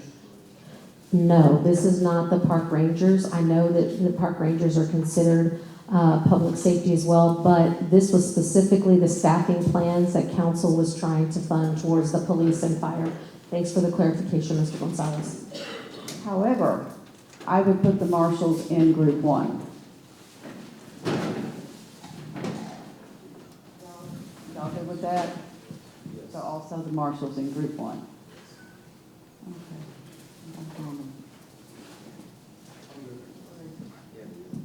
But that has to do, that's under the single-use container ban. But to me, during the presentation, it was clear that we need help there regardless of the other. And so I was trying to be responsive to that. So, yeah, that would be group 1 also, which y'all have these as the first 2, so that's great.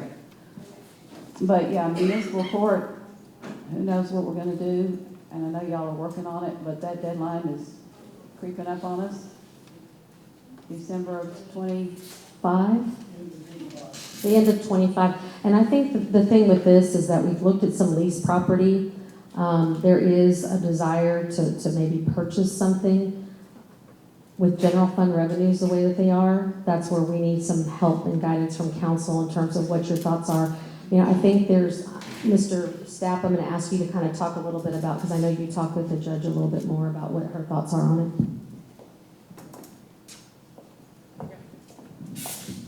We're going to try number 2 again here, if it works. But the judge's preference is definitely to try and find a site now that could be purchased. She feels like leasing for the next 5 to 10 years is not a good investment of the city's dollars. But I also know that, you know, on some of other staff's part, we feel like it's worth examining if the court should go in a new city hall building. So we don't want to dismiss that yet, you know, at this point in time. So I think we need to continue looking for leased space and sort of at the same time keep an eye out for things that are available to purchase and just weigh those odds, weigh those options when they're identified more clearly. Council need to hear from y'all on this topic.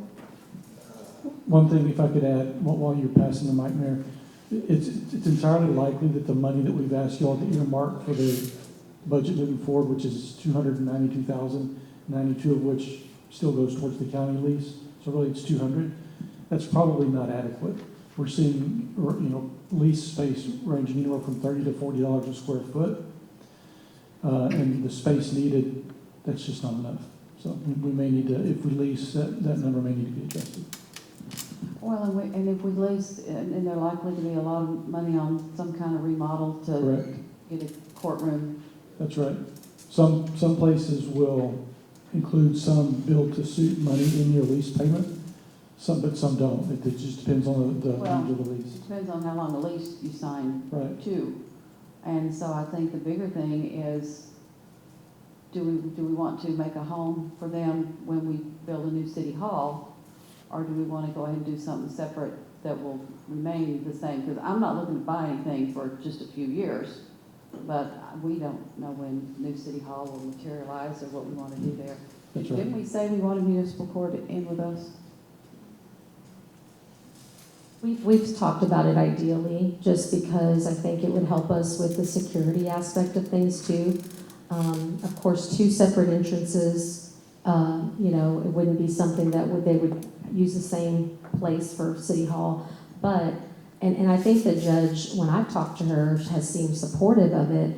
It's more about the fact of when is City Hall gonna be built? That's more of her concern, is just that, okay, are we talking 10 years from now or what? And then by that time, we might have been able to buy something and have it paid off. So those have been some of the sentiments that I've heard. So just trying to be, trying to be good to her in terms of at least saying what her perspective is coming forward in terms of things she's told us. So what would you like us to provide guidance on today? But we know that given circumstances, you can come back to us and go, hey, this great deal just appeared and which will change what we're doing. But I think we're open to that too. So what do you need from us? Just wanting to understand, is council pretty set on us trying to go forward with finding a lease and then trying to get them long-term City Hall? Or do you want us to really pursue trying to buy something now? I agree. I agree with the mayor. I don't think we should be buying anything right now. I like the idea of leasing something and take it from there. The other thing with purchasing something is it might be able, if 10 years down the road, if it was integrated into the future City Hall, it would be an asset that we had, whether we could integrate it into a future facility for something else or sell it as an asset, right? And I could almost rather build up the asset class because of it. And I do like the way that Buda has everything at City Hall, including the municipal court, library, all in one building. It's probably, it's going to be maybe difficult to find that, but I would just as soon put the money into an asset potentially. But we would have to do that this year or next. Yeah, and it's at the end of 2025. Yeah, it'd have to be quick as well. We have to. It was literally priority number one on my list here. If I'm looking at it's the only thing on here that I really look at and say we have no choice. We have got to find her a home, and it needs to be something, even if it's not 20-year permanent. It needs to be semi-permanent. Thank you. So, what are we doing in the meantime until we get Fire Station 1 built up on that property downtown? The open building that we have at the corner of MLK and Emily J. We're still operating out of the downtown station. Okay. It's not ideal. It's got multiple maintenance issues, plumbing. It doesn't meet our current standards, but we're still operating out of that station until we build a new one down there. I guess what I was just wondering is that building adequate enough to do any kind of remodeling under the, $92,000? I mean, is there anything we can do with that building since we own it and we'll eventually tear it down to build a new fire station? I'm just trying to... Oh, the building that's on the... Yes, the building that's on the right now. For a municipal court. Either municipal court or anything. It is just a shell, and we have slated to demolish that building later this year. So I don't think so. It would be a significant investment to do that. Yeah, just looking for something temporarily until we finally find a place to... Well, I want it to be a City Hall. That's just the way I feel about it. So I guess whatever we need to do, whether we don't have the money now to put it there, but...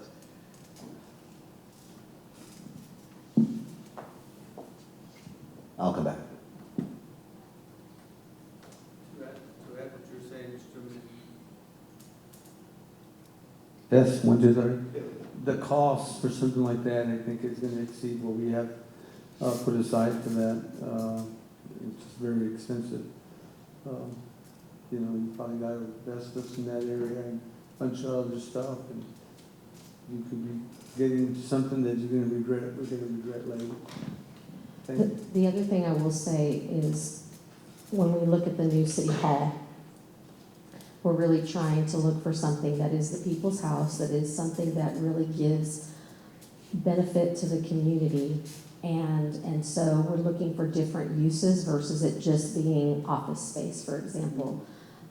There are some constraints with what the legislature will allow us to use in terms of funding a new City Hall, but those constraints go away for different uses. And so a municipal court, Parks and Rec, any of those different uses that are other than just for like a City Hall and library, those are the two instances. And I know if there's a public safety component, if there's a hot tax component, if there's different things, that can also help to offset the overall funding that would be required from general fund in order to make the financials work for a new City Hall. So we're looking at those different uses to also help to make sure that we're trying to make that financial puzzle fit together, and municipal court could help because it's something different than a city hall. What I've seen in the two council chambers that I've been in the last few months is they're multi-purpose. Sometimes the chairs aren't even fixed so that you just use it as a conference room, use it as a workshop room. Does anybody use their council chambers for municipal court? Just throwing that out there. Well, whoever thought of it had a really good idea to think about. Anyway, that's something else. But getting back to what Mr. Gleason said, he's absolutely right. We have to do something soon. And I don't want to go buy another building as much as I prefer to own than lease. At this point, I don't. But I hate that we're going to have to spend a small fortune remodeling someplace that we go to also. I'm not talking about using our council chambers today. I'm talking about, but I'm talking about in the future. I don't know if that would work, but just throwing it out there. Okay, so council, are we?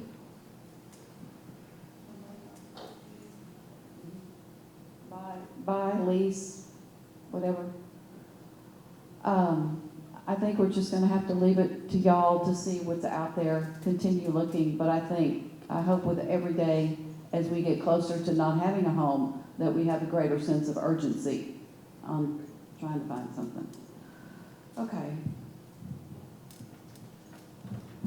The next one on the list is to continue to be kind to our employees and to do what we need to do in order to keep employees. And so council, where are y'all on that one?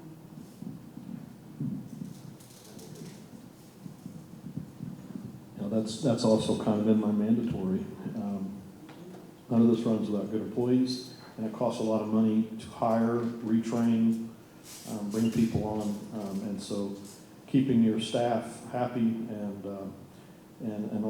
on payroll for a long time, it's a benefit and it's a cost saving. So, yeah, I mean, it's just a necessity as far as I'm concerned.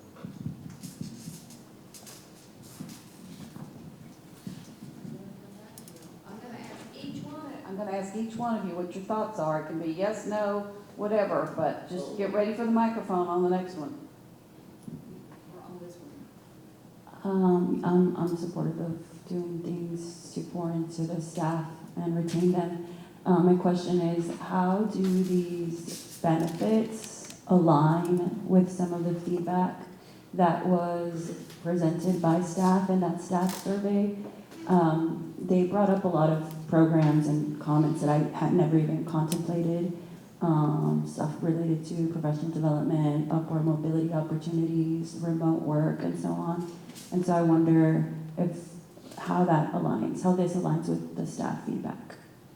So very directly, we are using the feedback that we got from the employee engagement survey as one of the bases that we're going to be looking at in terms of trying to develop whatever we were to bring forward. So that will be the first thing we'll look at. We're also going to have another director's team that was just like we were part of the compensation to be part of that in terms of what they're hearing and why maybe, we've seen some people leave or turn over or difficulties that they're having. So we've talked about different things. One of the big things that is coming forward is in terms of our retiree health insurance. So we need to look and see what that looks like. There has been a lot of interest in trying to have, because the way that our benefits work now, when you retire from the city, it doesn't matter how many years that you've had, you pay the premium for it, and the city doesn't necessarily subsidize as much as some employers do. So we've talked about trying to have something that is a sliding scale, if you will, based on the number of years that you provide to the city, so that can kind of reduce the amount that an employee would pay after retirement with the city for so many years. So that can help to incentivize them to want to stay longer with the city and invest their careers here. So that's one example. So we're doing some cost-benefit analysis on what that looks like. We've also heard about daycare and that being a concern with childcare. And so trying to look at that very, very cost effectively and saying, okay, well, maybe there's something that people can qualify for. Maybe it's a one-time amount or something of some, that they get an allowance up to a certain time or something. So just trying again to make sure that we're doing it in a way that is fiscally responsible and doesn't have as big of an impact on the city budget long-term, and that's financially sustainable. So that list will be the first thing we'll look at. Councilmember Gotza, to answer your question, and then we will have more discussion. We also, as part of the compensation study that we just did, that we just completed, that was another portion of data that was gathered from our peer cities to see what they offer so that we know what we're competing against. And so all of that data will be put together in terms of benefits. So what I've told the team here is that what I anticipate is we're really going to be looking at the employee benefits this upcoming year. So anything we would do and bring you for this next budget cycle 2025 would probably be something along the benefits portion. The merit, that is something we will be working with the team also to try to develop a pay-for-performance program that would be formalized, ready to be deployed October 1st, but we wouldn't actually evaluate anybody on that pay-for-performance program until the following fiscal year. So that's what we're talking about right now. We would need to discuss and formalize that and bring a formal recommendation, but that's initially what we're focusing on and have as our goals for these upcoming next 2 fiscal years. And we want these things like training, et cetera, maybe college courses, to benefit us, not prepare them to leave upon graduation. So anything that you've got that encourages people to stay, I think that's a good thing. And we do have HR for like our tuition reimbursement. There are agreements that people sign that say you're going to stay with us for 2 years or something like that. And if they don't, then they have to pay back based on a pro rata amount if they do leave before that time is over. And we can look at that. Well, I think San Marcos got some great employees, and I back up what y'all have written here. Y'all have some great ideas. We just got to make sure we go forward with them. Oh, I'm all on board about ensuring that our employees are taken care of and that we retain the best that we can around the city. I want to make sure we keep our Rattlers and our Bobcats here, so I'm all on board on that one, Stephanie.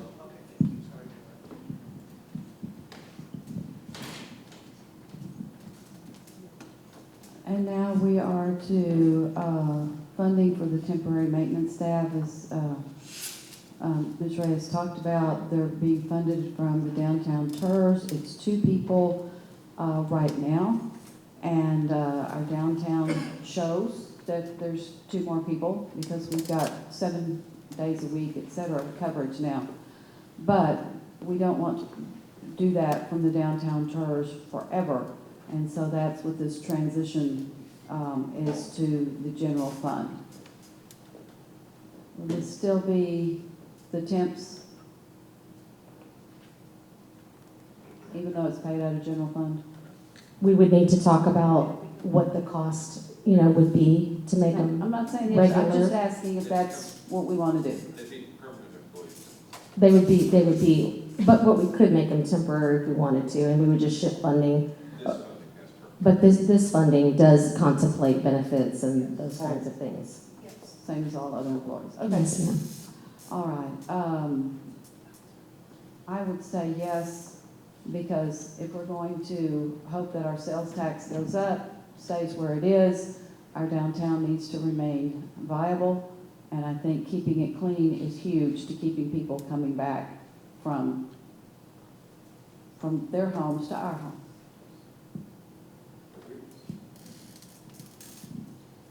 How long are those 2 employees? I don't remember off the top of my head. Are they funded through TERS? Do you remember? It's on an annual basis. So it would be through October of 2024 right now? Yes, September 30th. Yeah. Yes. Okay. September. Okay. I'm fine with it. I mean, I think everybody has kind of noticed an improvement downtown. Those 2, those additional employees are making a difference. I would put this more in my want a little bit. But I do think the impact that they have on sales tax and then help making the downtown inviting. And I've gotten really good feedback from a lot of business owners. It just looks it's nice to see people down there cleaning up, straightening up, whatever they're doing. And I know there's some talk of spending a little bit of more money on some, for some infrastructure for them to have, some pressure washers and things so they can do some additional things themselves. So I'm okay with it, but this isn't quite as high on my list as the merit for the long-term employees that we have, but I would like to keep it in there if we can.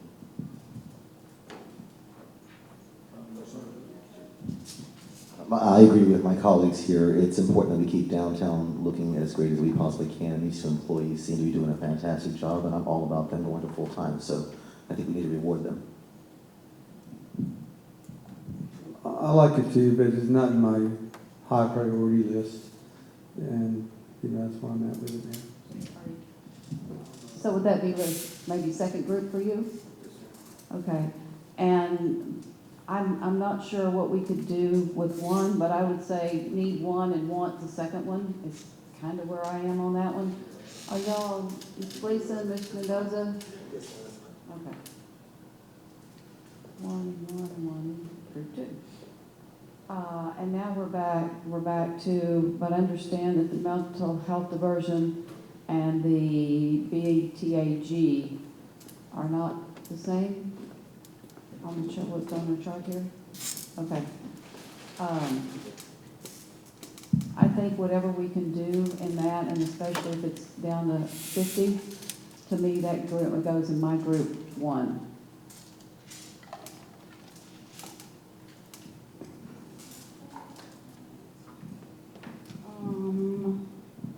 So yes, I think the mental health diversion is important.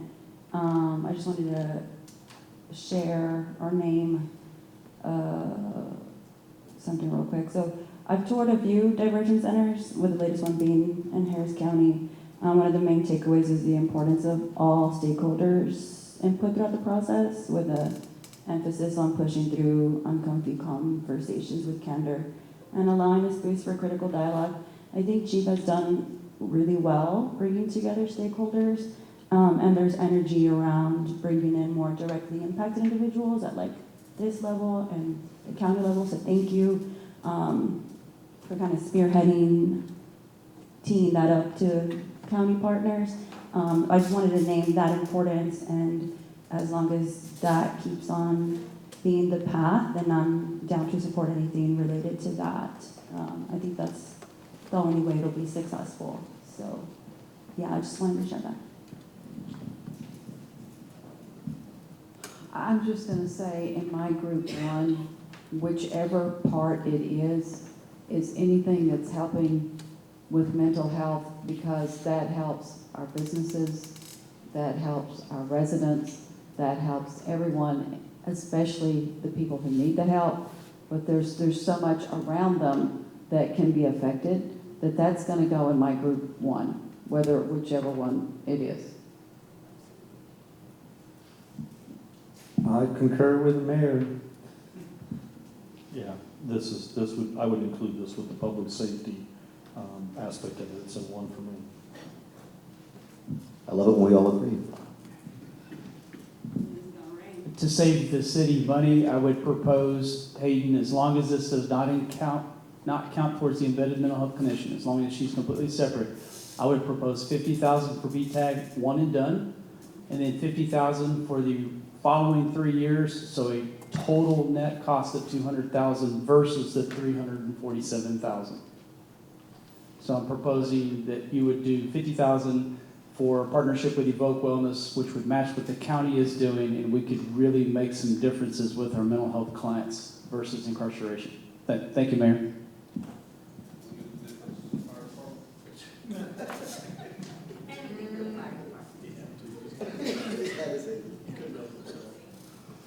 I do hope that the county is going to, at some point, look at what they're spending on keeping people in jail, that money could be spent on providing services for folks. So I'm hoping that'll happen, but that's outside of us.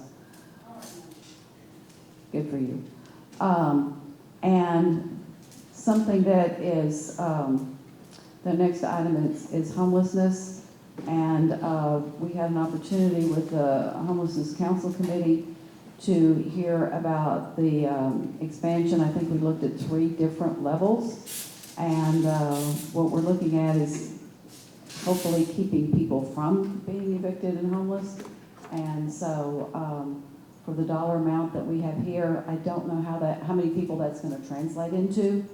Because a lot of these, again, looking for, how much do we get for $1? But that, again, it saves us money in a number of other ways.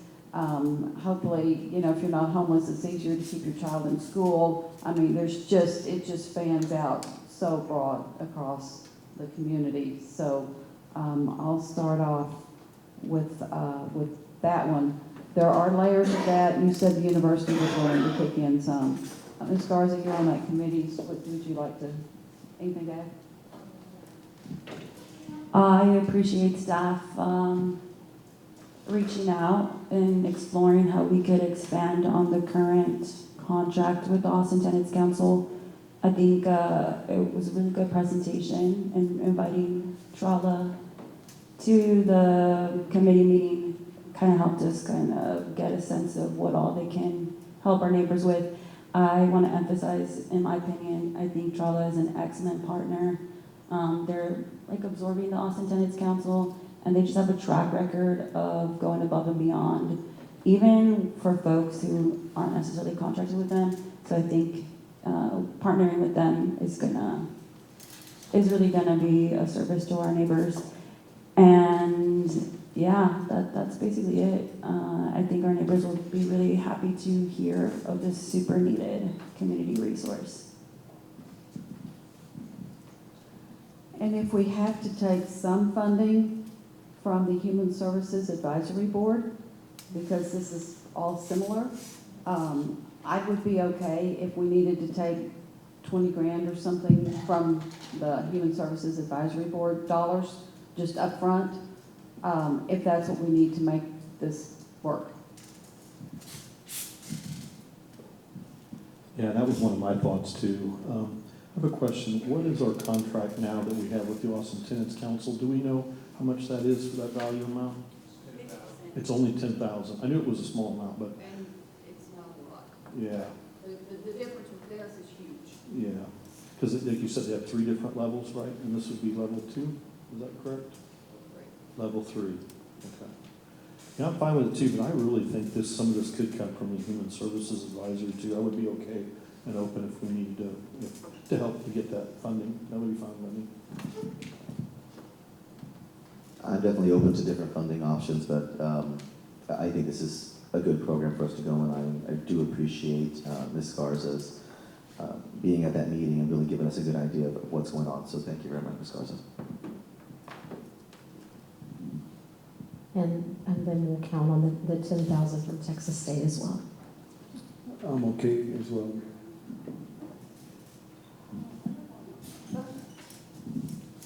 I appreciate everybody's energy and support for this. I just want to push back a little bit on taking it from Human Services Fund. I know we're kind of trying to, pull money from here and there, but I have been doing a lot of research on community interventions to crime and violence, and a huge finding is for a lot of crime, it's having those kind of wraparound services that reduces crime or prevents, I guess, what some might consider like crimes of necessity, right? Theft, etc.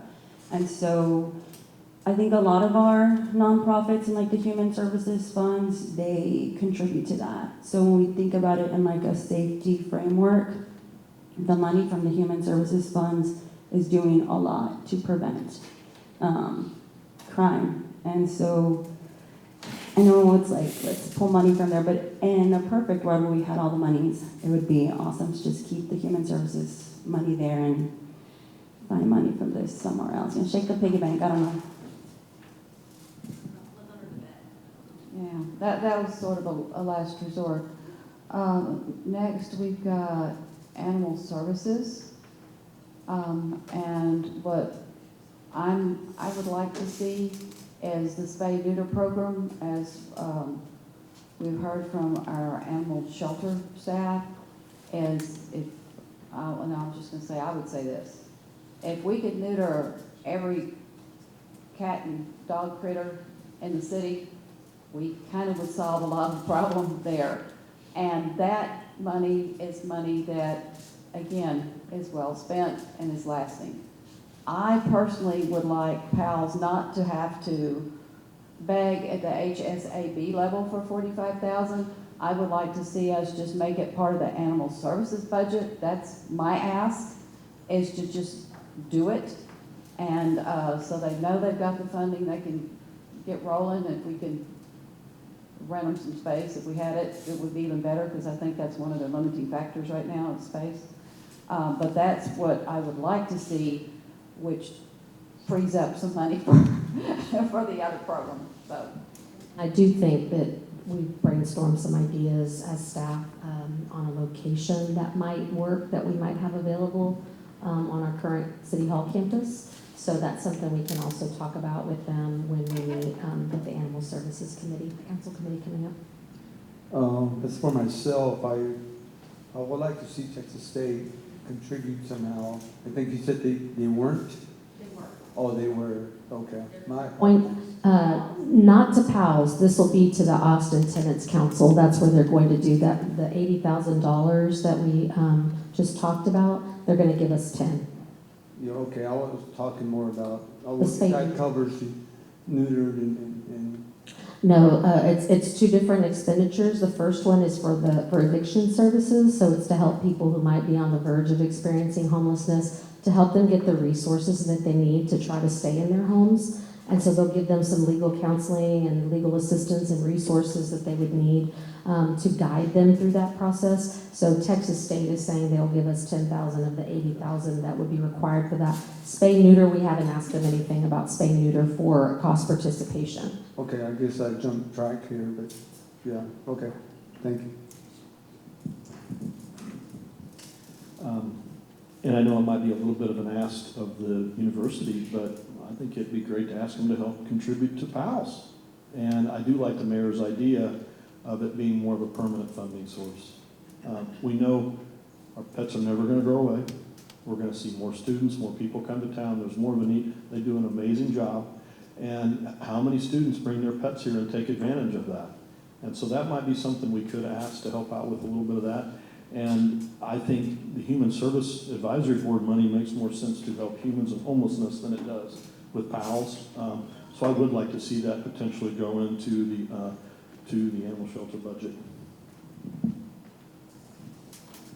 I'm definitely in favor of this sticking with the general funds. I firmly believe that if we get this program running correctly, that we will in the end save a lot of money, because we've just been wasting money year after year on the revolving door that we have for the problem we have. So thank you. I'm going to put this on number one for me, or on my list of number ones.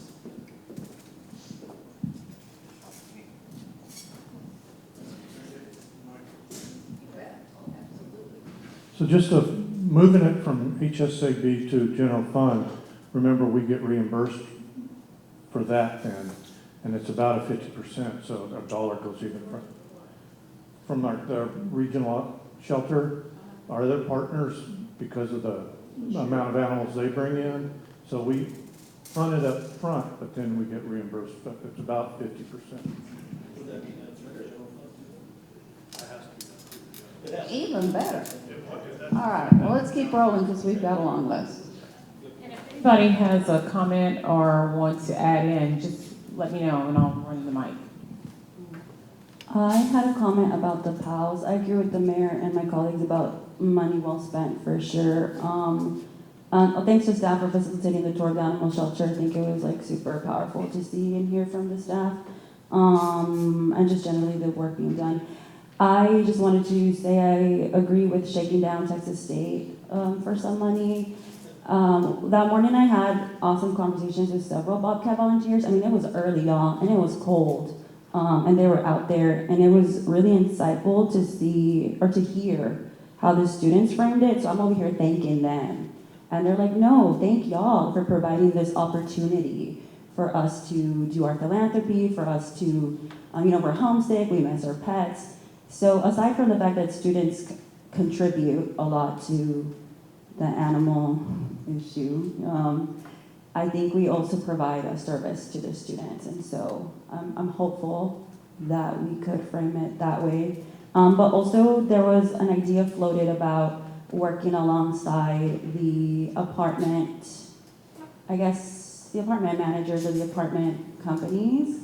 Other university towns have done that, maybe asking some of those folks to sponsor like a clinic day or something. I think that might be like an imaginative, creative way we can bring in some more money for that. So. We'll say is, of course, we'll ask Texas State. When Mr. Algo sent me the message, he said something along the lines is, as you know, we don't have a lot of discretionary funding that isn't approved, by the regents. But I've been able to find, this $10,000 to help, and I hope that the city sees this as our support and partnership with that. So we'll definitely ask. I just don't know, as far as if it's something that they would have to go back and ask for some funding from somewhere. I think the apartment complexes that allow and encourage pets, maybe it would be better. And I think I have taken over Chantel's job just out of habit, so I'm going to turn this back over to her. Thank you. Okay, I think we left off. Next on the list is DEI efforts. That's continuing to fund salary of the DEI coordinator the past 2 years allocated from the ARP funding. What's your comments on that, Council?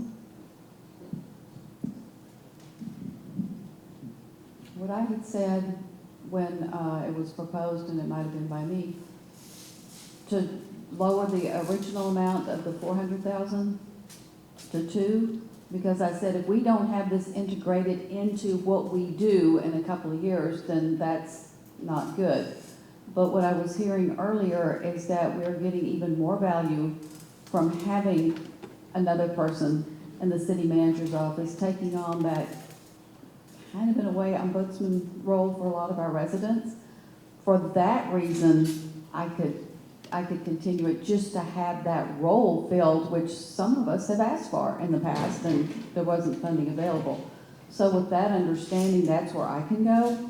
But I still stand by, we need to have learned and be incorporating DEI into the concept into everything that we do, and we should be doing that here before another couple of years.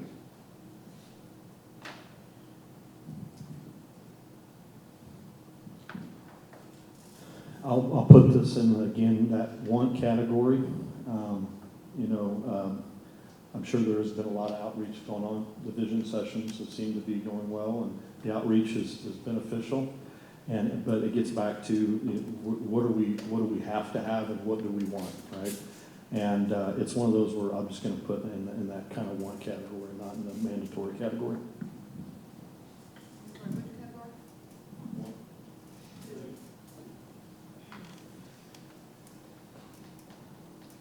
To me, as long as it's in 1 or 2, I don't really, it doesn't matter to me on that sense, since we have still till 2025, but I have a habit of going and annoying my neighbors. And anybody that I can get a hold of in the city and asking them how they feel. And I have yet to get a negative response when I explain what the DIA coordinator does. Over the last couple of weeks, I have been very much aware of the expanded role that has taken on, and I am very proud to be part of a city that finally has something like this. And I think for a population of almost 70,000 people, it's well needed, and I am very grateful. So I would definitely like to go ahead and extend it and make sure that the position lasts.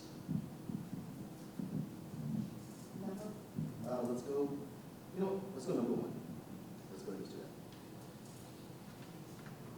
that. I make it simple, number 2, Mayor.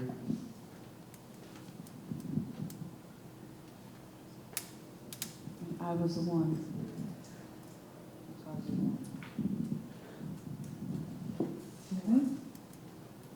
Any other added comments? Okay, next on the list, cybersecurity. Oh, no, we do?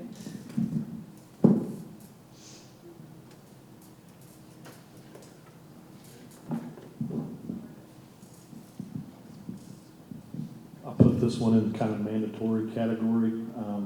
anything that could potentially cost us a lot of money if something goes wrong, is gonna be on top of my list. Being as if this is my profession, yeah, this is definitely number one for me as well. Number one, Mayor. What's it gonna cost us if we don't? Don't wanna know. I am gonna say number one. Have y'all ever been to the county's website? You go onto the county's website and you get pop-ups, like, it's bad. It's bad. Like, no. Like, what is it gonna cost us? That's gonna be embarrassing if we end up losing a whole bunch of money because we couldn't get proper cybersecurity software. That's embarrassing. So yes, absolutely. Yeah, we've got a neighboring county that got hit with ransomware, and they said, we're not paying it, and went back and it took them months. I don't know if they're even finished yet to rebuild their system, so, yeah, we don't wanna go there. All right. The next, we're dealing with parks and maintenance. Adequately fund annual maintenance of parkland and city-owned facilities on parklands to maintain safety, reduce the deterioration, and increase the life. Council? Yeah. 150,000 would do it? I know, but I just would have thought that y'all needed more than that, so you're, okay. And the question I had was, does that include the potential single-use container ban also?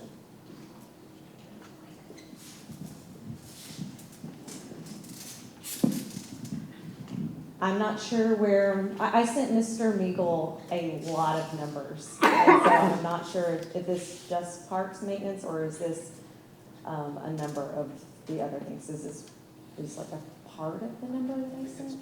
It's just parks maintenance. So it's just parks maintenance. So the parks maintenance, that does not include the additional crew for Easter seals for the single-use beverage container prohibition.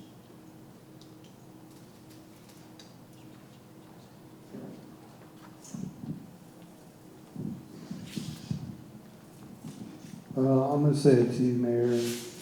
The reason why is we're gonna have to find ways to pay for this, and I hate to put our city manager on the spot again, and knowing that I voted for something that I have to go against the budget. I'm a 2 later in life, you could say. I'm not sure what Okay. direction you're given, but I'm not sure what we've got from down here either.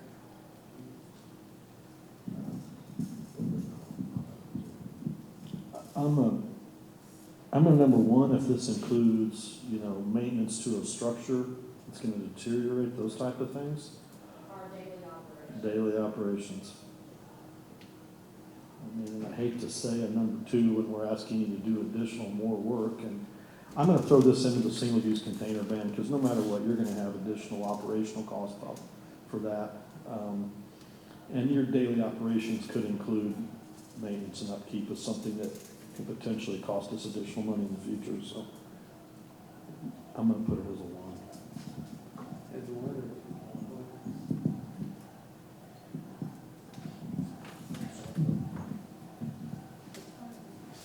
These are our parks. These are something that our citizens use every single day. I'm gonna have to put it as a one just to ensure that as much as it costs and as much hard work as these individuals do, obviously we need more. So it's a number one for me.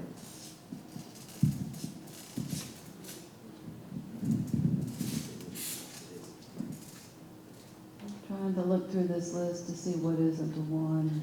How many ones do we get? Do we need to start? Is this people or supplies? In this case, is there people in this? No, ma'am. This is Just to get it done. purchasing equipment needed to do work, materials. Stuff.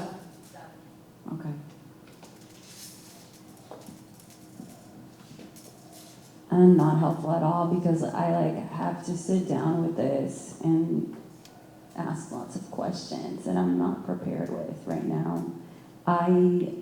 To Mr. Mendoza's point, like our neighbors, our parks are one of the few free and really nice places that our neighbors have, especially since we lack, child-friendly attractions here. But it's like everything's a one right now, right? So it's like, it would be helpful for me to know, like, ooh, how deteriorated are these parks, like, but yeah, I guess it's like a 1.5, I don't know. I'm sorry I'm not helpful. I feel like I just have more questions.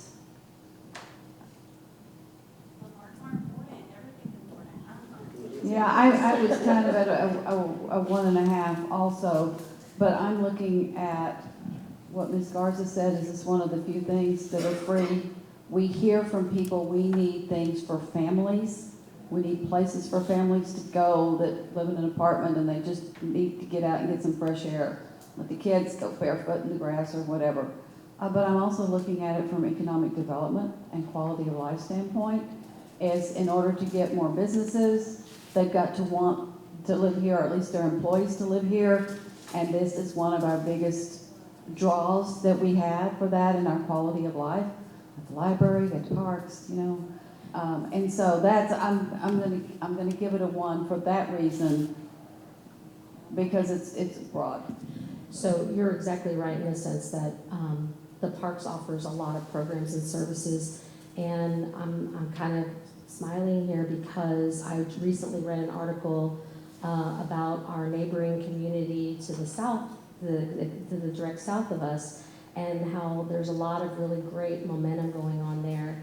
But their mayor came out and said, the thing we want to focus on, we have a lot of things going on commercially and things like that, and even residentially, but one thing that we really need to strengthen are our parks and trails and, some of the areas that we have. And so it's just, how we look to our neighbors to see, okay, what do they have that we don't have, and those kinds of things. So I agree, that's one of our assets, and that's one of the big selling points that we have, is because we have these natural areas, and there's been a lot of great due diligence in the past to make sure that those resources are preserved and that we're keeping those things for our families here to be able to enjoy. And, one of the other things when I look at our past strategic goals, it clicks almost every one of those, right? And we're going to be asking a lot, they're going to be looking at the master plan for the parks again. There's a lot of potential changes coming. We've got a lot of land to figure out what we're going to do with, and I don't want them having to skimp on anything, especially since we're asking an additional requirement of the single-use container ban enforcement to potentially be done through them. So, yeah, it's extremely important on so many levels, and we need to support them as much as we can if we're just going to continue to ask more of them.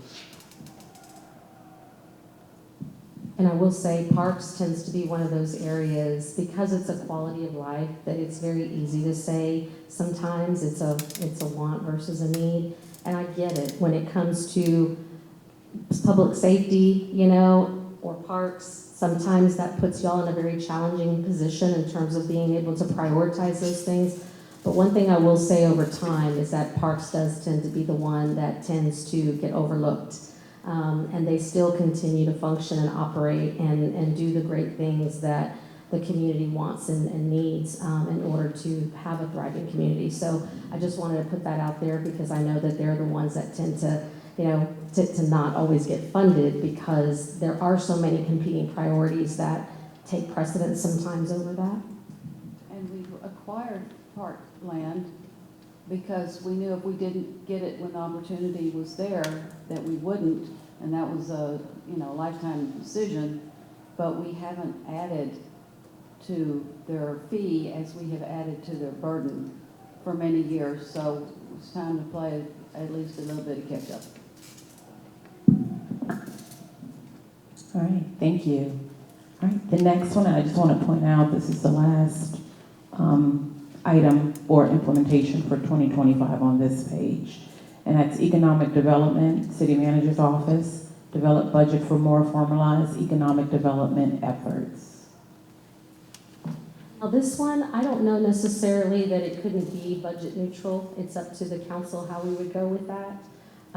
But there are some things, now that we have an economic and business development manager again, we've been able to say, hey, really like evaluate. How do we have the most beneficial program that really is us looking out for the interests of us as a city? And so we have a great partnership with Greater San Marcos Partnership, and not wanting us not to do that. You know, we still need to do it, but there might be some elements. I know as Greater San Marcos Partnership has talked about sometimes about providing kind of a menu of options that cities would contract with them for. And so there might be a way to kind of negotiate what it is that we have them provide for us versus what we choose to do in-house. So there could be some budget neutrality there. It just depends on what direction that we take and that the council would want to go on that. I appreciate that, Ms. Reyes, because that was going to be maybe potentially one of my questions, is that now that we have somebody on board, is there some way that we could potentially offset that from the GSMP contract and bring some of it in-house and do it more directly, although they may have some additional expertise and things like that and outreach. I would be completely open to that. As long as it doesn't impact and impede what GSMP already has kind of going. I would put this up in a very high priority, right?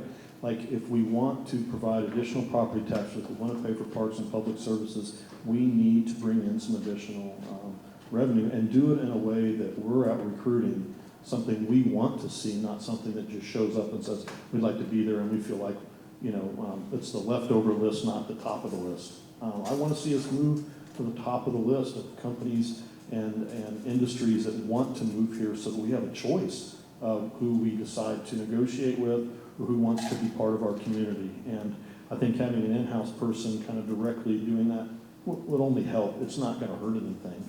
But I would be open to some discussions with potentially help offsetting some of that cost.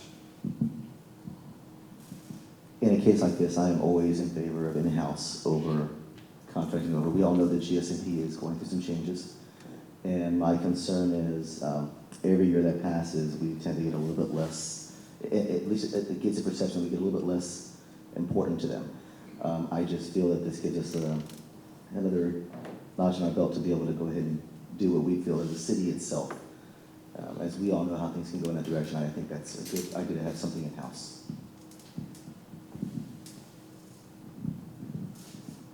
Yeah, I agree as well. I think if we can offset the costs like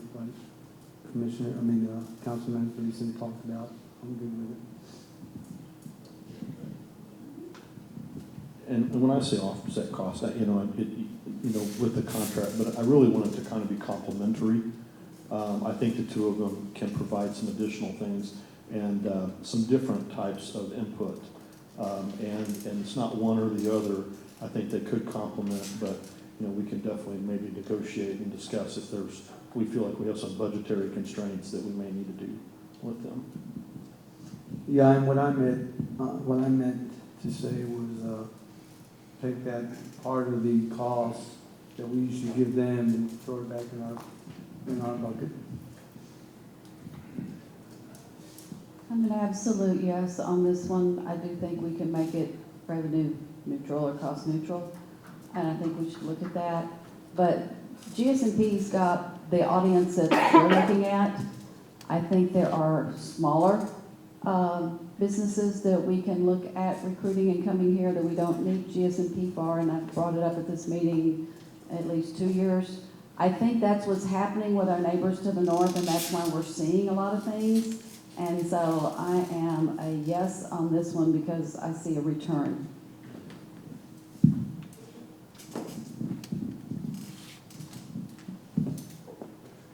Okay, thank you. This brings us to 2:30 after, right on the dot. Do we want to break for about 10 minutes or keep moving forward?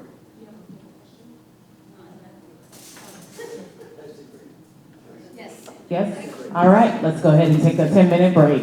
Thank you.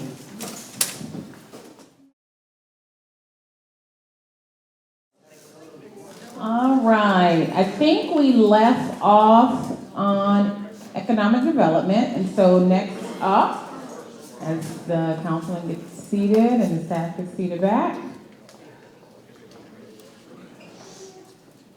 All right. We have water supply growth, utilities, hone in on future implementation practices to secure water supply and process water through our system, include immediate next steps city would take if council chooses to prioritize this item during the session. So water supply growth. Council, Mayor. Oh, hold on, wait a second.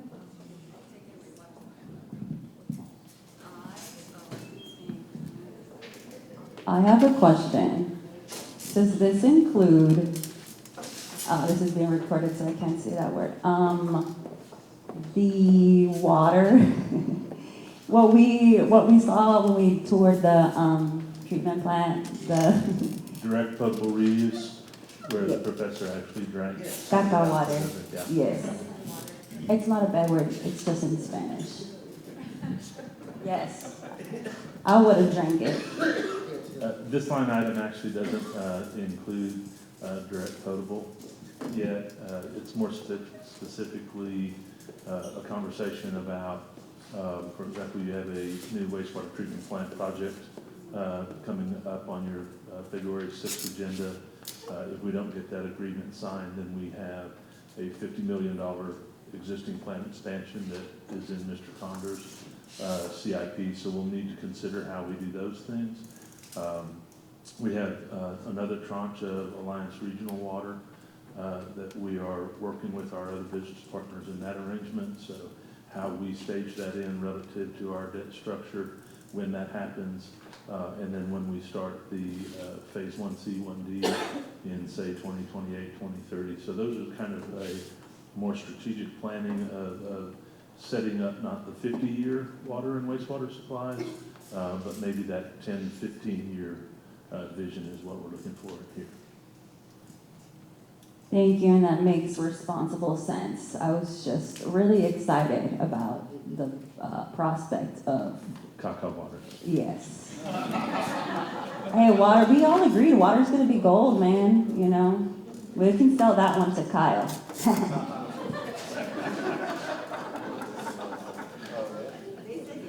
Yeah, water's been the new oil for a while, and it will be gold before too long.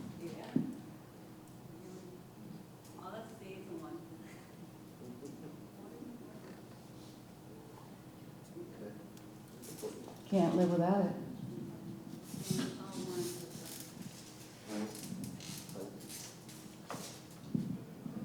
What choice do I have? I'm number one.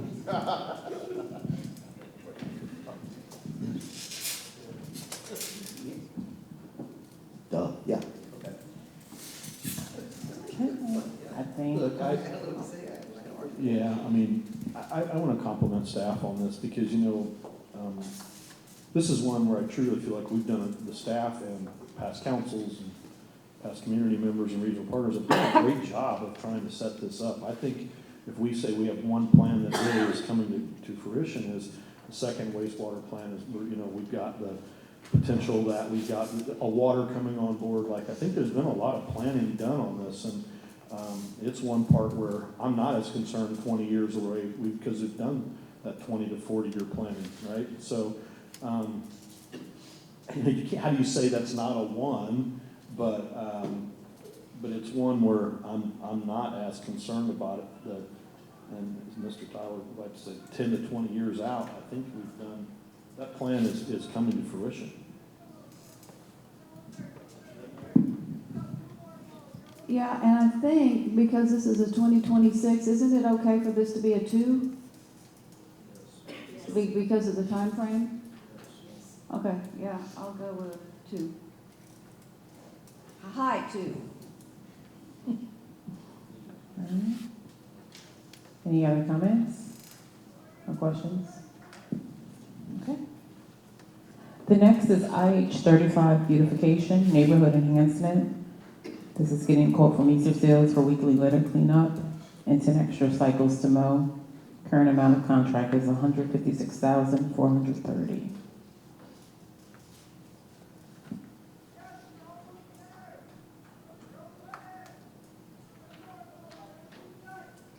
How many cycles did we start with on the Easter seals? Was it 10, and with community enhancement, we went with 12, and it was basically once a month for the right-of-way mowing?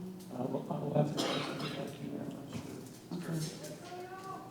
Is that, how you start? Oh, that was 10. And so this is asking for more? Yes, for 10 additional. I don't want to sound snarky, but we need it.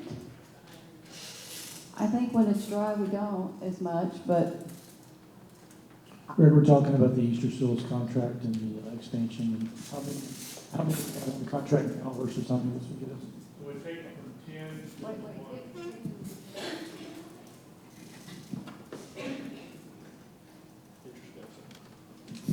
So I believe it takes it from, we have 10 supplementary now, it would double that to 20 for this additional money. Because they basically have to get another crew. There's a lot of entryway areas that don't get covered all the time, and so I will tell you, as far as like the things that we hear sometimes and some of the social that gets posted is about how not attractive things look. And so really trying to make sure that we're putting some emphasis on the beauty of our community and the maintenance that we would like to keep. so would this include more often out on McCarty where we kept getting the complaint? And she was right. Okay. If we're doing more, again, thinking back to economic development, if we're doing more at our gateways in the areas that are seen and need to be kept nice, I'm good with that, because we're not, like you say, we're not doing as good as we could now. If it's just mowing everything twice as often, I'm not into there, because I'm not sure that we need that. It's the idea of us really being able to expand and have more area that we can cover. So I think as long as we can focus that and that's the direction that y'all would like to look at, really those key corridor, so it's not like to just keep mowing the same areas over and over again. It's to expand so that we can cover more areas. And that's the difference between the 265 and the 156,000 current? Yes. And so that 10 extra time, is that an additional 260, or does it take it to 260? It's an additional. It's an additional 260. Just confirming. Can we do half of this? Again, this says 10 extra cycles, which to me says whatever we're doing, we're gonna do it twice as often, and I'm not going there, but I will for the gateway thing. You questioned last time this went out for bid, were they pretty compatible, pretty close? Was there a significant difference? Mr. Carr's right behind you. We'll let him answer that question, both of those questions. For the first question, we just picked a number to double it. So you guys could say 1 more, 2 more, 3 more. We just need your guidance of kind of where you're looking to go for it. And Easter Seals is by far the cheapest we can do on any of our contracts. And we used to have 2 when doing facilities, and we rolled that one out, and Easter Seals took over because it was cheaper. Well, that answers my thought. I'm good with it, Mayor. That's something that we have to keep up with, and it's the entrance to San Marcos. I'm good. Well, let's get some clarity, because I'm not good with just doing what we've been doing twice as often. But if we can focus on gateways, more public facing, and I think at the conference, near the conference center is a good one. I know it's kind of behind it, but still. Yes. I don't know what ways they travel to get there, and that stayed tall for a really long time. It's more of those high visibility gateway areas, and that's what, the direction would be to staff, is that we would go forward and if the council were to approve this, or any amount, then we would go ahead and tell them that the focus would be those key gateway and high visibility areas, not just to keep doing the same ones that we're doing and have on our current cycles. And I'll throw one more thing in there, and anything kind of along the drainages and along the river. the gateway areas and then also the environmentally sensitive areas. And I could kind of split the difference on this. That's a substantial jump, but I think if we do a few extra on gateway and some environmental areas, even a couple times a year, it's going to make it a big impact. It'll help out some of those river cleanups and drainage cleanups. Will any of these additional crews deviate from I-35? Will they be able to go to the neighborhoods that are around I-35 that need their alleys done? Will this just be only for I-35 maintenance? No, you can keep it, but you reply. It goes to that question of where we just move. I think it depends on what the priority is. If we're getting 5 additional cuttings, so if we say half of this, then it may not be to go far enough to be able to go really outside of I-35. So again, it depends on what gets funded, so to be able to know and for y'all to dictate what those priorities are so that we know what y'all's preference is on that. I figured you were meaning along I-35, and I was too. You know, we've got Cottonwood Creek where it crosses, we've got Purgatory where it crosses, we've got plenty of places environmentally sensitive right along I-35, that those in the gateways would be the priority for me, and whatever you need to make that happen. Yes. We've got gateways at 123 and 80 and 12 and all of that. I believe Mr. Mendoza asked specifically about alleys, that we don't want high creepy weeds behind people's homes.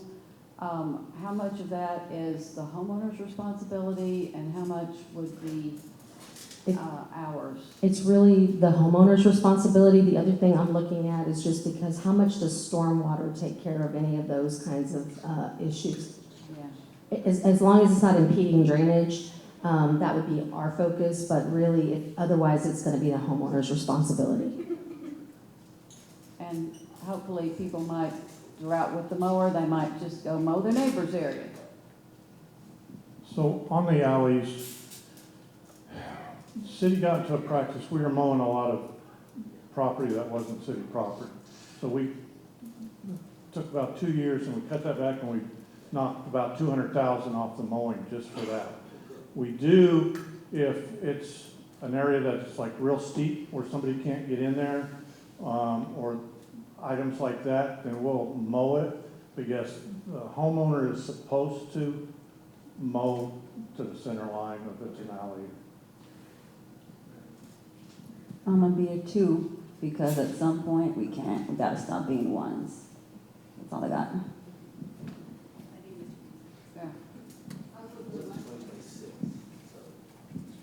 And I have seen the Easter seals drop off on the alleyway maintenance. You know, there were some areas in town, I think a lot of it had to do with utility access and things too. If they weren't getting mowed to take care of, you couldn't get down there for easement to work on anything. So I think that was part of it. But also there's gonna be some changes, including in my neighborhood, where you're now gonna have drainage that was mowable, that now is not gonna be, and you're not gonna be able to get an older person down there to clean any of that. So, you know, things may change a little bit there, but I appreciate why, while it was done on Easter seals on some of the neighborhoods, why it may not be needed now. I think we should have some exceptions for some areas. For an example, Sunset Acres, I always get calls about residents there. They got a privacy fence. Right behind the privacy fence, there's a drainage.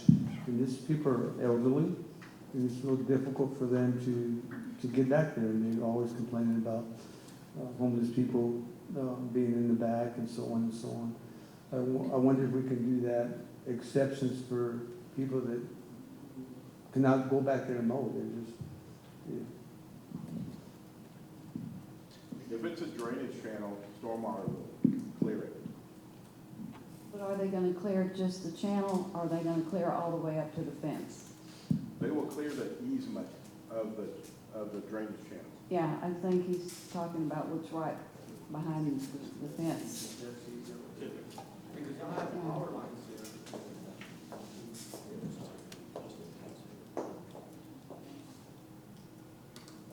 Okay. What I saw Mr. Carr say is that they do help. That there always are exceptions and they do try to help if they know about a situation. I will say that I see that a lot with our code enforcement, their code compliance team, and then that's on purpose because we try to get compliance versus enforcement. But they have a real heart for the community and try really hard to do things that go above and beyond. So I know Ms. Tomides and her team and Shannon O'Brien, they really work really hard to, if there's something that's a need, they try to work, and if they have to do it themselves, they'll get out there and do that. But We have situations where they can take care of it, but it's this tall, or there's bamboo. And so we will go through and clean it down to the ground so that it's easier for them to maintain from that point forward.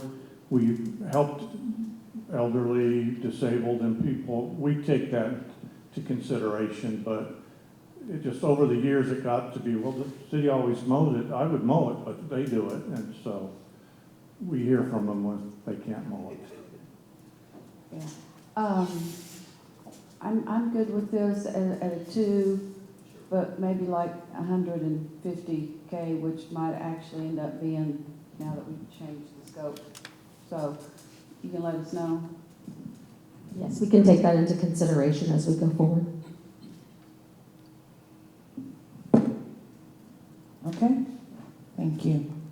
The next up, airport funding.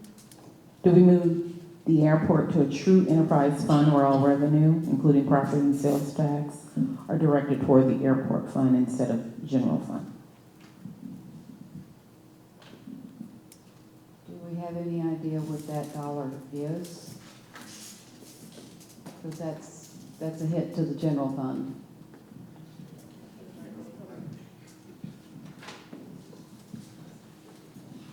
Staff has looked at the businesses at the airport and looked at their current assessed valuation, and right now it looks like it's going to be roughly around $300,000. So this ask is a 2026 ask, and part of that is related to the item at the top of the next page as far as the anticipated future capital expenditures at the airport of $110 million. That's a really, really big number, and I don't want that to scare you. The largest part of that, roughly $100 million, is associated with strengthening the pavement out of the airport. We have current studies ongoing, and again, another reason why this is 2026 is to allow those studies to wrap up in the next year. We have the master plan update. We have the Part 139 airport certification gap analysis, and then, of course, finishing up the pavement strength analysis. So as all that information comes together, we want to make sure that we can present that information or share that with council to get the context of looking at how we diversify maybe the uses at the airport.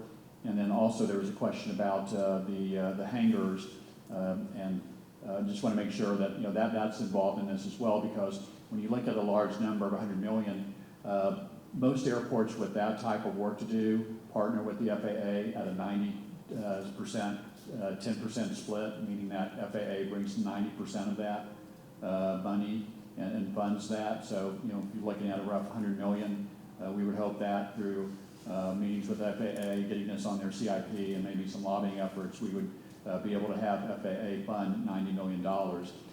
There's still some additional funds left for us to invest.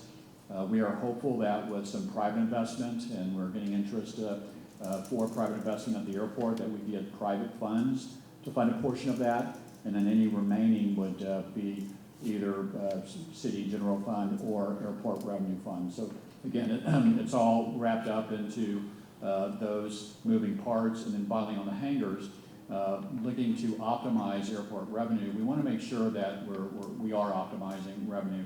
With the current construction of hangars out there through the Don Jackson contract, council recently just extended that contract to allow them to finish up some hangars out there. They are essentially building it at their cost. It's private investment for essentially privately owned hangars, and the revenue we're getting is associated with a ground lease. Where we get more bang for our buck for the land out there is when we own the land and the facility.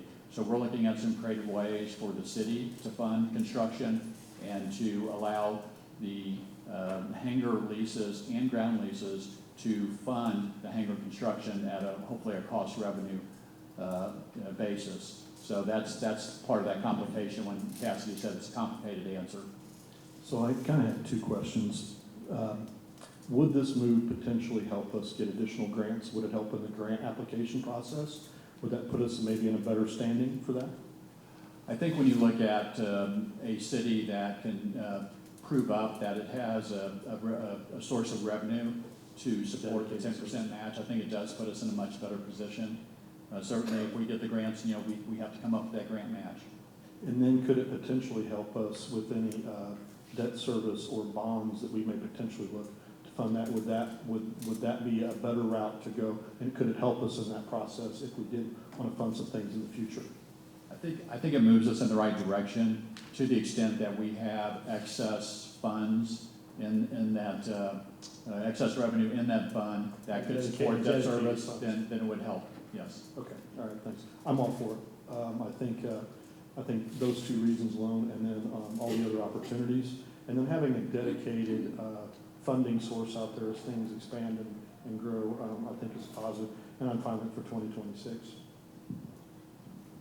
And one caveat that I'll probably put to this is that I know it's 2026 that we're looking at, but because there is the general fund implication, maybe we can start looking at it at 2026. If we can do it all in 2026, then that'd be great. But if we have to do it over several years, just want to have that latitude and know that what are council's thoughts on that, just to try to make sure that we're, not having unintended consequences somewhere else. I'm perfectly fine with that. I think that, especially with all the uncertainty in the economic outlook the next couple of years, and some of these projects are probably several years out potentially, so I'm fine with giving the latitude that sales tax revenues continue to come down and you feel like you're short, that you need an extra year or so to implement that, but I don't want to wait too long because it could take a year or two to implement.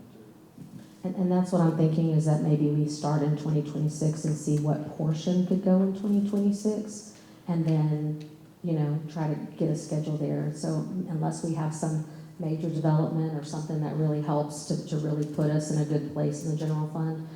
But I just wanted to know if that would be okay with council, that we look at it as a multi-year if needed. Great, I have a question as well.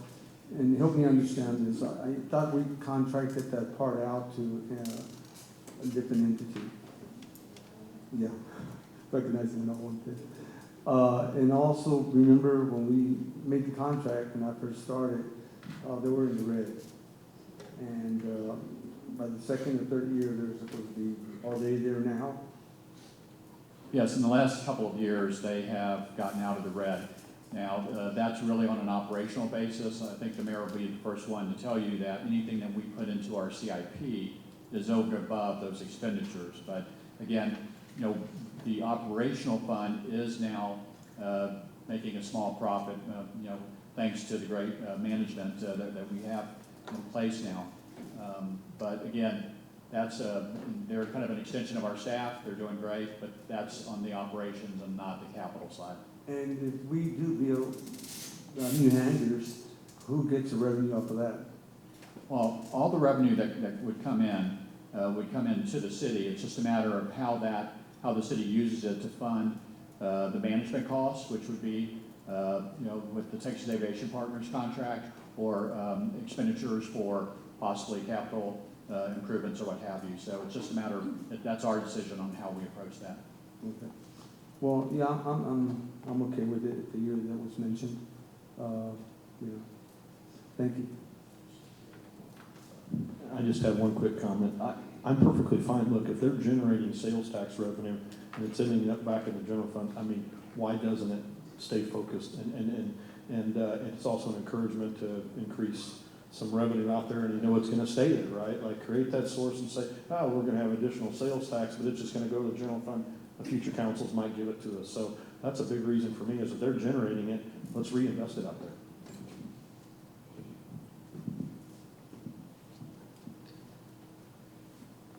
About how much do we fund from the general fund now? For example, the airport master plan, that costs way more dollars than I thought it would, but I guess you have to have special talents to do that. And I know the FAA paid 90%. Who paid the other 10? And if it came from general fund, where I'm going with this is this might actually end up being not a big hit to the general fund because we're paying for some of that already. And so I would like to see it separate so we could easier track that, and be able to make reports and figure out what we're doing. So, yeah, I think this is a good idea, and whenever y'all can get there, I'm fine.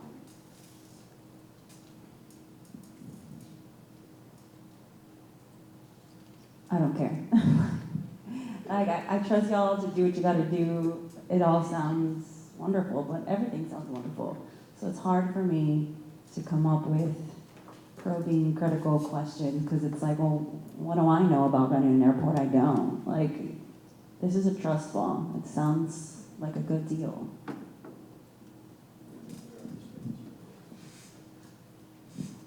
And the mayor's making a great point here is, I had never heard the sales tax revenues of what's being generated out there and what the true benefit to the community is. I mean, we kind of hear about what the overall economic impact is, but how much money is being generated out there and what kind of, and to be able to put that on paper year to year and then be able to dedicate that money out there makes sense to me. So I'm all for this, and I'm glad to see it happen. We can actually see what we're getting and bang for the buck out there. And just for clarity, the number I threw out there, the majority of that was the assessed valuation, so the property taxes being paid at the airport as opposed to sales tax, but it's both, yes.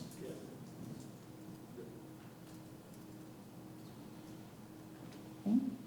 Any further comment? Okay.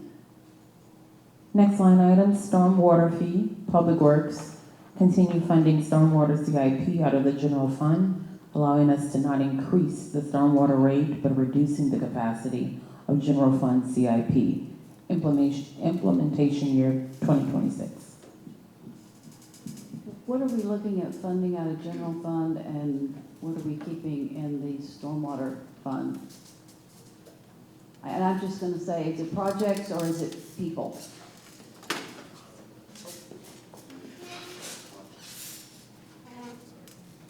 Projects. And see, I personally, I would prefer that we pay the people out of general fund so that every dime of this goes toward projects, which is where we started. And the reason why we don't have money to do it is we started paying people out of there that, I'm just gonna say it, in my opinion, ought to be paid out of general fund if we're short. So that's just my 2 cents worth. But we need to do these projects, as you so politely but clearly noted at the Sunset Acres meeting earlier this week. So I think we need to do what we can to get these projects done, because it's impacting people in a really negative way and not helping us either.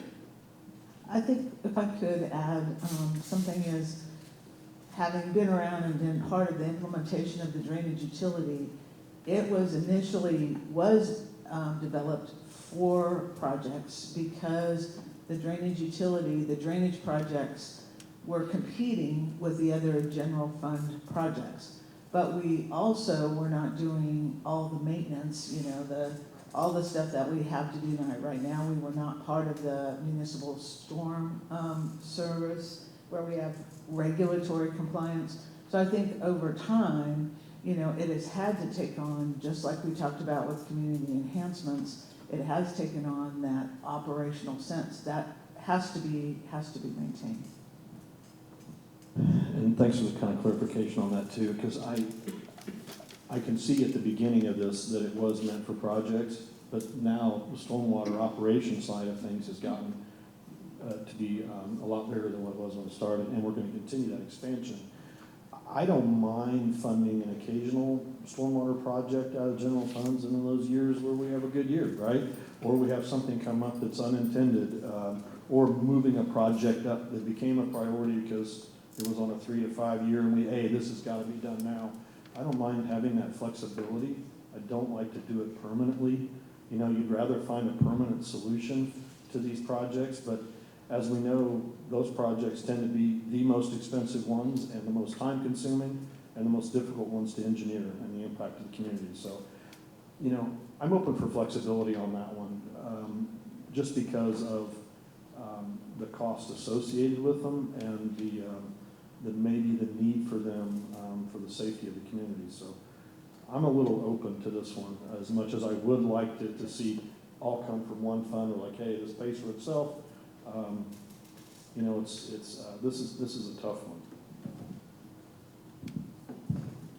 Lori, I think you and I served in that board 12 or 13 years ago. And the intent was it was supposed to be for projects, and things happened along the line, but I rather see that money go for projects as well. And get the other money for employees from general fund or whatever you mentioned. And I'm not opposed to general fund also going towards projects, just so that we're clear, because we got stuff we need to get done.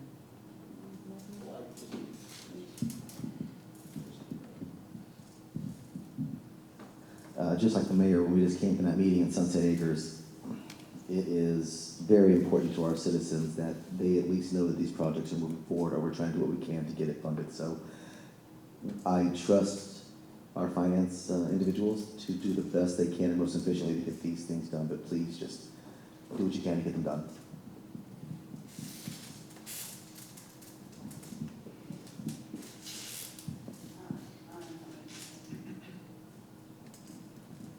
The thing is, this is costing our residents money and having to deal with, in some cases. And we just need to fix the things that Mr. Condor was so accurate in, and we didn't require a lot back in the day. And now we've got, and with climate change and that was 14 studies telling us we've got things we are dealing with that we didn't deal with back then.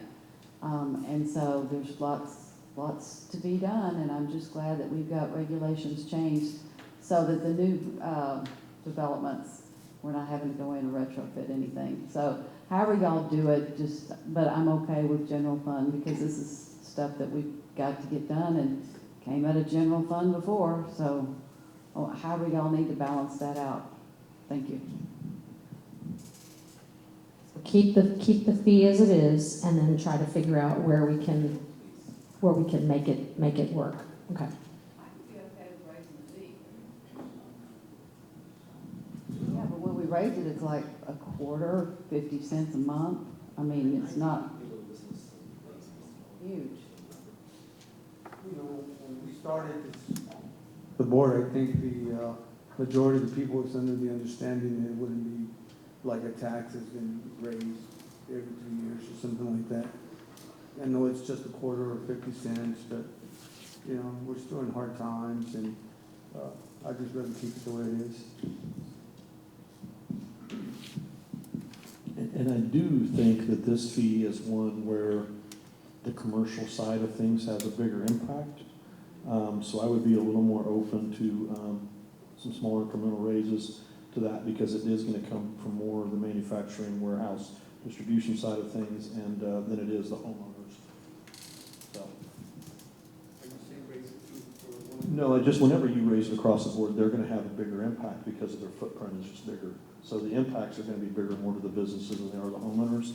So I'm a little more open to some small, whatever, you know, if we have to do some small incremental fees on that, or any raises on that. Can you bring us some numbers on that, and I probably could change my mind and see how it comes out?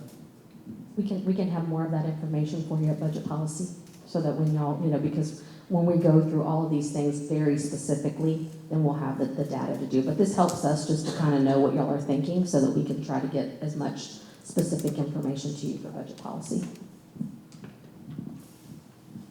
And of all the increases in fees and things that I have to explain to my constituents on, this is one they understand, right? We're going to do a project that's going to help your neighborhood or help your neighboring neighborhoods. You know, when we raise electric rates, they already got it hooked up, right? What did we change? What are we doing different? Well, if we're going to put a retention pond in Sunset Acres, we can say this is what you're getting for your dollar on that. And it's been a little easier pitch to make on that than, well, I've got water, I've got a hookup, what are you charging me more for, right? And so this is for projects that they can see value in. So I think it's an easier pitch for us to explain to our constituents what this is going to mean and the value they're getting out of it.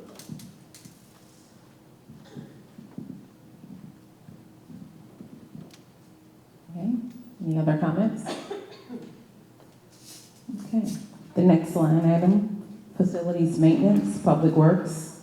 adequately fund annual maintenance of city-owned facilities leased to nonprofits to maintain safety, reduce deterioration, and increase life.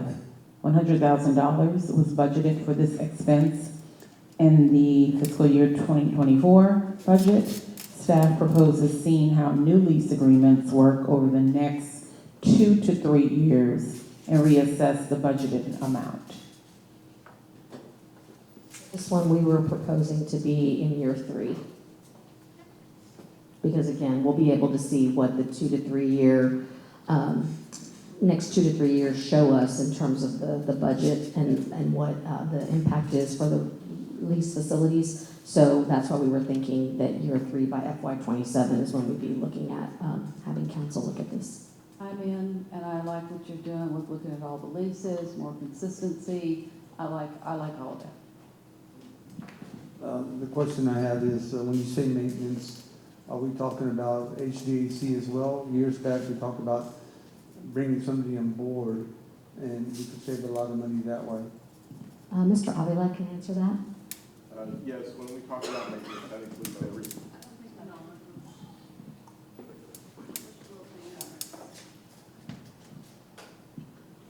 Yes, when we indicate maintenance, we're including everything from HVAC to roof to the building envelope to the foundation, everything regarding the facility. And we did bring on an HVAC specialist, so we are saving a considerable amount of money because he's able to do a lot of the HVAC work that we used to contract out. Well, great. That seems like you're on top of it. Thank you, Mr. Solis. Yeah, I'm perfectly fine with that too, and I like to see that we're gonna look at all these lease agreements and kind of at the same time and what that looks like, you know, but stress if something comes up, and as staff always does, if there's an emergency need for something completely open, like this gets back to, this is a want, but it could become a need very quickly, and if it does, it's one of those we need to address as quickly as possible, but yeah, it's fine. 1000% on board with this. We definitely need to look back at our leases and find out who is being a good renter. This is just a good idea. Thank you, guys.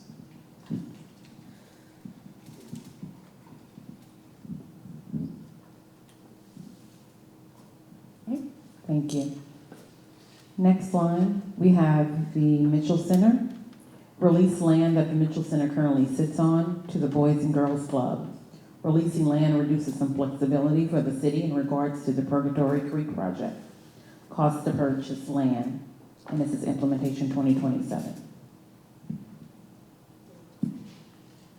And council, to clarify, that 80,000 represents what we believe we can receive from the sale of that property. The Mitchell Center currently sits on a large lot that backs up to Purgatory Creek.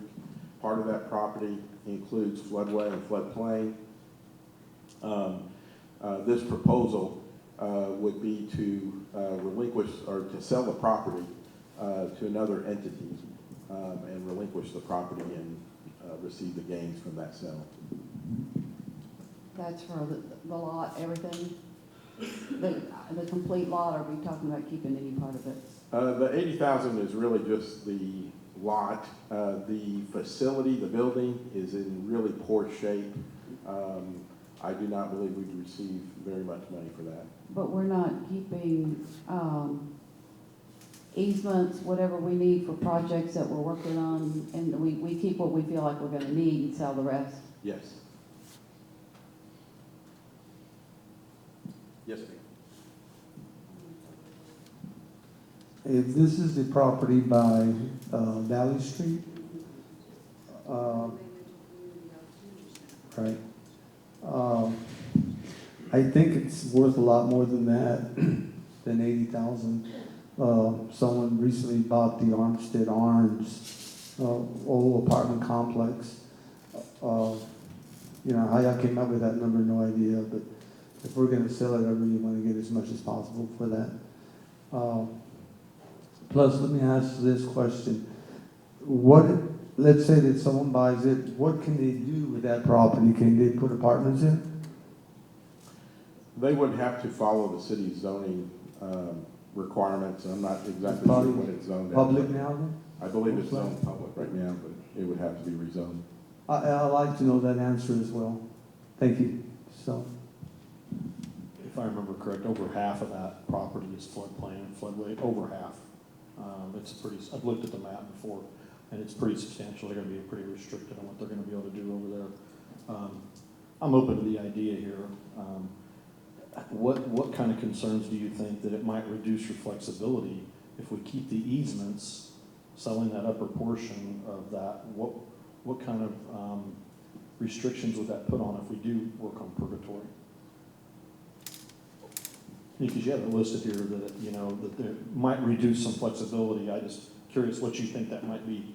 Yeah, what we would do if we were to lease land, we would preserve the portion that overlaps purgatory, which is, just look at the map, it's probably about 25%. It's the two corners that are closest to purgatory, it does not impact the building itself. But we would just, like I said, you'd carve off a portion of that parcel and leave it with the city. All right, thanks.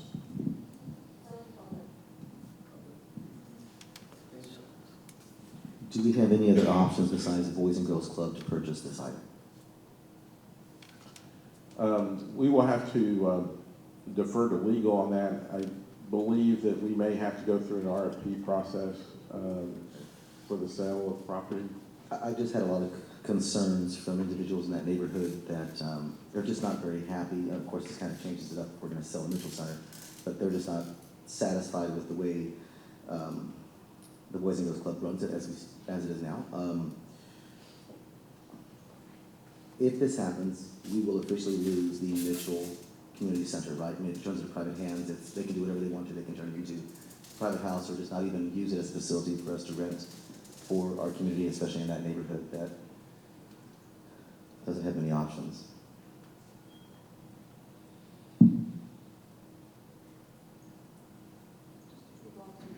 It is, but it's the historical significance of that building is rather important. Also, the first colored school that they believe what they call it as. The Mitchell Center, right? The one that's in. Yeah. See, I've been informed by so many historical groups that was a very important building.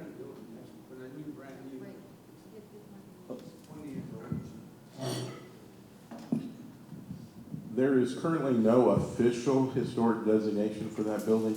However, we have heard the same, that it has some historical background. We will confirm that, and we can let you know.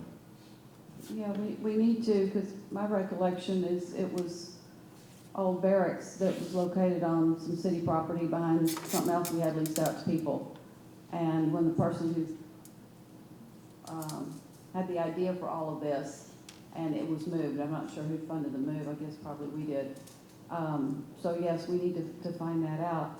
My concern is if we sell it to the people who aren't doing anything with it now and just letting it sit, why would we think anything would be different? So I have, my first reaction was no, because I just don't like selling city property because we don't have a whole lot of it. But then again, if it's more of a maintenance nightmare and we don't need it, then if somebody else wants it, we can make some money off of it. That might be okay, but we've got to get that historical part nailed down. So, and the surrounding zoning in that area is residential. It might be multifamily, but low multifamily, but it's not commercial business. I can't see that anybody would put anything huge in there, and it'd have to be a zoning change, I think. I'll have to look. So I'm a bit unsure, but I'm willing to let staff move forward with more details, and of course, we all want the historic part confirmed or denied. And question, with it being zoned public, if we do sell it off, can we do that without a vote, the voters? It's not parkland, it's just public. It's not dedicated. Okay, just confirming. All right, thanks. But what I think is that we're gonna have multiple potential nonprofits interested in the city somehow disposing of that land, and whether it's by sale or by donation. And so I think that we definitely need to clarify the historical aspects for you all, but we'll need some guidance from you on the process that you would like to dispose of that. If it's not sale, if it's a proposal where various nonprofits could come in and propose this is what we would want to do on that site, whether there's value or not. So I'll let legal weigh in on that. So what staff's thought on this is to bring this forward in an executive session at a future meeting to talk about where council wants to go, since it's about real estate, and just kind of get some idea about what y'all are looking at with that. So that's what we would be proposing to do in the upcoming months.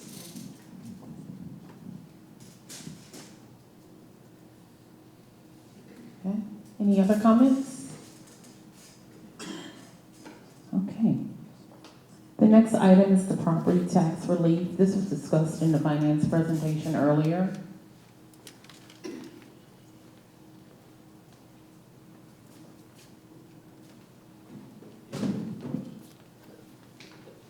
Is this about the homestead exemptions and various flavors thereof? Is that what this is? Yes, ma'am. Okay.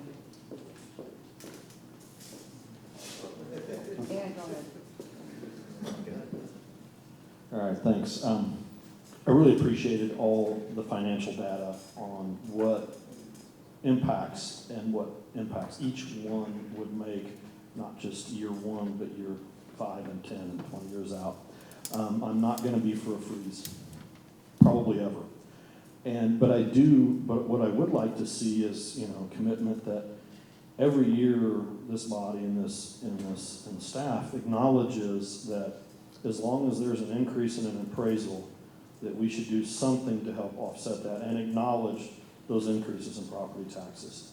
And I don't care if they're 5,000 or 10,000 every year, but I think every year we should do something as long as there's an increase in an appraisal, because it's going to help the people who are on fixed incomes and the lower to medium incomes. And it's an acknowledgement of, hey, we know that your taxes are going to go up, even if we don't raise the rate, to give some sort of offset in the percentage of increase. And so I'm always going to be for that. I don't care if it's 5,000 or 10,000. And I would love to see it be 25, but the state finally stepped up and helped out a little bit with that. If that had not happened, I would be pushing for a substantial number. But we're all going to see a little bit of relief from that, but that's going to slowly eat away as appraisals continue to go up, because all they did was raise the homestead exemption, and they did do some school finance. So I want to see it be 5,000 to 10,000 every year, as long as there's increases in percentage appraisals. If those go down, I don't have a problem with it. But that's where I will stand, and that's where I will always stand. So I'm open to my colleagues I would love to see it be 10,000 for both, if we can afford it. And that's the number I'm going to throw out now. Okay, is that over 65 or across the board? 10 for both. That way the over 65s would get both, right? 10,000. 10,000 for both. So you want for both or for each? Want five each, and so that it would be a total of 10. Are you thinking 10 per? I'm going to throw 10 out each, but I'm probably going to get shot down, right? That'd It would be be 20. 20 for the over 65s, which would be 2,700 properties, if I was correct on the number he stated earlier. And then the rest of them would get 10. So it would be 20 for the 2,700 over 65s. And those are the people that, if you're in a home that's in that 250 to 300, it's going to make a significant difference. 20,000 is 10%, right? So The only thing that I'm not real sure in terms of you tying it to if there's an increase in appraisals, how I that don't would need to work. tie it to it. I'm just saying philosophically, right? That's what I would like to see. And I don't want to tie it to any one thing. I want to give everybody flexibility, because we can't. That's But philosophically, that's what I would like to see. Because right now what we're seeing is that appraisals are down 6%, home values are down 6%. Yes. So that's why I'm asking the Yeah, question. we are, and we don't have the full numbers on it yet, but we just implemented this for all homeowners in the last couple of years, right? And we didn't do one last year, right, when there was an uptick, so I know there might be a downtick this year. But we know inflation is really hurting people, and especially with these additional fees that we're talking about, it's one way that we can help out the people that are over 65 or on fixed incomes. So I would love to see 10 for both if we can afford it, and if we can't, then I want at least a 5 for both.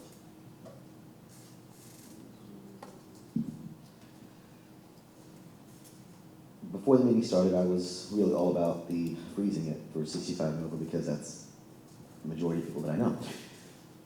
I do not see it possible, ever, or not right now, not anytime in the future that we have the numbers that you showed to us. I also don't see us being able to go to 10%. If we are going to make any kind of, well, I thought we were going for 10%, 5%, we're going for. It's a dollar amount, which makes it. I'm gonna go with Explain 5. how that's better for different incomes. And the reason that the dollar amount is more beneficial is if you have $1 million home or a $500,000 home, $10,000 or $20,000 off of that is only a smaller percentage of the value of your home compared to a home that's valued at $250,000 or $300,000. So homestead exemptions help the people with lower appraisals more percentage-wise than it does, and it also doesn't impact the budget as much, because if you've got a $500,000 home, if your appraisal goes up 5%, that's $25,000, right? But percentage-wise, it helps out the low to medium income homeowners and the lower valuation homeowners than it does the higher end. And right now, it's a smaller dollar amount. the highest I'm gonna go is for 5,000 across the board. Is that 5 for over 65 and 5 for the regular? So it's 5 each? Okay. Thank you, Mayor. I think I'm always preach this, freeze the taxes, but I'm going to concur with you, sir. It's impossible to do that at this time and point. But I'm willing to go 10 and 10, Mayor. That's a start, and like you said, it really helps the lower income because they have the $100,000 homes or $150,000 homes. I'm okay with that. Thank you.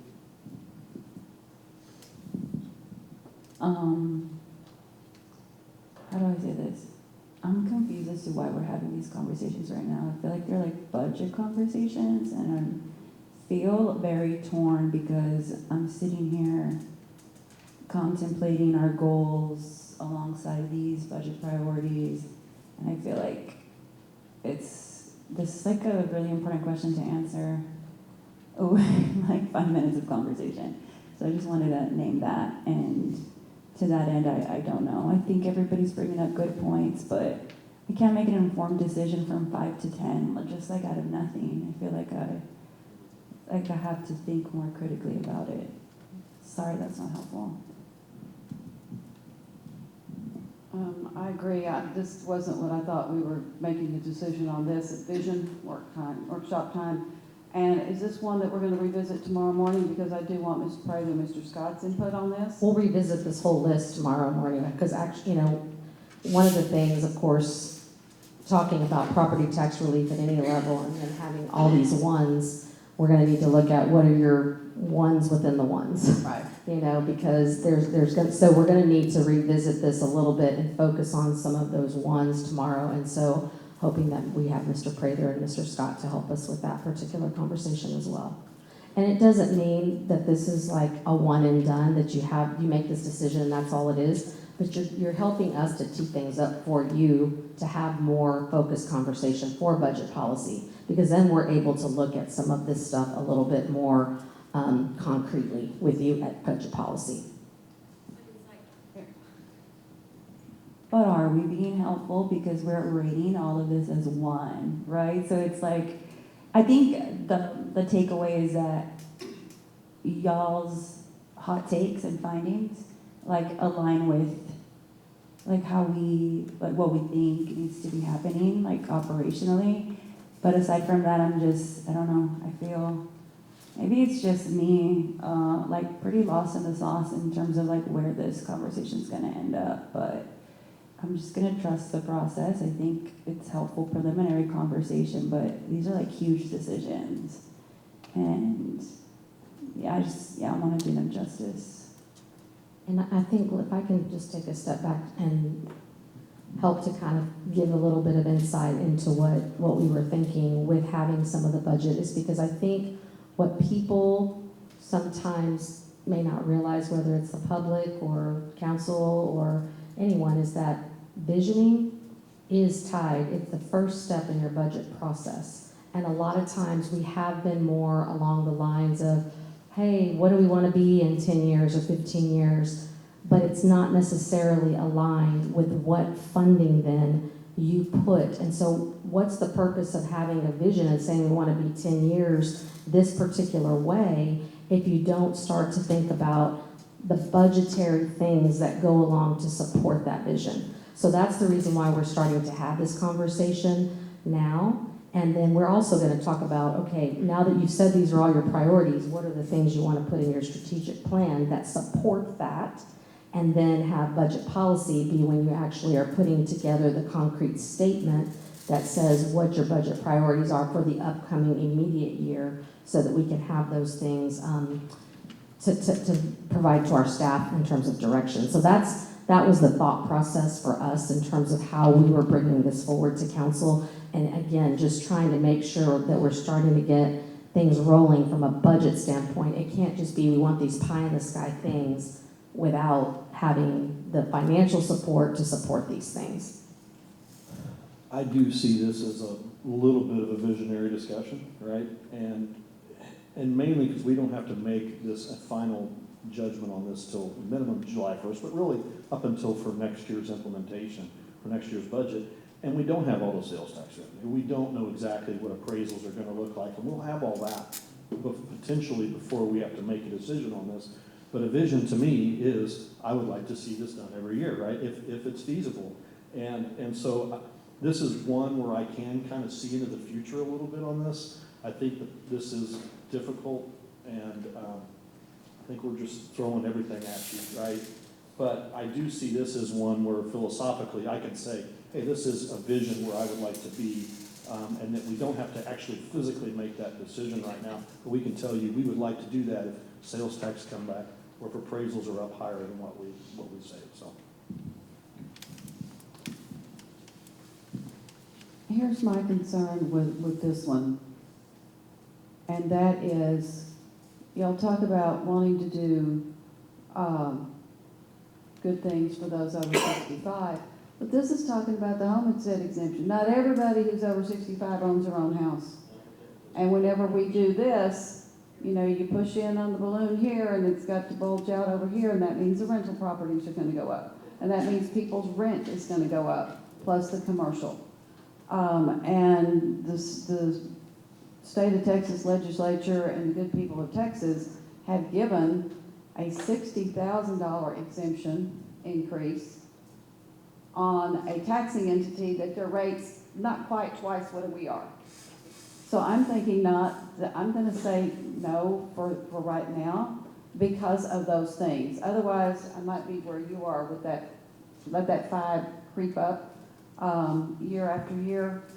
I guess I could say 5 for right now, but I'm 0 to 5. I'm not sure, because I want to give relief to the people that they just got a $60,000 relief. So that's where my concern is. I would rather give some more across the board relief to folks, and there's not a commercial exemption. I know there isn't. So anyway, that's where I am. And it's back to what I mentioned before, and Mr. Locke had a slide.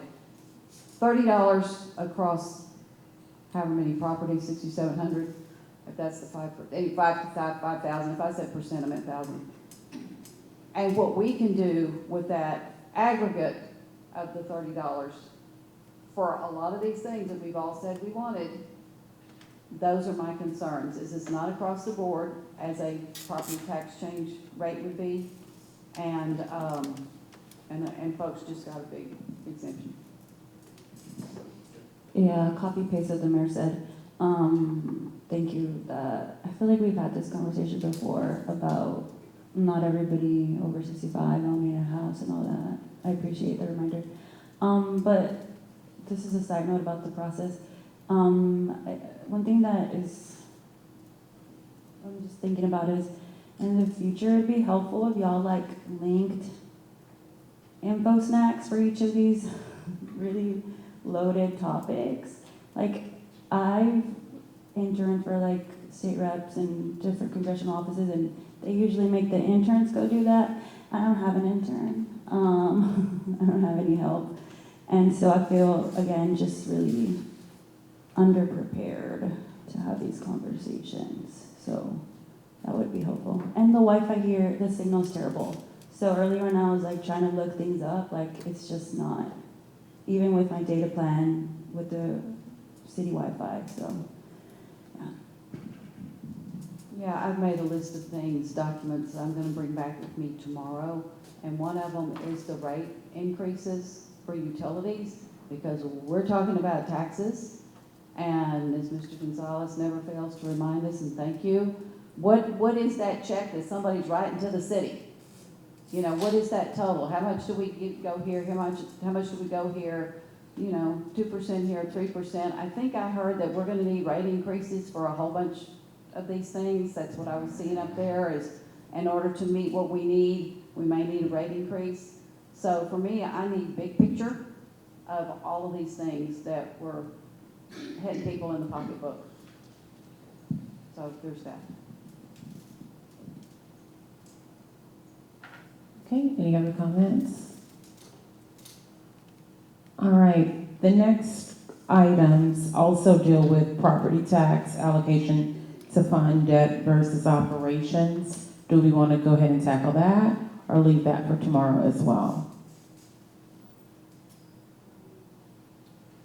The descriptor is options will be discussed, well, it was discussed in the finance presentation, increasing the debt tax rate split by 1% in fiscal year 25, and it would decrease operations by $536,155.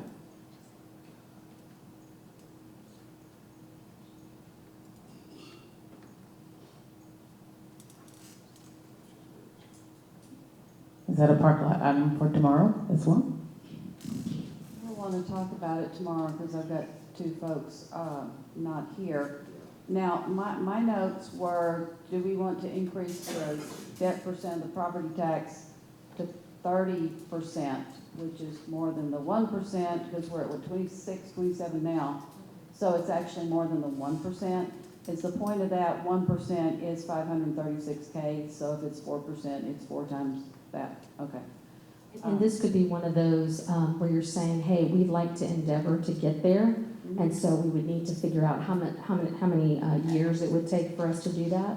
But at least we would know philosophically, again, this is one of those vision things, because it is, do you want to be there? And so then let us figure out the number of years it would take for us to get there, and we just need to know if y'all want to go there.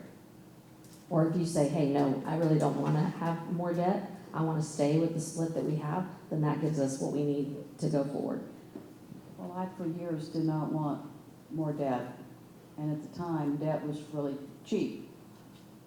But still, at the end of a project, there's $100,000 that you pay in interest, which isn't going into services for our residents of our lovely community.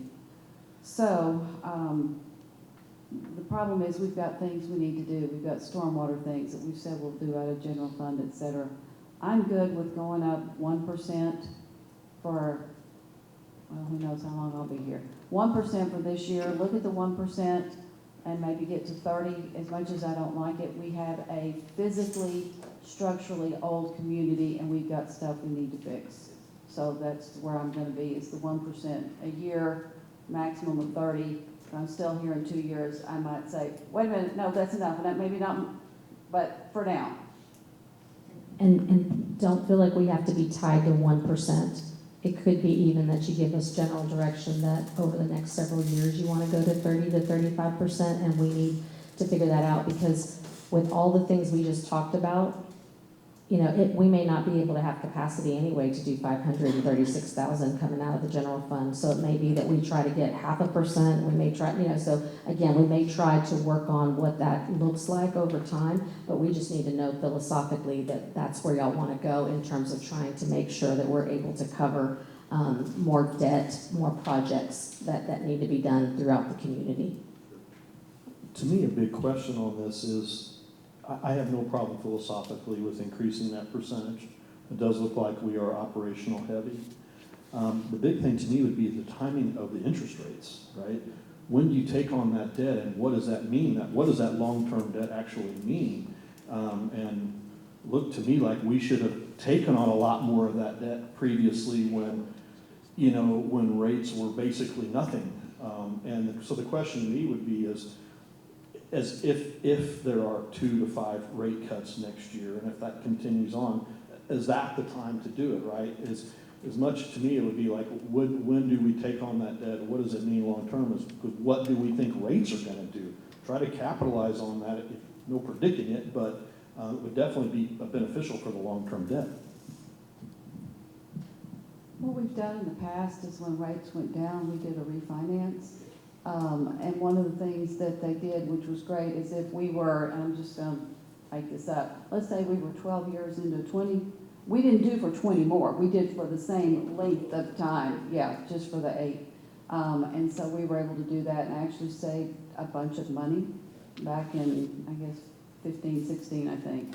So I think that if rates go down, that we can work our, I feel sure our finance people will look and see what's advantageous to us. So that's something that we actively monitor.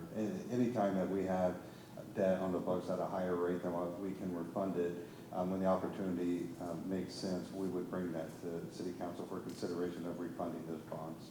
Yeah, and I know you guys do a good job of that. I just mean it still costs a little bit of time and money to refinance those initial costs, right? And if you have a bond at a higher percentage for a year or two, that's still additional cost, right?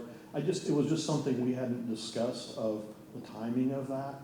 And I know it's more advantageous of when engineering and staff can get to a particular project as much as it is me trying to save a little money on a bond for a year or two. But it was just something that wasn't really discussed. And the question would be is, did some of these other peer cities like Georgetown know that the rates were basically nothing and take on a whole bunch of debt at that rate on purpose? And maybe that should be something as part of the policy of, hey, rates are super low, guys, maybe we need to fund a few more projects and take on some additional debt at that time. So it would be interesting to see if those peer cities are even discussing that.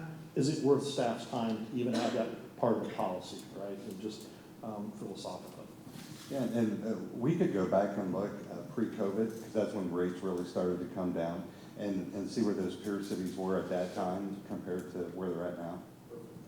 I'd definitely love to see that when you get that, Mr. Locke. Thank you. But right now, I am in favor of increasing it by the 1%, capping at 30 to see where we sit.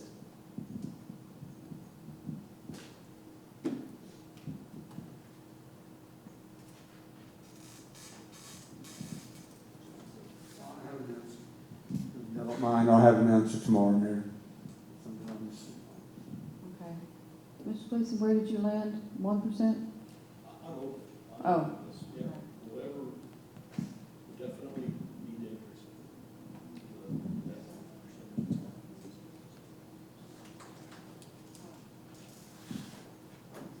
it. Okay, thank you.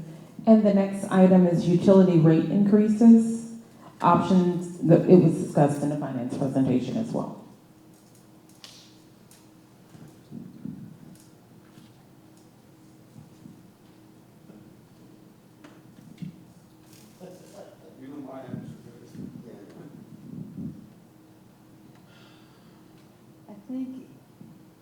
I think that's going to be helpful if we'll just bring that rate and how we've changed the rates over the last 5 years in order for us to see. But I would like to see a little bit closer to what do we need to do to get to our 90 days, and I think it was electric.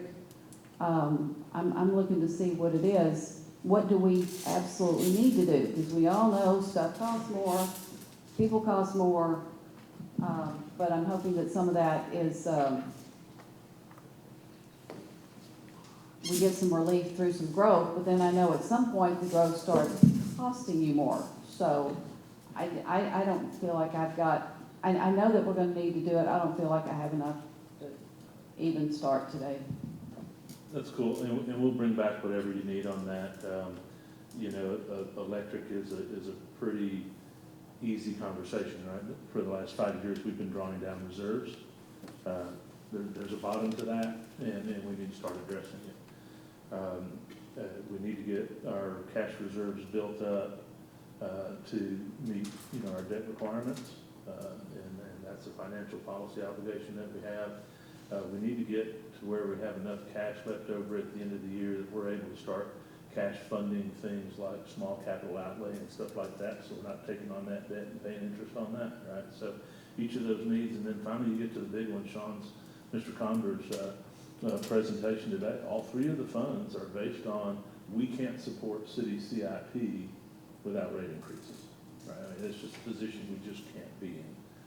So we can lay these out, in whatever format you want, and then that's not even getting started into the things like, electric having the low residential rates, but our growth is in residential, not commercial, right? So we can start off real simple and get as complex as what you want to do, but at the end of the day, you're gonna see that you're gonna see that we can't continue without rate increases, so it's a question of amounts and when. And we're not seeking necessarily that y'all give us the specific direction of, yes, you're gonna do a rate increase or not, but just again, as Mr. North talked about, is just trying to understand what information you need, because we're gonna need to be able to provide some of that more specifically to you during your budget policy, because then we are going to need to know a little bit more definitively about what y'all are interested in and what y'all are not interested in, because that's gonna give us what we need to be able to go and develop the electric and water wastewater budgets and bring those back to you during the budget workshops and different times through the rest of the budget process.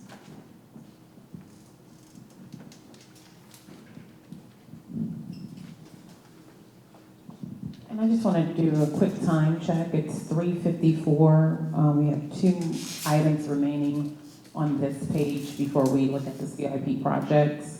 Do we want to go ahead and just get through these 2 and then call it and wrap up for today?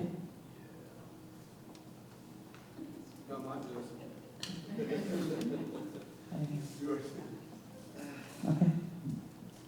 So the next item then is the community enhancement fee. Options were discussed in the finance presentation. Number 1, keep as is. 2, remove fee and increase tax rate. Or 3, keep as is and transfer funding for 2 code compliance officers into the general fund over time.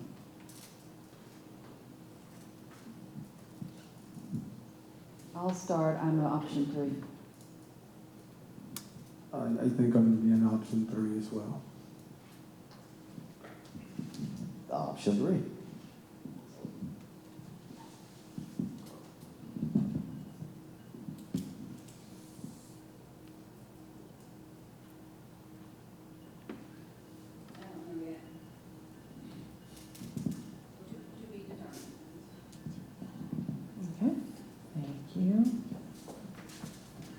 And the last item for today, bond election, fund CIP, identified bond projects including fire stations, park improvements, transportations, road, RR overpass, and flood protection, targeting a 2028 bond election, 17 to 20 million for planning in fiscal year 2025 through 2028.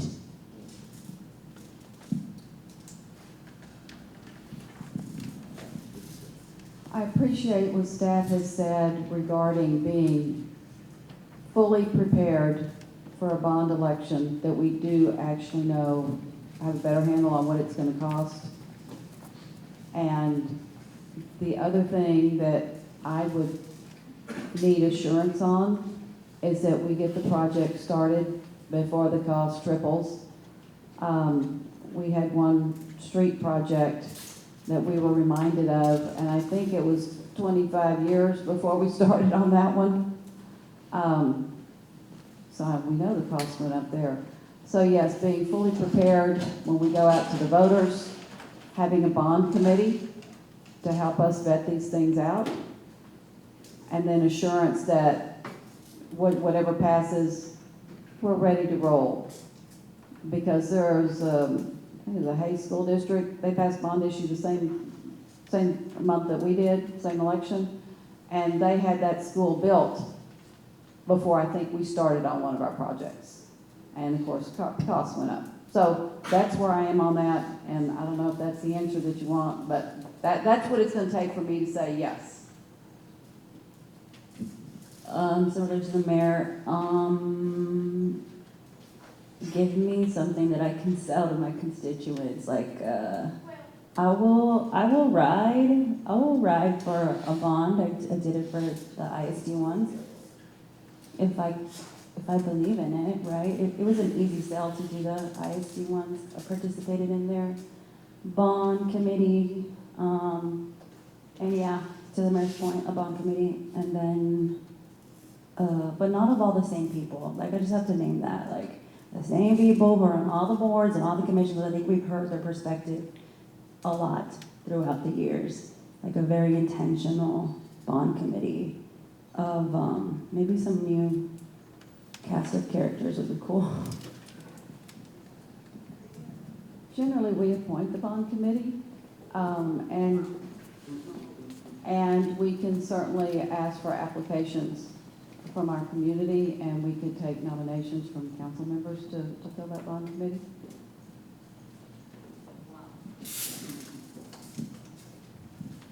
All right, thanks. I'm open to a bond, and I think 2028 is a good time frame. You're going to need several years to identify these projects, get them numbers on them. I served on the last bond committee, and I found it to be extremely fascinating. I learned more about the city than on just about anything else I've ever done. We toured all the facilities and looked at all the needs and looked at the CIP books, and I thought it was extremely diverse, and I thought it was well participated by everyone, and I thought the outcome was great. I don't hear everybody is fairly happy with all the projects that were done. We got the expansion of the library, and there was a lot of discussions on how you formulate the bond and what you put where, and I thought it was great, and I'm super happy with all the projects that were done. So I'm open to it as long as staff can have these projects identified and lay out lots of options for the bond committee so they can have thorough discussions of what the community thinks are needed. I'm open to it, especially since now we're going to be wrapping up the other projects. I agree with all of my colleagues here. I've been going to these neighborhood meetings since I was about 15 or 16. Every single one of these neighborhood meetings, not just in my neighborhood, but all the ones I've attended to throughout the entire city, and especially the last couple of years I've been on city council, everybody complains about the projects, how we've got 15 or 20 projects going on and nothing gets completed in time.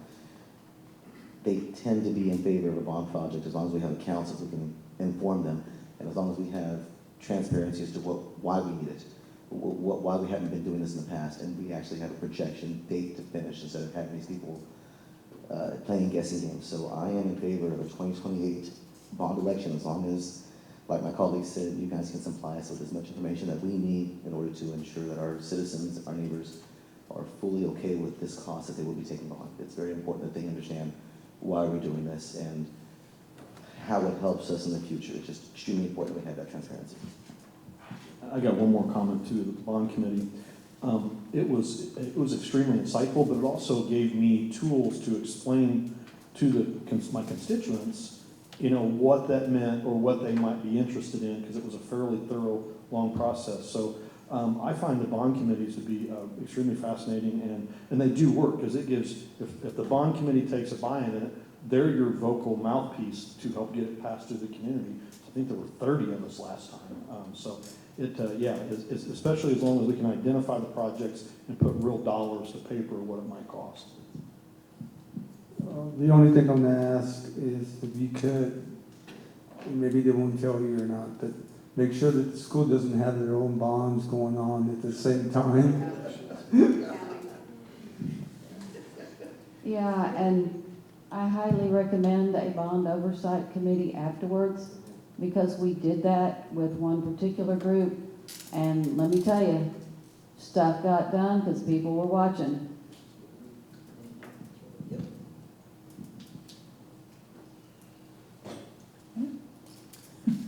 Okay, thank you. Thank you, everyone. So just so we can set the stage for tomorrow, we will finish going through the project list and revisiting some of the items on the budget priorities. Then we are hoping to finalize the budget priority list and review and finalize any strategic plan goals and outcomes and do some next steps for tomorrow. And if I may, what we're gonna probably want to do, as Chantel just said, but I wanna go ahead and have us look at the number ones, if we can, and really prioritize what are the number ones of the number ones, so that we can make sure that we kind of get our focus. And so it'll give y'all some time to sleep on it and kind of think about it for tomorrow based on all the information we provided. The other thing is that, be thinking about what kind of information you would need for budget policy to be able to make more definitive decisions, so that we can start thinking about what type of information we need to prepare to help you. So that's something just to think about that we're going to ask tomorrow. And is there anything we can do for you tomorrow to help you prepare for tomorrow? And as a reminder, we'll be going through the number ones of number ones, right, and doing that. Y'all can provide any input. Hopefully Shane and Jude will be able to join us too if they have any comments, then we can make sure and take those into consideration. Then we're also going to be looking at your strategic plan priorities to make sure that those match with what you're wanting to do, because this is operationalizing those strategic priorities by having a budget that's tied to those things, but want to make sure that the priorities are reflective of what it is that you want to be going forward as we look at the budget policy and enter into budget policy. Somewhere on the slide, under considerations, we had what are your priority projects within the next 3 years, and specifically underneath with Sunset Acres and the Wallace Edition. Do we need to talk about that tomorrow? Is that on the CIP list? It's on the CIP list. It was So- all, the list I had, Yes. the debt percent and bond election and that were all in one Yes. page. So that'll be the CIP, and so Sean will be able to walk us through kind of a little bit more about what's going to help us get through the next few years, and then what could be some potential bond election projects that we would want to start looking at too for 2028.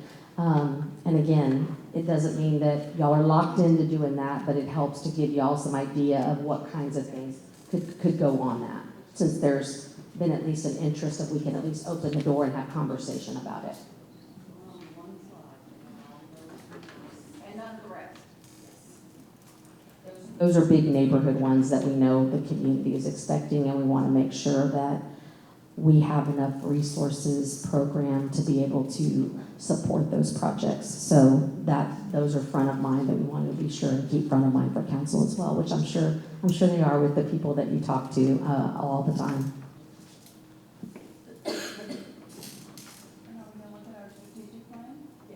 That was the other part of it that I said, is that your strategic plan, that's what you're going to look at in terms of these is how you're going to operationalize your strategic plan, but your strategic plan needs to make sure that it's reflective of the things that y'all are valuing and y'all want to prioritize going forward. So yes, you'll have both of those deliverables out of tomorrow, is having a list, getting ready and teed up for budget policy, and then also having your strategic plan modified if there's anything we need to do with that. And that's also that visioning part. That was slide 1. Oh, gotcha.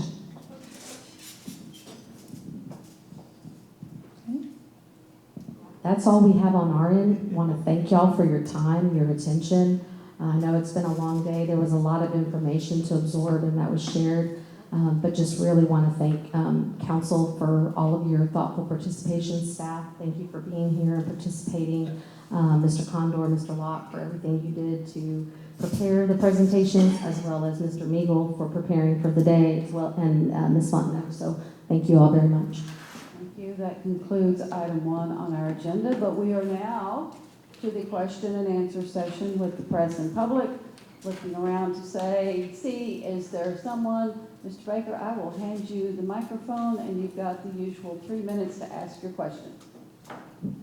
Thank you very much. I want to start by addressing the concern that I've already communicated with staff that this Q&A and the citizen comment were not posted for us to sign up digitally through the new format that had been identified. Instead, you had to kind of know how to reach out to email the city clerk to get this opportunity. I am curious if in staff and council's vision for this coming year, if you intend to move forward on a request I've heard from several community members about paying board and community members for their service and their expertise as expert residents in our community and neighborhoods.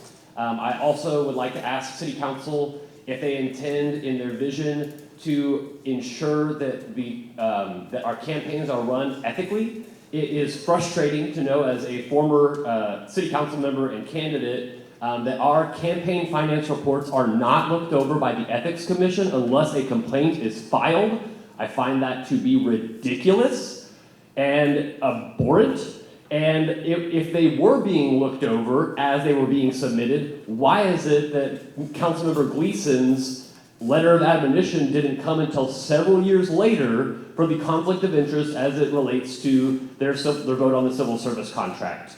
It is fairly clear that the Ethics Commission has been defanged by previous councils and are not being clearly led by our legal staff to ensure that they have autonomy to pursue issues as they arise. Instead, they seem to, to quote the former chair, Jonathan Lawler, they were in fact instructed that they could not even help community members file an ethics complaint, and further went on to say at our Civics Club meeting that not only are they unable to help, but that a lot of complaints that were filed were actually thrown out because they did not comply with aspects of the city charter when it comes to filing those complaints. So a simple clerical error kept several ethics complaints moving forward. I have been instructed that now that I'm a citizen, I should be filing these ethics complaints and have been stonewalled by the current chair of the Ethics Commission,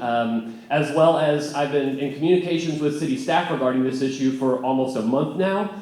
Their customer service says that it should be a 1 to 2 day turnaround to get some of these answers. So again, I'm asking City Council in your vision to build trust with the community, which our 2022 National Community Survey indicated there is much lacking in that regard. If you will move forward to empower the Ethics Commission and make sure that they can be a resource to our city. Lastly, I want to ask if City Council envisions the city legal staff protecting them or working for the citizens of San Marcos more, because it seems that there's a conflict of interest as it relates to these types of ethics complaints. Thank you.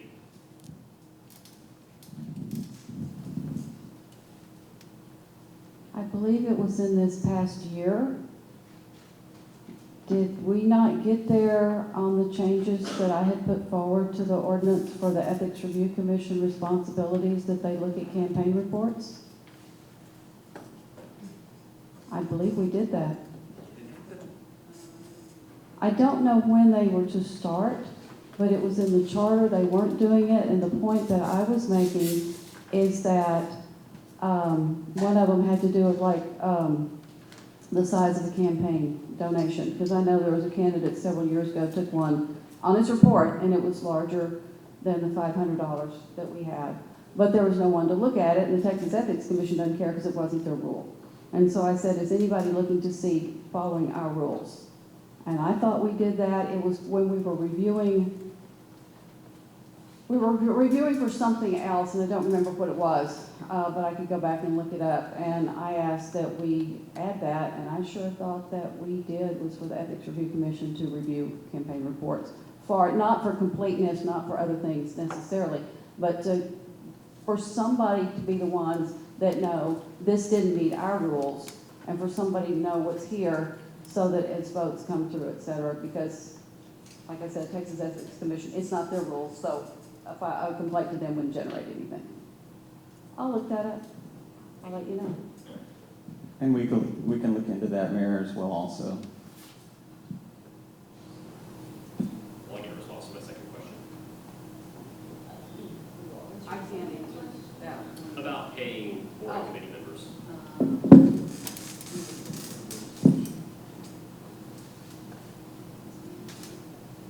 We haven't had that discussion in a long time, so I can't tell you any more than that.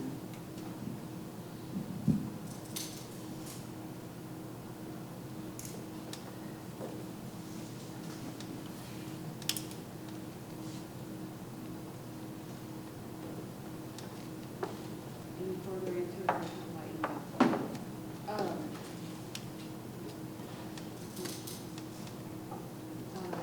it, any further answers would come by email. Is there anyone else here wishing to ask questions, someone from the press or public? If not, I'll see, looking for. Hi, I'm here. I'm here. Oh, okay. Is that what you're talking about? Okay, I didn't know that. Wait, did they want to get the timer ready for my questions? I'm sorry, I'm always here. Why would you guys not think I would not be here to ask questions? I'll let her reset her timer. Yeah, I hadn't started yet. Please proceed. Okay, hi, good afternoon. My name is Professor Lisa Marie Coppola. They call me LMC. I'm an investigative reporter for the YouTube channel What's Up San Marcos. We'll be dropping a video about this situation today, and we also have an exclusive about another situation up there at City Hall. Question number one is, why was this not live streamed for our disadvantaged groups? People like Mr. Callahan, other friends of mine around the community could not access it on the television. Question number two is regarding the CIP. Projects are needed because of development. Why not make the developers pay for the CIP projects? You have other communities where literally city planners will write into the agreement, the development agreement, that they buy a fire truck. Blanco Gardens is an exemplar case study. The city staff told them the woods would increase the tax base. The woods flooded out Blanco Gardens. Then staff do a CIP for Blanco Gardens, and staff do the CIP for the drainage, right? So why was this not identified in the presentation that all of this, quote unquote, we are open for business that Sean Condor is talking about is actually driving the reason for the CIP, which also drives the utility rates up. He even admits things like whisper, planners say they're very far away. And so I'm wanting to know why you guys are not being transparent when you're opening up new businesses, that we, the citizens, are actually paying for the infrastructure for those developers. Question number three, why was there no assessment of past CIP projects or pain points or studies of past effectiveness? When you guys say we're open for business, once again, we the taxpayers are paying for it. The next question, I guess, is number four. Do San Marcos residents have to drive to Austin to get to the Tenants Council? If Texas State is chipping in, then that indicates that your former housing model, which you guys told us would drive down the property taxes, which has actually increased the property taxes, is actually causing us more money because of the poor, unsavory practices of these slumlords. So my question is, how many of them are Texas State students, and our local residents have to drive to Austin? Next question. You guys are talking about two corners close to Purgatory where it floods, and that's in an African American historic district. Was the DEI coordinator consulted with this? And wait till I drop this information on the African American community that Sabas Avila and his henchmen in this instance are coming for Dunbar so you can make money. Heads are going to roll that you're doing this to a traditionally African American community, and they can't even see it on live TV. A lot of them don't even have access to computers, quite frankly. There's nothing in your last question. There's nothing in the presentation of the total drive-out cost. And this is something I've been asking for years. It's a false model of due diligence and transparency when you guys start fiddling with property taxes, bonds, electric utility rates, and then you've got CIP projects that we're paying for you guys to open business for places like Access. We're going to turn into an armpit if you accept Stephanie's model of bigger, dense development in terms of these. Well, my time's up, and you guys know I always stop. Thank you for your time, and God bless San Marcos. And I'll stand by and wait for your answers. Manufacturing, industrial, that's the word I was trying to think of. I apologize.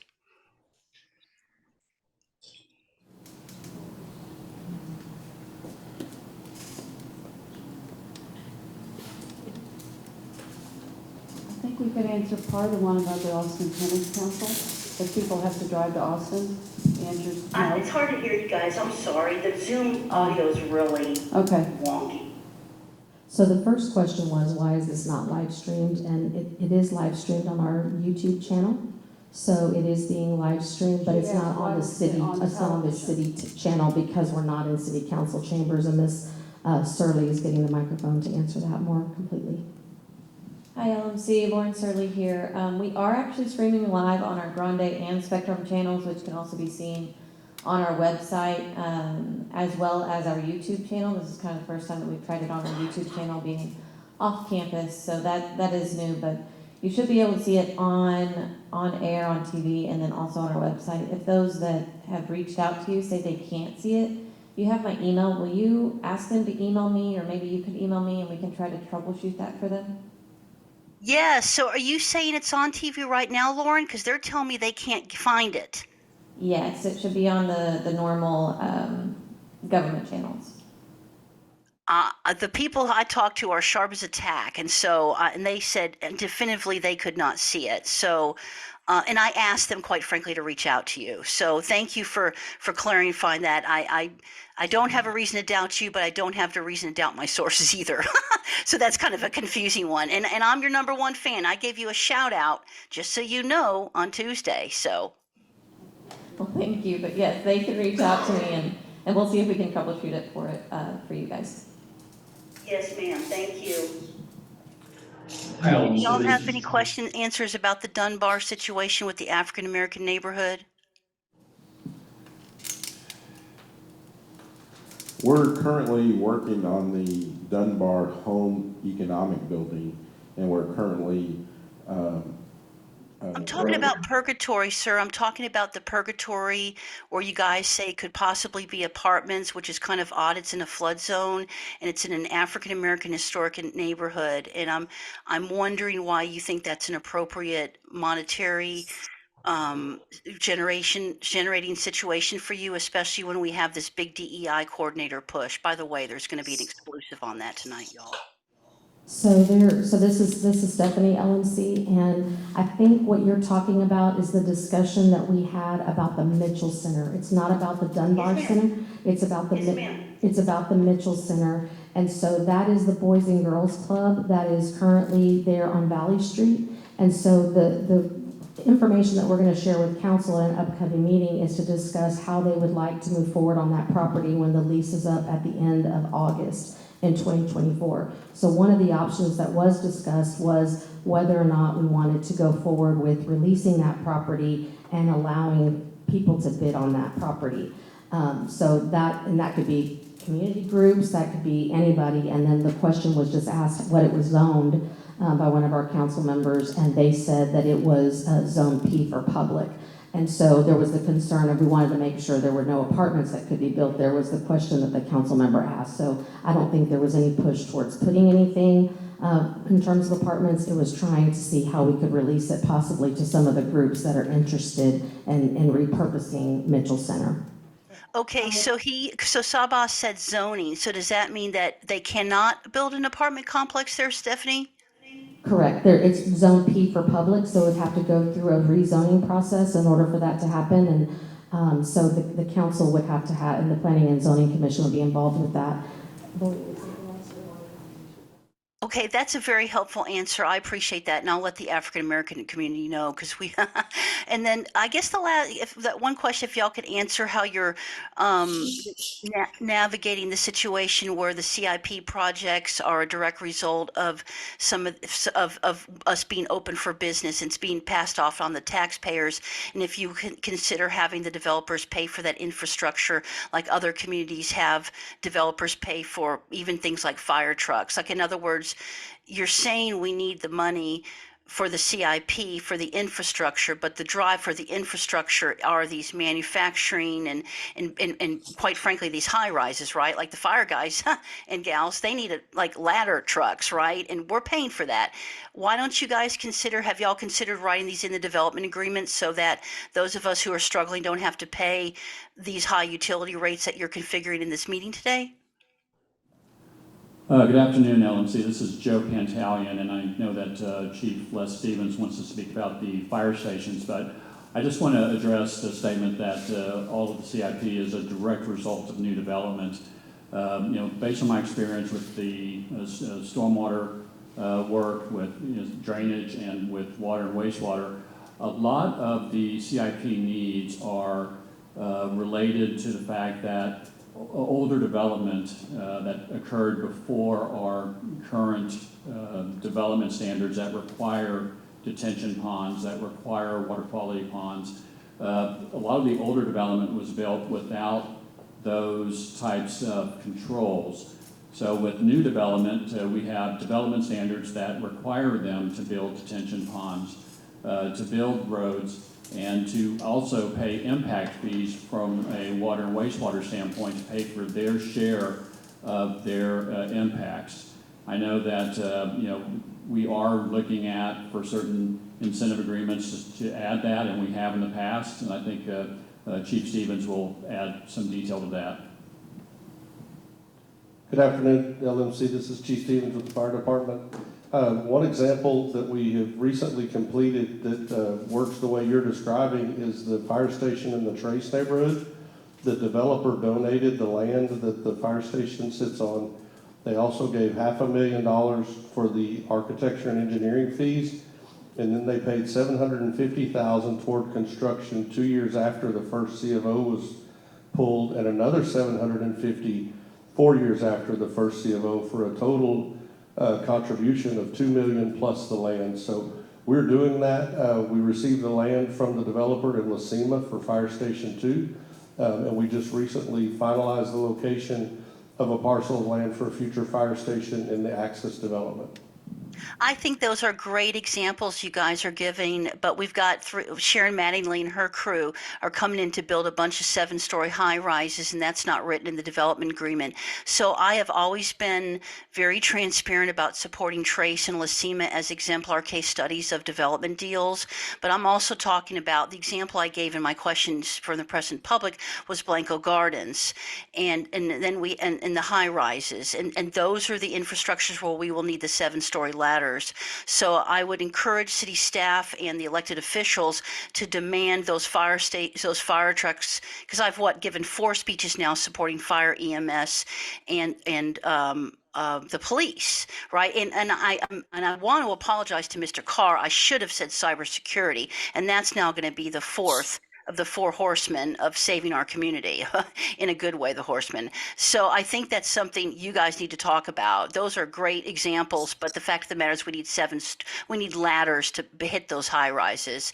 And some of these other examples, we already had those retention ponds in place, like those rules were in place during the Blanco Garden situation and during up the road for me, Capstone Cottage, which is why this whole area has the bad drainage. They cemented up those concrete caves. You guys have entertained a lot of my time this afternoon, and I appreciate you allowing me for the engagement.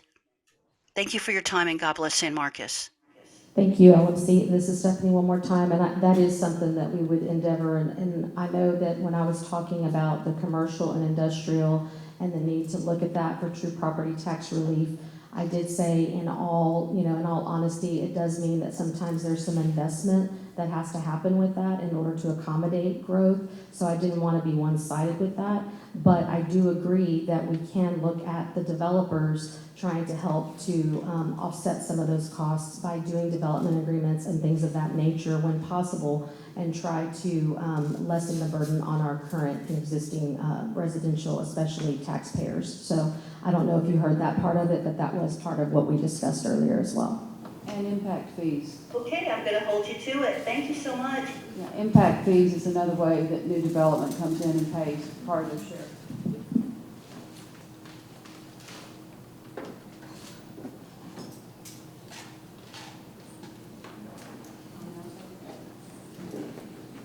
I entertain a motion to adjourn. Motion by Mr. Gonzalez, seconded by Mr. Mendoza. No, Mr. Villa.